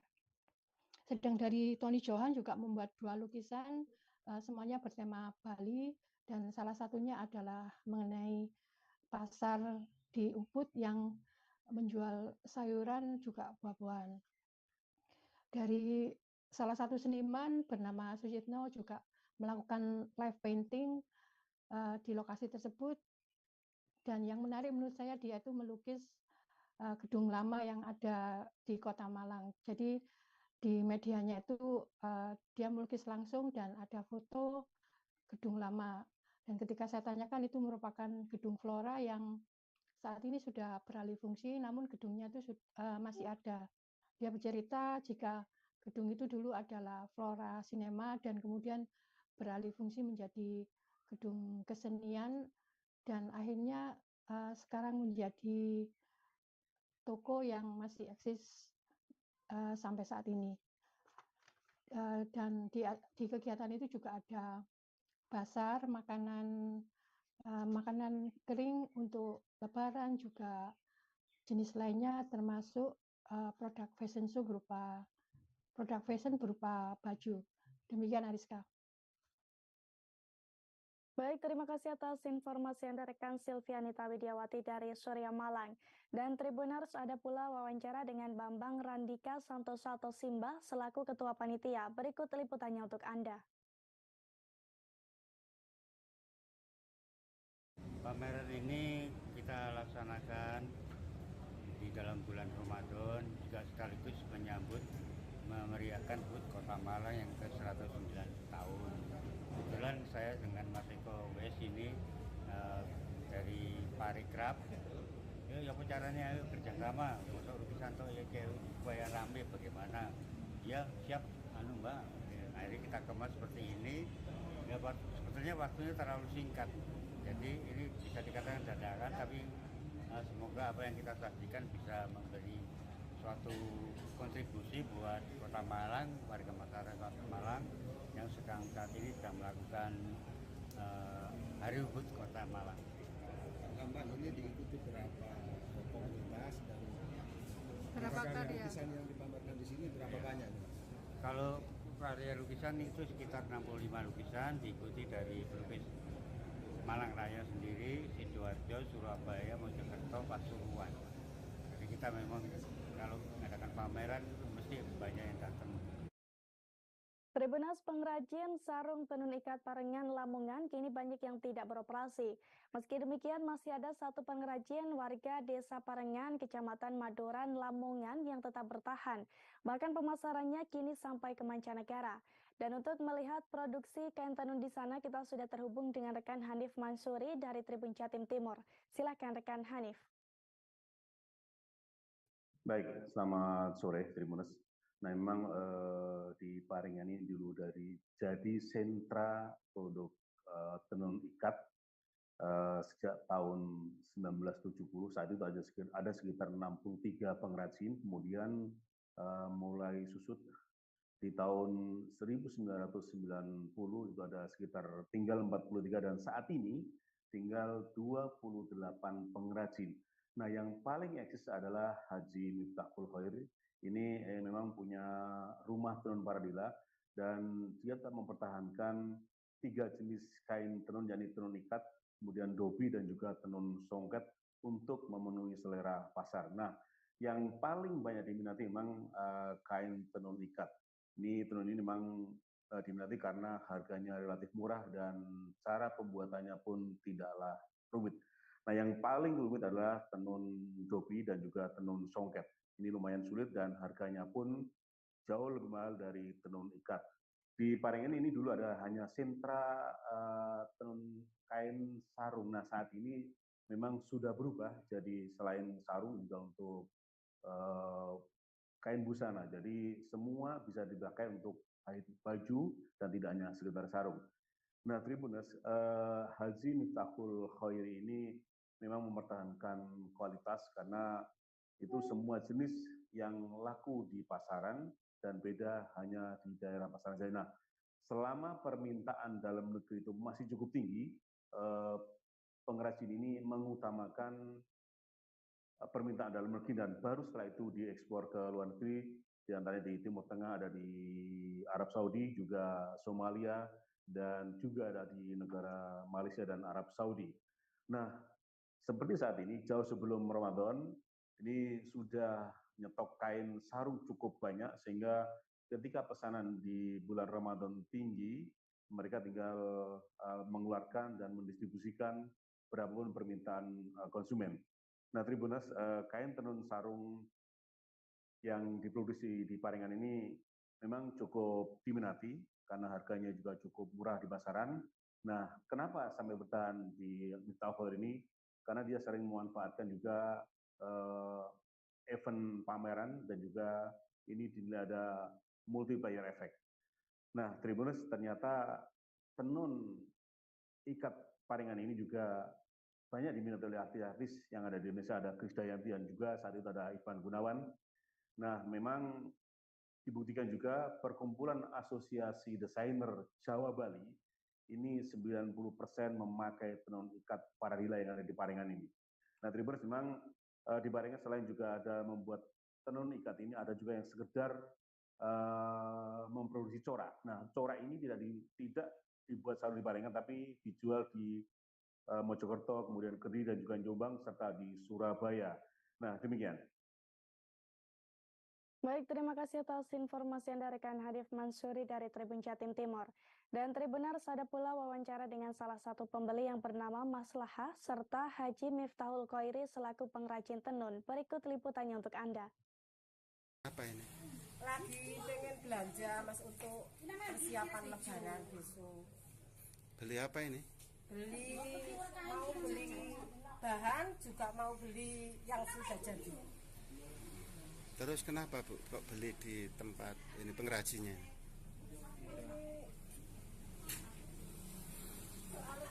Kualitasnya bagus. Iya. Ya, sudah terjamin kualitasnya. Terus jenis-jenisnya pun bermacam-macam. Warnanya juga bagus-bagus dan kuat. Harganya pun gimana? Harganya juga ekonomis. Lebih murah. Ya, lebih murah. Berapa Bu satu potong? Yang sudah jadi murah kok 200. Ini beli untuk oleh-oleh atau untuk seragam keluarga? Alhamdulillah tenun ikat Parengan mulai bulan Syawal kemarin atau puasa min 1 minggu itu konsumen sudah mulai masuk, termasuk peningkatan yang biasanya setiap hari rata-rata 20 orang lah, itu sudah sampai 30 sampai 35 orang yang setiap hari. Jadi itu memang di bulan puasa sangat meningkat, utamanya kalau yang sarung-sarung berkelas. Jadi di bulan puasa ini memang sangat-sangat disukai. Untuk per bulan biasanya dalam hari biasa bisa jual berapa, Pak? Kalau Setelah menahan lapar seharian, berburu takjil sembari menunggu waktu berbuka puasa menjadi hal yang menyenangkan, Tribuners. Tak heran para pedagang takjil juga menjamur di berbagai tempat selama bulan Ramadan, termasuk di Mangga Besar, Jakarta Pusat. Di lokasi tersebut ada satu pedagang takjil viral yang sudah menjadi langganan artis ibu kota. Dilansir dari kompas.com, hal ini diakui langsung oleh pedagang takjil viral di Mangga Besar, Jakarta Pusat yang bernama Tri, 45 tahun. Menurut penuturannya, sudah ada beberapa artis yang menjajal dagangannya. Bahkan artis tersebut syuting di tempat dagangannya yang saat itu sedang ramai pembeli, Tribuners. Bahkan baru-baru ini artis tersebut juga kembali memesan dagangannya. Selain itu, ia juga sering mendengar sanjungan dari para pembeli, di mana menurutnya hal itu dikarenakan resep takjilnya yang dinilai berbeda dari pedagang yang lain. Terlebih, ia hanya berdagang selama 1 tahun sekali selama bulan Ramadan saja, Tribuners. Oleh karena itu, Tri pun merasa harus membuat takjil dagangannya lebih spesial dan berbeda dari pedagang lain dengan menggunakan resep yang diwariskan secara turun-temurun. Sementara itu, ia pun berharap pembeli akan terus percaya dengan resep takjil yang ia buat dan terus membeli dagangannya. Seperti yang terlihat pada Senin 3 April 2023 kemarin, di mana sejumlah pembeli tampak mengerubungi gerobak takjil yang tersedia di depan apotek Bintang Semesta tersebut. 5 orang pedagang pun sibuk melayani masing-masing pesanan pembeli. Singkong gula merah, biji salak, sagu rangi, ubi, kolak pisang, es buah, dan yang lainnya menjadi menu takjil yang ada di gerobak dagangan tersebut. Biasanya dalam satu plastik berisi takjil dijual seharga Rp15.000. Dengan harga tersebut, pembeli bisa mencampur semua menu manisan yang tersedia. Namun menurutnya, menu yang paling banyak diminati yakni biji salak, ubi, dan juga kolak pisang, Tribuners. Sebagai informasi, dalam sehari Tri bisa menghabiskan bahan baku 30 kg ubi dan sebanyak 25 kg singkong untuk menu takjil. Untuk menyiapkan takjil ini, Tri sudah mulai mengolah bahan baku takjil seusai sahur. Ia pun baru beristirahat pukul 12 waktu Indonesia Barat dan lanjut berdagang pada pukul 15 selama bulan Ramadan.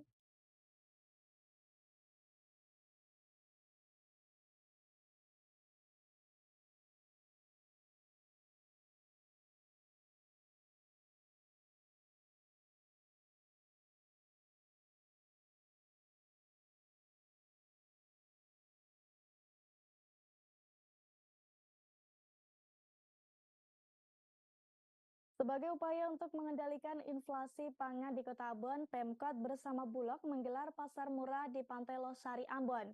Pasar murah itu pun diserbu ratusan warga pada Senin 3 April 2023 kemarin, Tribuners. Mereka rela antri hingga berdesak-desakan untuk mendapatkan sembako murah.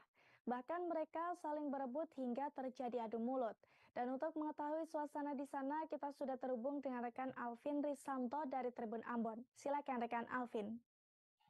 Ya baik, terima kasih rekan Mariska bahwa bisa saya laporkan bahwa pada hari Senin kemarin warga Kota Ambon berbondong-bondong mendatangi kawasan Pantai Losari Ambon untuk mendapatkan beras, bawang, dan juga telur yang dijual oleh pemerintah Kota Ambon dalam hal ini Disperindak dengan harga begitu murah, di mana telur dijual dengan harga Rp150.000 dan untuk beras premium dijual 5 kilonya 50.000 dan untuk bawang yang kita tahu 1 kilonya 35.000 di sini di operasi pasar tersebut dijual seharga 25.000 per 1 kilonya. Dan tentu dengan operasi pasar yang dilakukan pemerintah jelang Ramadan maupun saat Ramadan saat ini, mendapat respon yang baik dari warga Kota Ambon. Hal ini dilihat dari ratusan warga yang sejak pagi mendatangi tempat Pantai Losari untuk mengantri mendapatkan beras, telur maupun bawang yang begitu murah ya. Dan dari pantauan saya juga di sela-sela antre yang begitu panjang dan juga di bawah terik matahari ada sebagian dari warga yang sempat melakukan penyemprotannya serobot untuk dalam antrian. Hal itu membuat warga dan sebagian warga yang sudah mengantri begitu lama dari pagi sempat terjadi adu mulut, namun bisa direlai oleh para petugas dari Desperindak atau Pamung Praja yang ada mengawasi tempat tersebut. Dan untuk diketahui juga bahwa operasi pasar murah ini yang sudah berlangsung dari September hingga nanti Mei nanti sangat antusias oleh warga Kota Ambon, di mana warga berharap operasi pasar ini terus harus ada pada saat ini. Warga juga Kota Ambon juga berharap bahwa pemerintah secepatnya membuat pasar murah ya untuk mendekati Lebaran nanti. Begitu rekan Ariska. Baik, terima kasih atas laporan Anda, rekan Alvin Risanto dari Tribun Ambon. Dan Tribuners, berikut kami tampilkan wawancara dengan salah satu warga yang bernama Lanudin. Berikut liputannya untuk Anda. Suantre dari jam berapa? Jam 9. Oh, jam 9. Ini antri apa nih, Om? Antri ambil beras dengan telur. Telur. Untuk di sini non jual beras murah atau bagaimana? Beras 50.000 5 kilo. 5 kilo. Sedangkan yang lain? Sedangkan yang lain satu telur satu rak itu 50.000 satu rak. Itu menurut Om bagaimana? Terbantu kan murah atau bagaimana? Terbantu murah. Murah ya? Meskipun beras disediakan ya? Iya. Beras ini kan kalau di toko-toko kan berapa? 75 satu karung. 75 satu karung ya? Iya. Terus dengan adanya kayak begini operasi pasar kayak dari pemerintah ini bagaimana Om menurut Om? Ya lumayan. Menurut kata Om ada bantuan sedikit. Bantuan di bulan Ramadan begini Om? Iya. Oke. Tribuners, dalam beberapa waktu belakangan, aksi turis asing di Bali kerap menjadi sorotan publik. Termasuk baru-baru ini di mana terdapat warga negara asing atau WNA bersikap konyol saat ditilang oleh Satuan Lalu Lintas atau Satlantas Polres Badung Bali. Saat Satlantas Badung Bali melakukan penertiban beberapa turis asing yang tidak memakai helm itu pura-pura tidak bisa berbicara bahasa Inggris.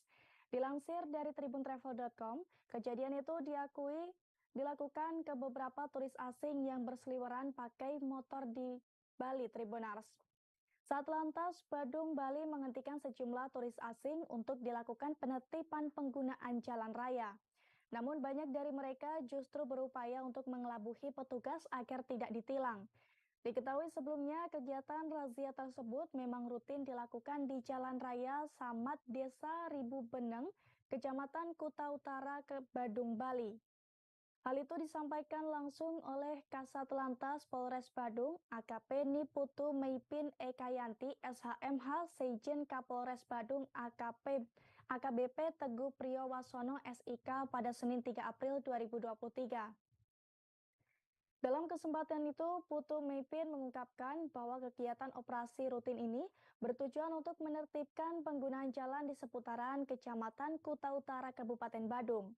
Ia juga menjelaskan bahwa sebelumnya jajaran Satlantas Polres Badung juga melaksanakan penindakan di tempat yang lain, di mana di lokasi tersebut pihaknya juga menemukan banyak pelanggaran yang didominasi oleh turis asing. Adapun pelanggaran yang dilakukan oleh turis asing ini adalah tidak memakai helm, Tribuners. Sementara saat dirazia, banyak dari mereka mengaku tidak mengetahui aturan hingga pura-pura tidak mengerti bahasa agar tidak ditilang. Dalam operasi rutin ini, pada Senin pagi kemarin, ada sebanyak 16 pelanggaran dengan diberikan tilang 16 pelanggaran dengan tilang. Di antaranya tanpa helm 14, syarat teknis 1 dan melanggar TNKB 1. Adapun barang bukti yang disita yakni SIM 2 dan STNK sebanyak 14 lembar.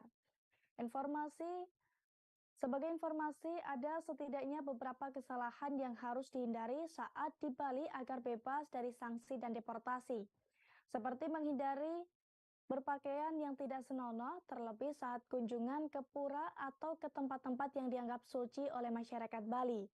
Hindari pula bermesraan secara berlebihan dan berkendara sesuai dengan aturan yang telah ditetapkan.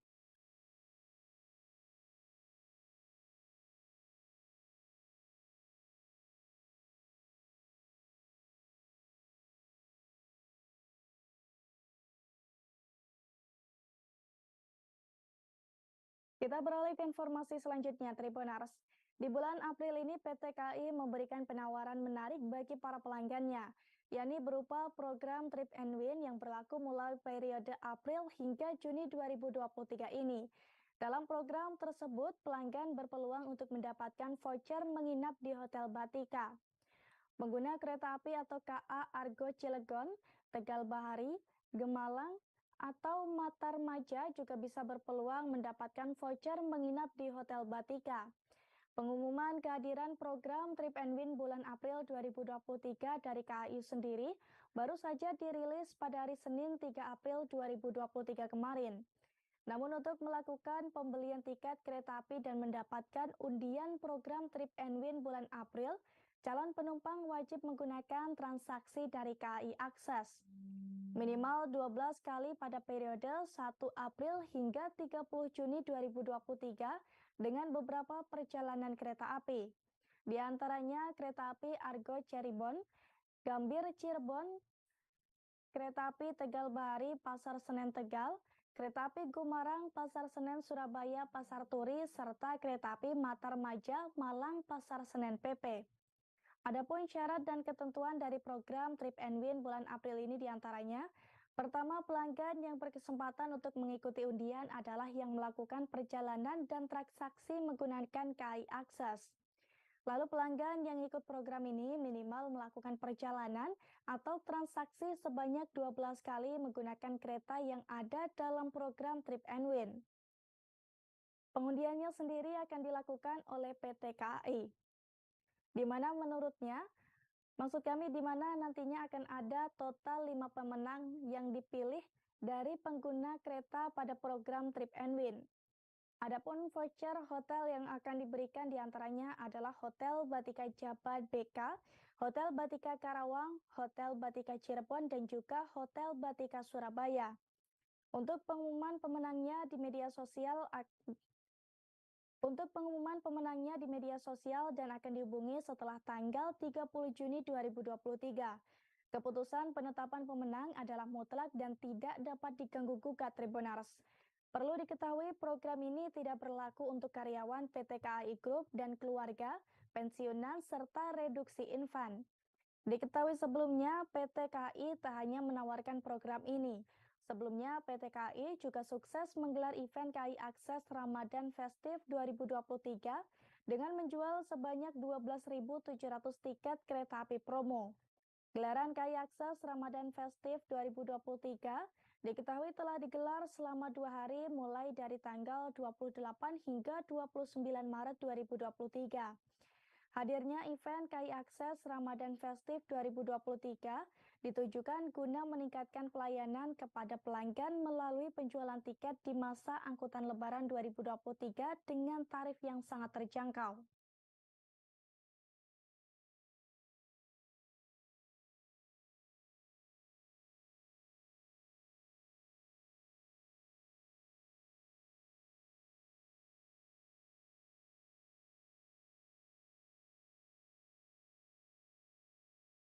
Menjadi salah satu pusat transportasi udara terbesar di kawasan Asia Pasifik, Bandara Changi, Singapura menghadirkan beragam fasilitas mewah bagi para pelancong, termasuk 4 terminal yang didukung dengan landasan pacu sepanjang 4 km, di mana masing-masingnya di terminal ini menawarkan pengalaman unik bagi para pengunjungnya, Tribuners. Dilansir dari tribuntravel.com, berikut sederet fasilitas mewah di Bandara Changi, Singapura. Pertama, Terminal 1 Bandara Changi, Singapura. Terminal berbentuk H kapital ini mampu menampung sebanyak 29 jembatan jet di gerbang C dan D, serta melayani penerbangan internasional yang dioperasikan oleh beberapa maskapai. Menariknya lagi, Terminal 1 Bandara Changi, Singapura menyuguhkan area belanja bebas bea dan berbagai atraksi keren seperti Kinetic Rain Sculpture. Dilengkapi juga dengan instalasi seni yang memukau dengan menampilkan sebanyak 1.216 tetesan perunggu yang bergerak menyerupai gerakan terbang. Fasilitas mewah lain yang bisa ditemukan di Terminal 1 Bandara Changi, Singapura adalah vivarium hutan hujan tropis yang menampilkan sebanyak 50 spesies flora dan hampir 10 spesies fauna. Ada pula Water Lily Garden yang menampilkan tanaman air terbesar di dunia. Tak hanya itu, di area transit juga dilengkapi kolam renang dan jacuzzi dengan pemandangan landasan pacu. Lalu yang kedua, Terminal 2 Bandara Changi, Singapura. Terminal ini lebih besar dibanding dengan Terminal 1 Tribuners. Bahkan diperkirakan bisa menangani sebanyak 28 juta penumpang per tahun. Terminal 2 juga memiliki beberapa taman bertema yang bisa dikunjungi sembari menunggu jadwal penerbangan. Lalu yang ketiga, Terminal 3 Bandara Changi, Singapura. Terminal 3 ini dibuat dengan memanfaatkan cahaya internal alami secara ekstensif dan menambahkan banyak fitur hijau, termasuk dinding hijau internal setinggi 5 meter Tribuners. Di Terminal 3 kita akan menemukan the site tertinggi di dunia. Terdapat pula taman kupu-kupu, kandang bergaya kandang burung yang ditempati lebih dari 1.000 kupu-kupu tropis. Tak hanya itu saja, di Terminal 3 ini kita juga bisa menemukan bioskop gratis Tribuners. Lalu yang keempat, Terminal 4 Bandara Changi, Singapura. Menjadi terminal baru, Terminal 4 Bandara Changi, Singapura mampu menangani lebih dari 16 juta penumpang per tahun dengan 21 gerbang pesawat. Berbeda dengan Terminal 1 hingga 3 yang saling terhubung melalui Skytrain, Terminal 4 ini adalah bangunan mandiri yang terhubung ke terminal lainnya dengan shuttle bus. Namun seperti setiap terminal Bandara Changi, Terminal 4 menawarkan berbagai atraksi dan instalasi seni bagi penumpang yang ingin menghabiskan waktu untuk naik pesawat. Salah satu yang wajib dilihat adalah Petal Clouds, patung kinetik ikonik yang digantung setinggi 656 kaki atau setinggi 200 meter melintasi Central Galleria.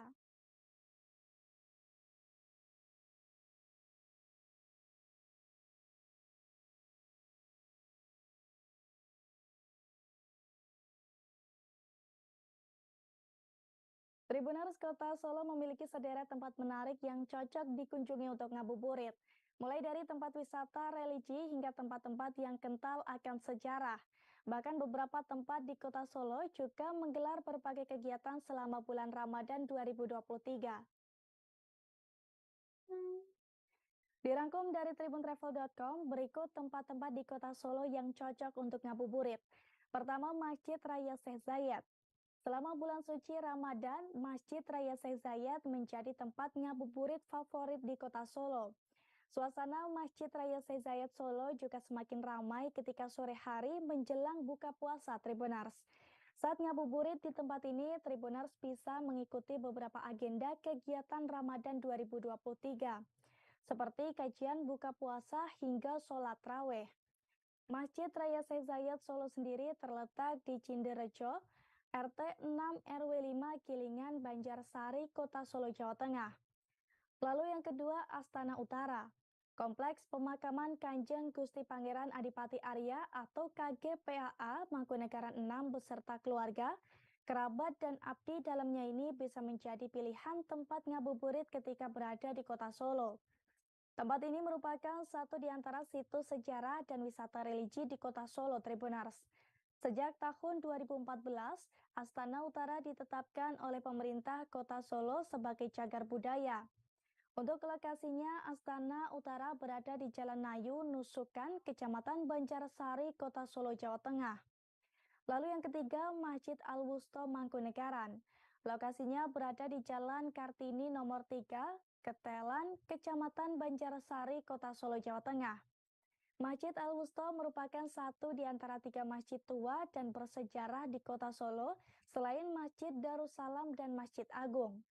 Daya tarik dari Masjid Al-Wusta Mangkunegaran ini adalah adanya menara setinggi 25 meter yang didirikan pada tahun 1926. Lalu yang keempat, Masjid Agung Surakarta. Masjid Agung Surakarta terletak di Jalan Masjid Besar nomor 1, Pasar Kliwon, Kota Solo, Jawa Tengah. Tempat wisata religi ini kerap menjadi tujuan tempat ngabuburit warga Solo dan sekitarnya, Tribuners. Ngabuburit di tempat ini pun Tribuners bisa melakukan berbagai aktivitas, mulai dari buka bersama hingga tradisi grebek Syawal.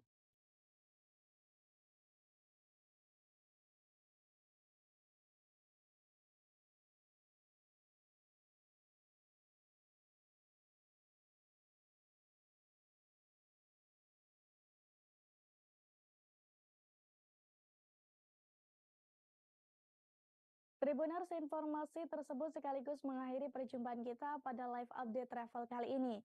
Dan jangan lupa nantikan informasi lainnya hanya di kanal YouTube Tribun News. Saya Ariska Khairina beserta segenap kru yang bertugas pamit. Terima kasih dan sampai jumpa.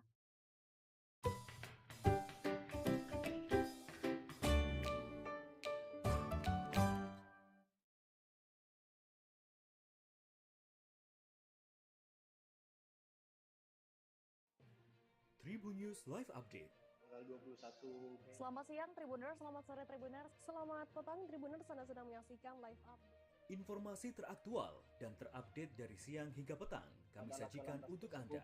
Menewaskan 2 orang penumpang, yang mana kedua penumpang Kami perdalam dengan laporan langsung dari lokasi kejadian dan narasumber terpercaya. Benar-benar menghukum mereka-mereka yang menghentikan terduga pelaku yang ingin laporan terkait peristiwa pompong hilang kontak menabrak sejumlah pemotor yang melintas tepat. Saksikan live update siang, sore, dan petang hanya di channel YouTube Tribun News.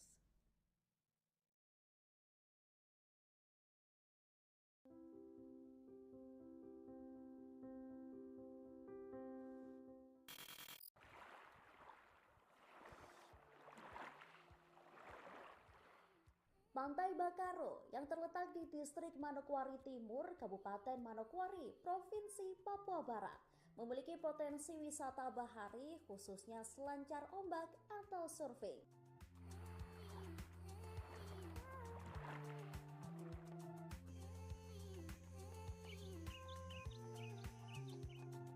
Untuk mencapai ke pantai ini, pengunjung dapat menggunakan kendaraan roda 4 maupun kendaraan roda 2.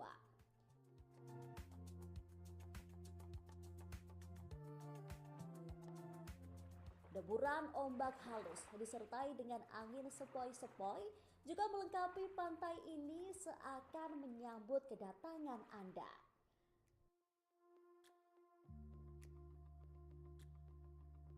Mengunjungi Desa Bakaro memang pilihan tepat untuk memanjakan mata dengan panorama yang indah luar biasa.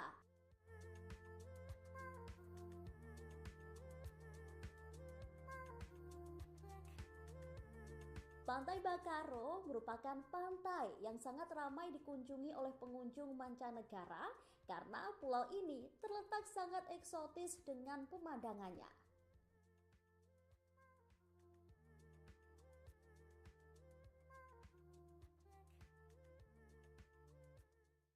Terima kasih sudah nonton. Jangan lupa like, subscribe, dan share ya.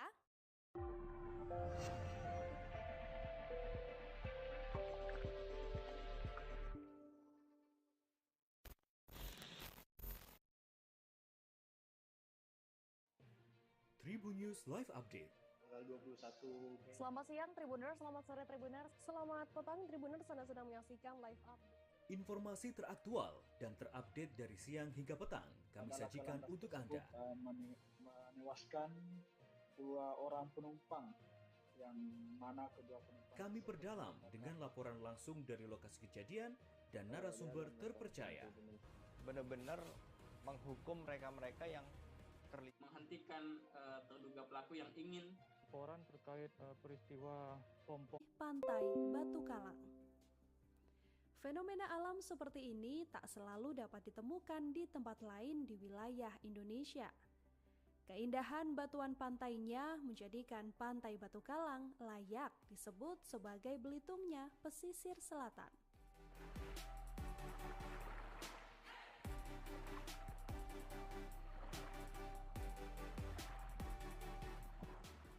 Pantai Batu Kalang terletak di Kenagarian, Ampang Pulai, Kecamatan Koto 11, Tarusan, Kabupaten Pesisir Selatan. Pantai Batu Kalang merupakan salah satu pantai yang kini menjadi lokasi favorit wisatawan lokal di Sumatera Barat.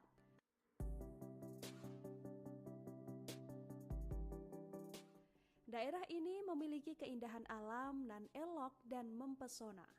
Pasir putih dan ombak yang kecil, cocok untuk penikmat panorama pantai. Selain memiliki pasir putih, Pantai Batu Kalang juga punya batu-batu granit berukuran besar yang berada pada sisi ujung pantai ini. Batu-batu inilah yang menjadi dasar penamaan pantai. Jangan lupa like, subscribe, dan share ya!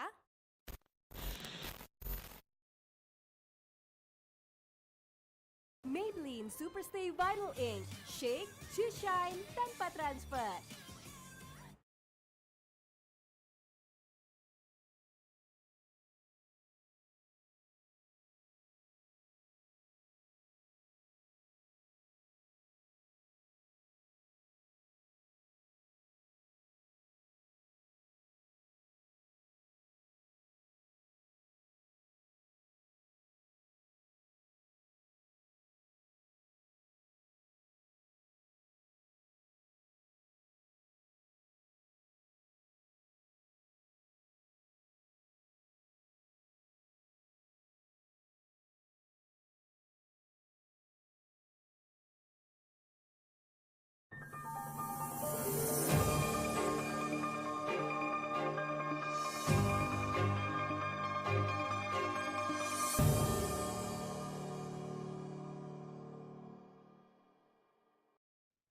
Halo, selamat sore saudara. Live breaking news sore hari ini menjumpai Anda bersama dengan saya Nila Irda.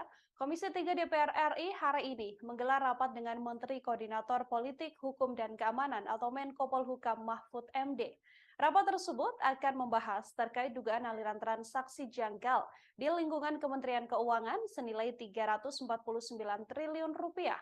Rapat ini diagendakan seusai Mahfud MD sebelumnya telah menyindir bahwa agenda rapat dengan Mahfud MD beberapa kali dibatalkan oleh DPR RI. Sedianya agenda pertemuan DPR RI dengan Mahfud MD hari ini, saudara, digelar sekira pukul 14 atau pukul 2 siang tadi. Namun agenda ini kemudian mundur 1 jam menjadi pukul 15 waktu Indonesia Barat atau pukul 3 sore. Mundurnya agenda rapat antara DPR RI dan Mahfud MD ini juga telah disampaikan Mahfud MD melalui cuitan di akun Twitter pribadinya seperti yang bisa Anda baca ini, saudara.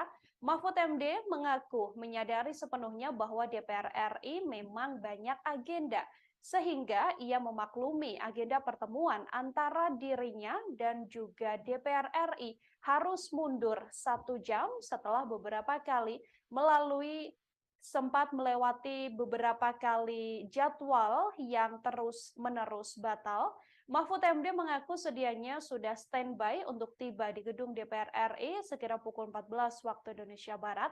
Yang saat ini Anda saksikan ini adalah momen kedatangan Mahfud MD ke gedung Komisi 3 DPR RI untuk menjalani rapat bersama dengan DPR RI membahas transaksi janggal 300 triliun rupiah. Namun Mahfud MD yang terlihat ini dikerubungi sejumlah awak media tidak menyampaikan sepatah dua patah kata pun dan kemudian langsung melenggang untuk masuk ke ruangan dan menunggu jalannya rapat antara Mahfud MD bersama dengan Komisi 3 DPR RI.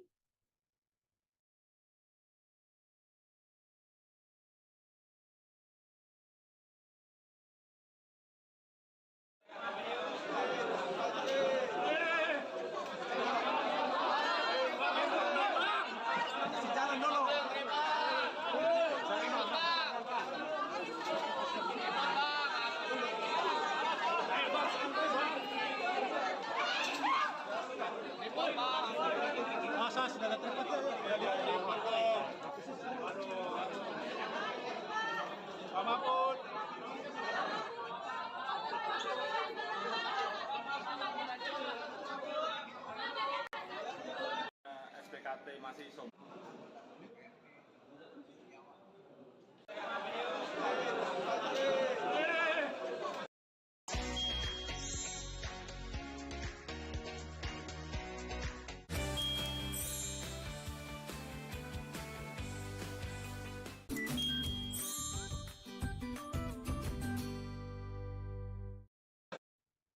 Mahfud MD sendiri, saudara, memang beberapa kali mencuitkan di Twitter soal agenda rapat dengan DPR RI yang beberapa kali batal. Ia bahkan menantang beberapa anggota Komisi 3 DPR RI untuk hadir dan berani beradu argumen dengan dirinya.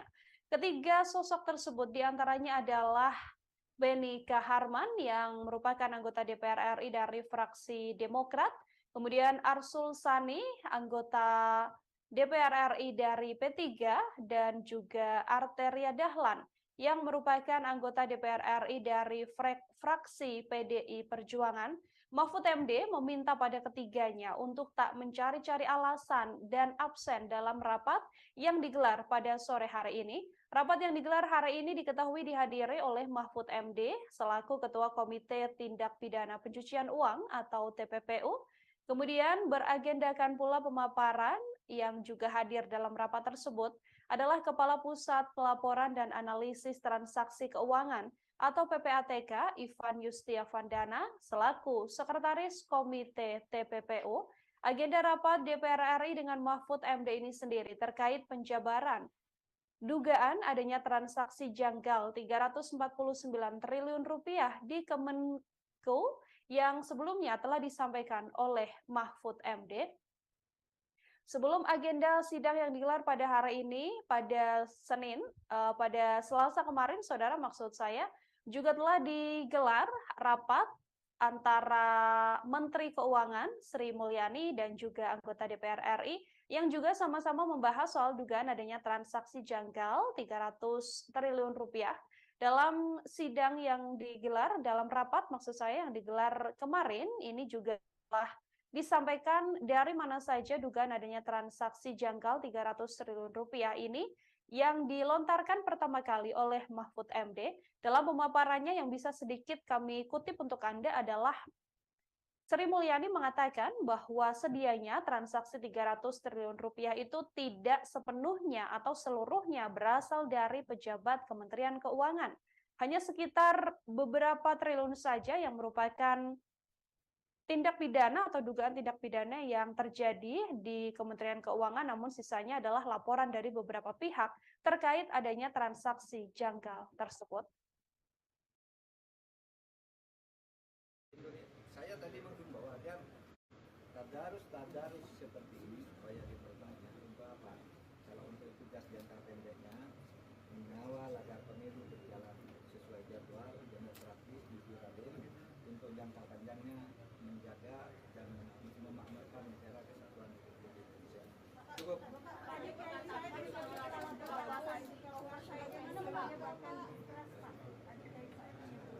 Ya, tidak apa-apa. Itulah demokrasi, harus ada penilaian dari masyarakat. Dan banyak juga kan seperti saya sebenarnya sudah menyiapkan buka bersama beberapa sesi, tapi saya jadinya hanya buka bersama sama istri.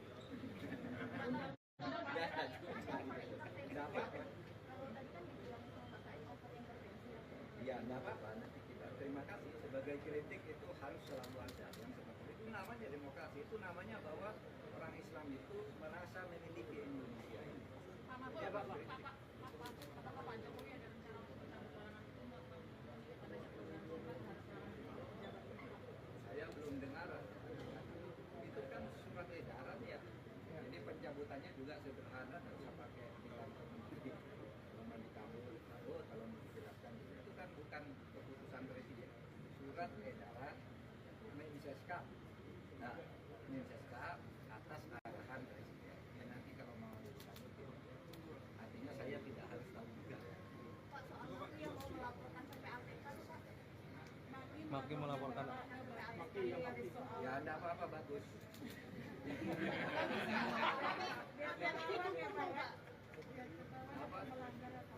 Iya, tidak apa-apa. Nanti kan hari Rabu saya diundang ke sana. Kita uji keahlian hukum. Uji logika dan uji kesetaraan juga. senior-seniornya dong Pak, kan polisi sudah Udah lah, pokoknya Rabu saya datang. Kemarin yang ngomong-ngomong agak keras supaya datang juga. Rabu jam berapa Pak izin? Rabu jam berapa? Nggak tahu, undangannya belum sampai.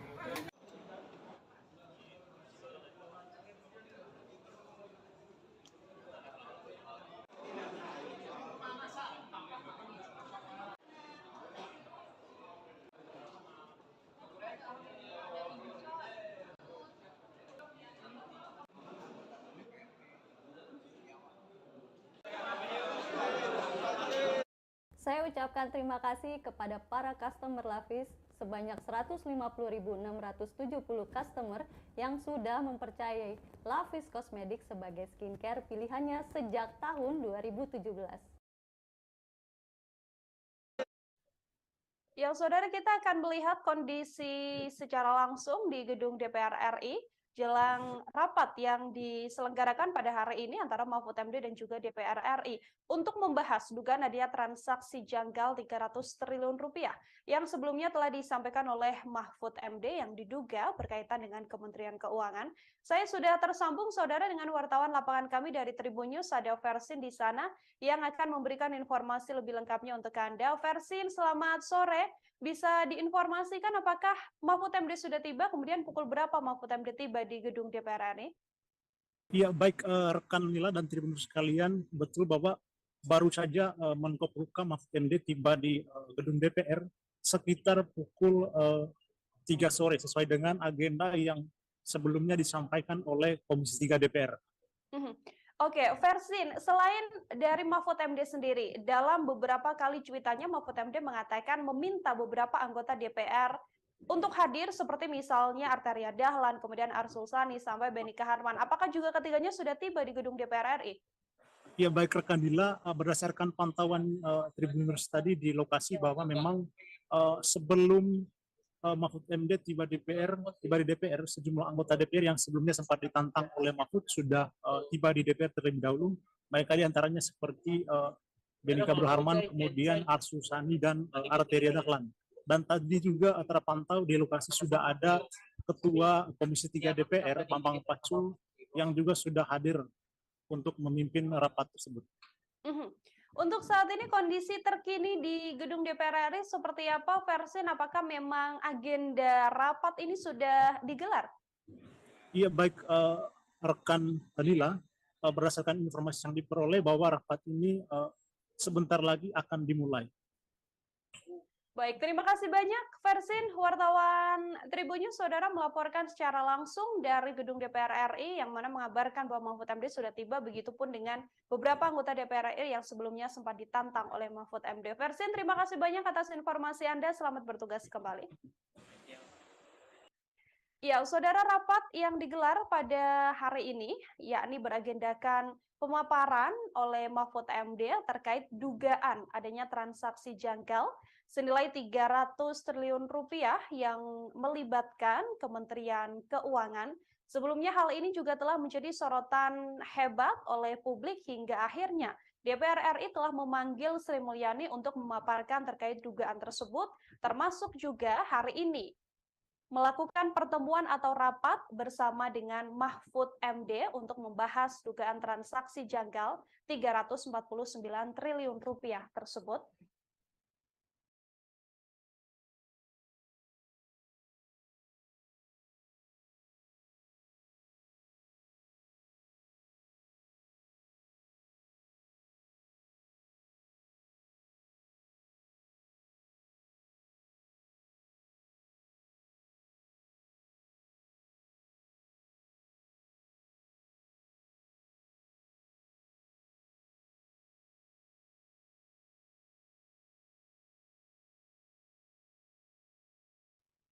Ya, rapat antara DPR RI Komisi 3 dan juga Menko Polhukam Mahfud MD sudah digelar, saudara. Kita akan saksikan sama-sama jalannya rapat antara Kemenpolhukam dan juga DPR RI terkait dugaan transaksi janggal 300 triliun rupiah. Daripada squeeze pundak teman, squeeze aja Nutrisari Squeeze Orange. Mulyani kita bisa melaksanakan rapat lengkap kembali. Ini kan yang penting hasil hari ini. Apakah bisa terungkap semua atau masih belum? Kalau dengan cukup kehadiran ini sudah terungkap semua, kan tidak perlu lagi kita memanggil atau mengulangi rapat ini. Jadi mohon juga pemahaman dari kawan-kawan. Ini mitra kerja yang kita undang sudah siap. Saja rapat ini dan berjalan sesuai dengan apa yang kita sudah rencanakan. Terima kasih pimpinan. Terima kasih. Setuju ya teman-teman ya? Supaya diskusinya lebih mantap pada permulaan. Kalau enggak nanti debat cuman karena Bu Sri Mulyani nggak datang, sayang. Sudah cukup ya? Oke. Pimpinan, interupsi pimpinan. Udah, ntar ya Pak Santoso. Oke, sebelum Pak Ketua menyajikan klarifikasi, kita tayangin dulu video bermula dari awal agar teman-teman dan semua masyarakat bisa mendengar secara langsung. Silakan.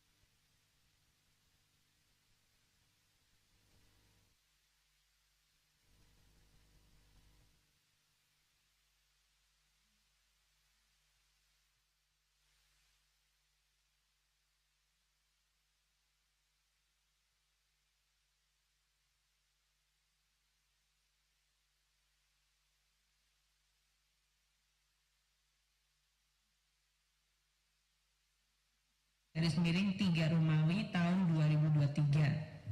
Surat itu tertanggal 7 Maret, tapi baru kami terima by hand tanggal 9. Tanggal 8 sehari sebelumnya sudah disampaikan ke publik yang kami belum menerima. Namun surat ini berisi 36 halaman lampiran mengenai surat-surat PPATK ke Inspektorat Jenderal Kementerian periode 2009 hingga 2023.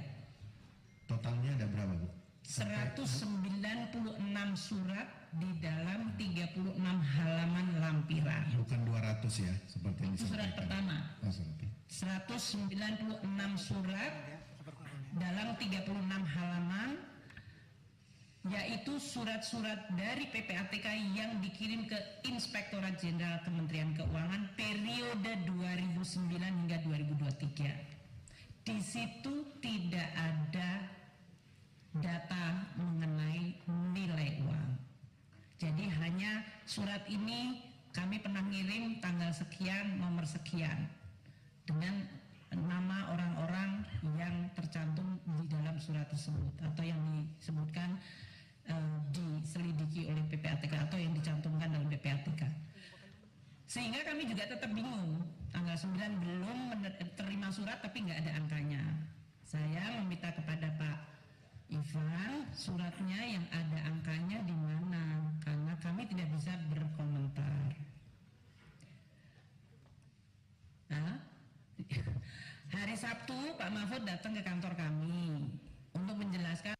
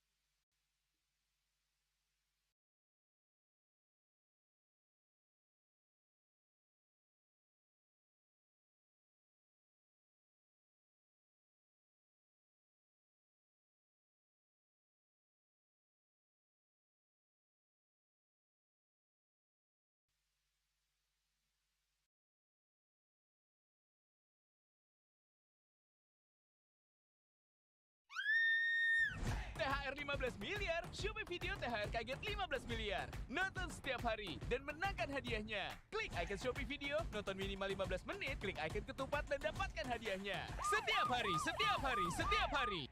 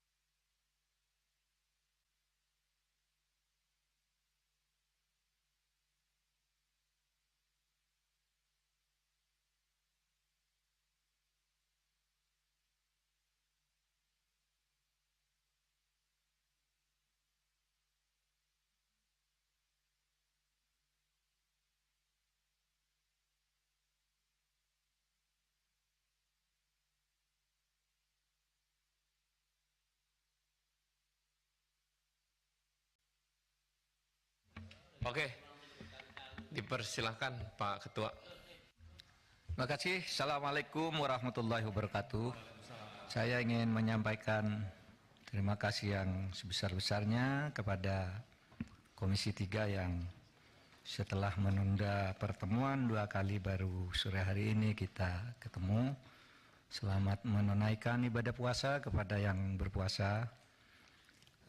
Dan saya melalui gedung yang terhormat ini mengucapkan selamat kepada seluruh warga Polhukam di seluruh Indonesia, karena hari ini adalah hari ulang tahun atau hari lahir Polhukam 29 Maret.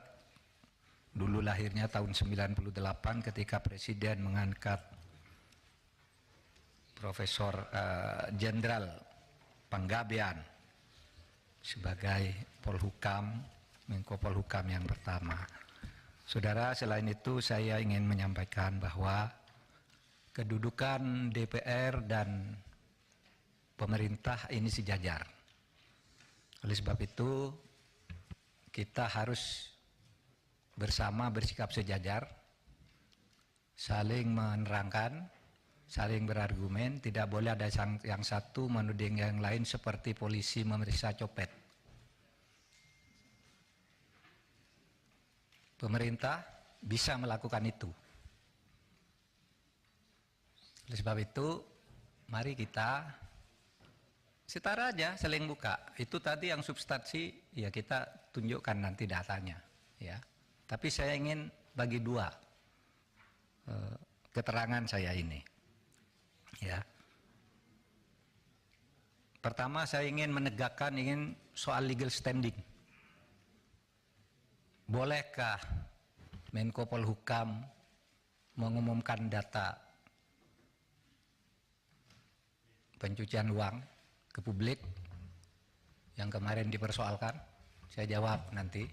Lalu yang kedua nanti substansi tadi yang menyangkut yang sudah tadi dijelaskan oleh Ibu Sri Mulyani, sahabat saya yang sangat baik. Saya kira salah seorang menteri yang terbaik di kabinet, sehingga harus saya bantu dengan sebaik-baiknya. Saudara sekalian, saya mengumumkan kasus itu, saudara, adalah sifatnya agregat. Jadi perputaran uang tidak menyebut nama orang, tidak menyebut nama akun. Itu tidak boleh. Agregat, bahwa perputaran uang dari sekian ratus orang itu 249 T. Agregat. Ya. Saudara, yang disebut namanya hanya yang sudah menjadi kasus hukum. Seperti Rafael, Angin Prayitno, dan mungkin ada nama yang memang sudah menjadi kasus hukum, tetapi kasus hukum pidananya, kasus pencucian uangnya, saya Anda mau diinterupsi lah, interupsi itu urusan Anda. Masa orang ngomong diinterupsi, nantilah Pak. Saya kan tadi sudah bilang, pakai interupsi tidak selesai-selesai kita ini. Lalu nanti saya yang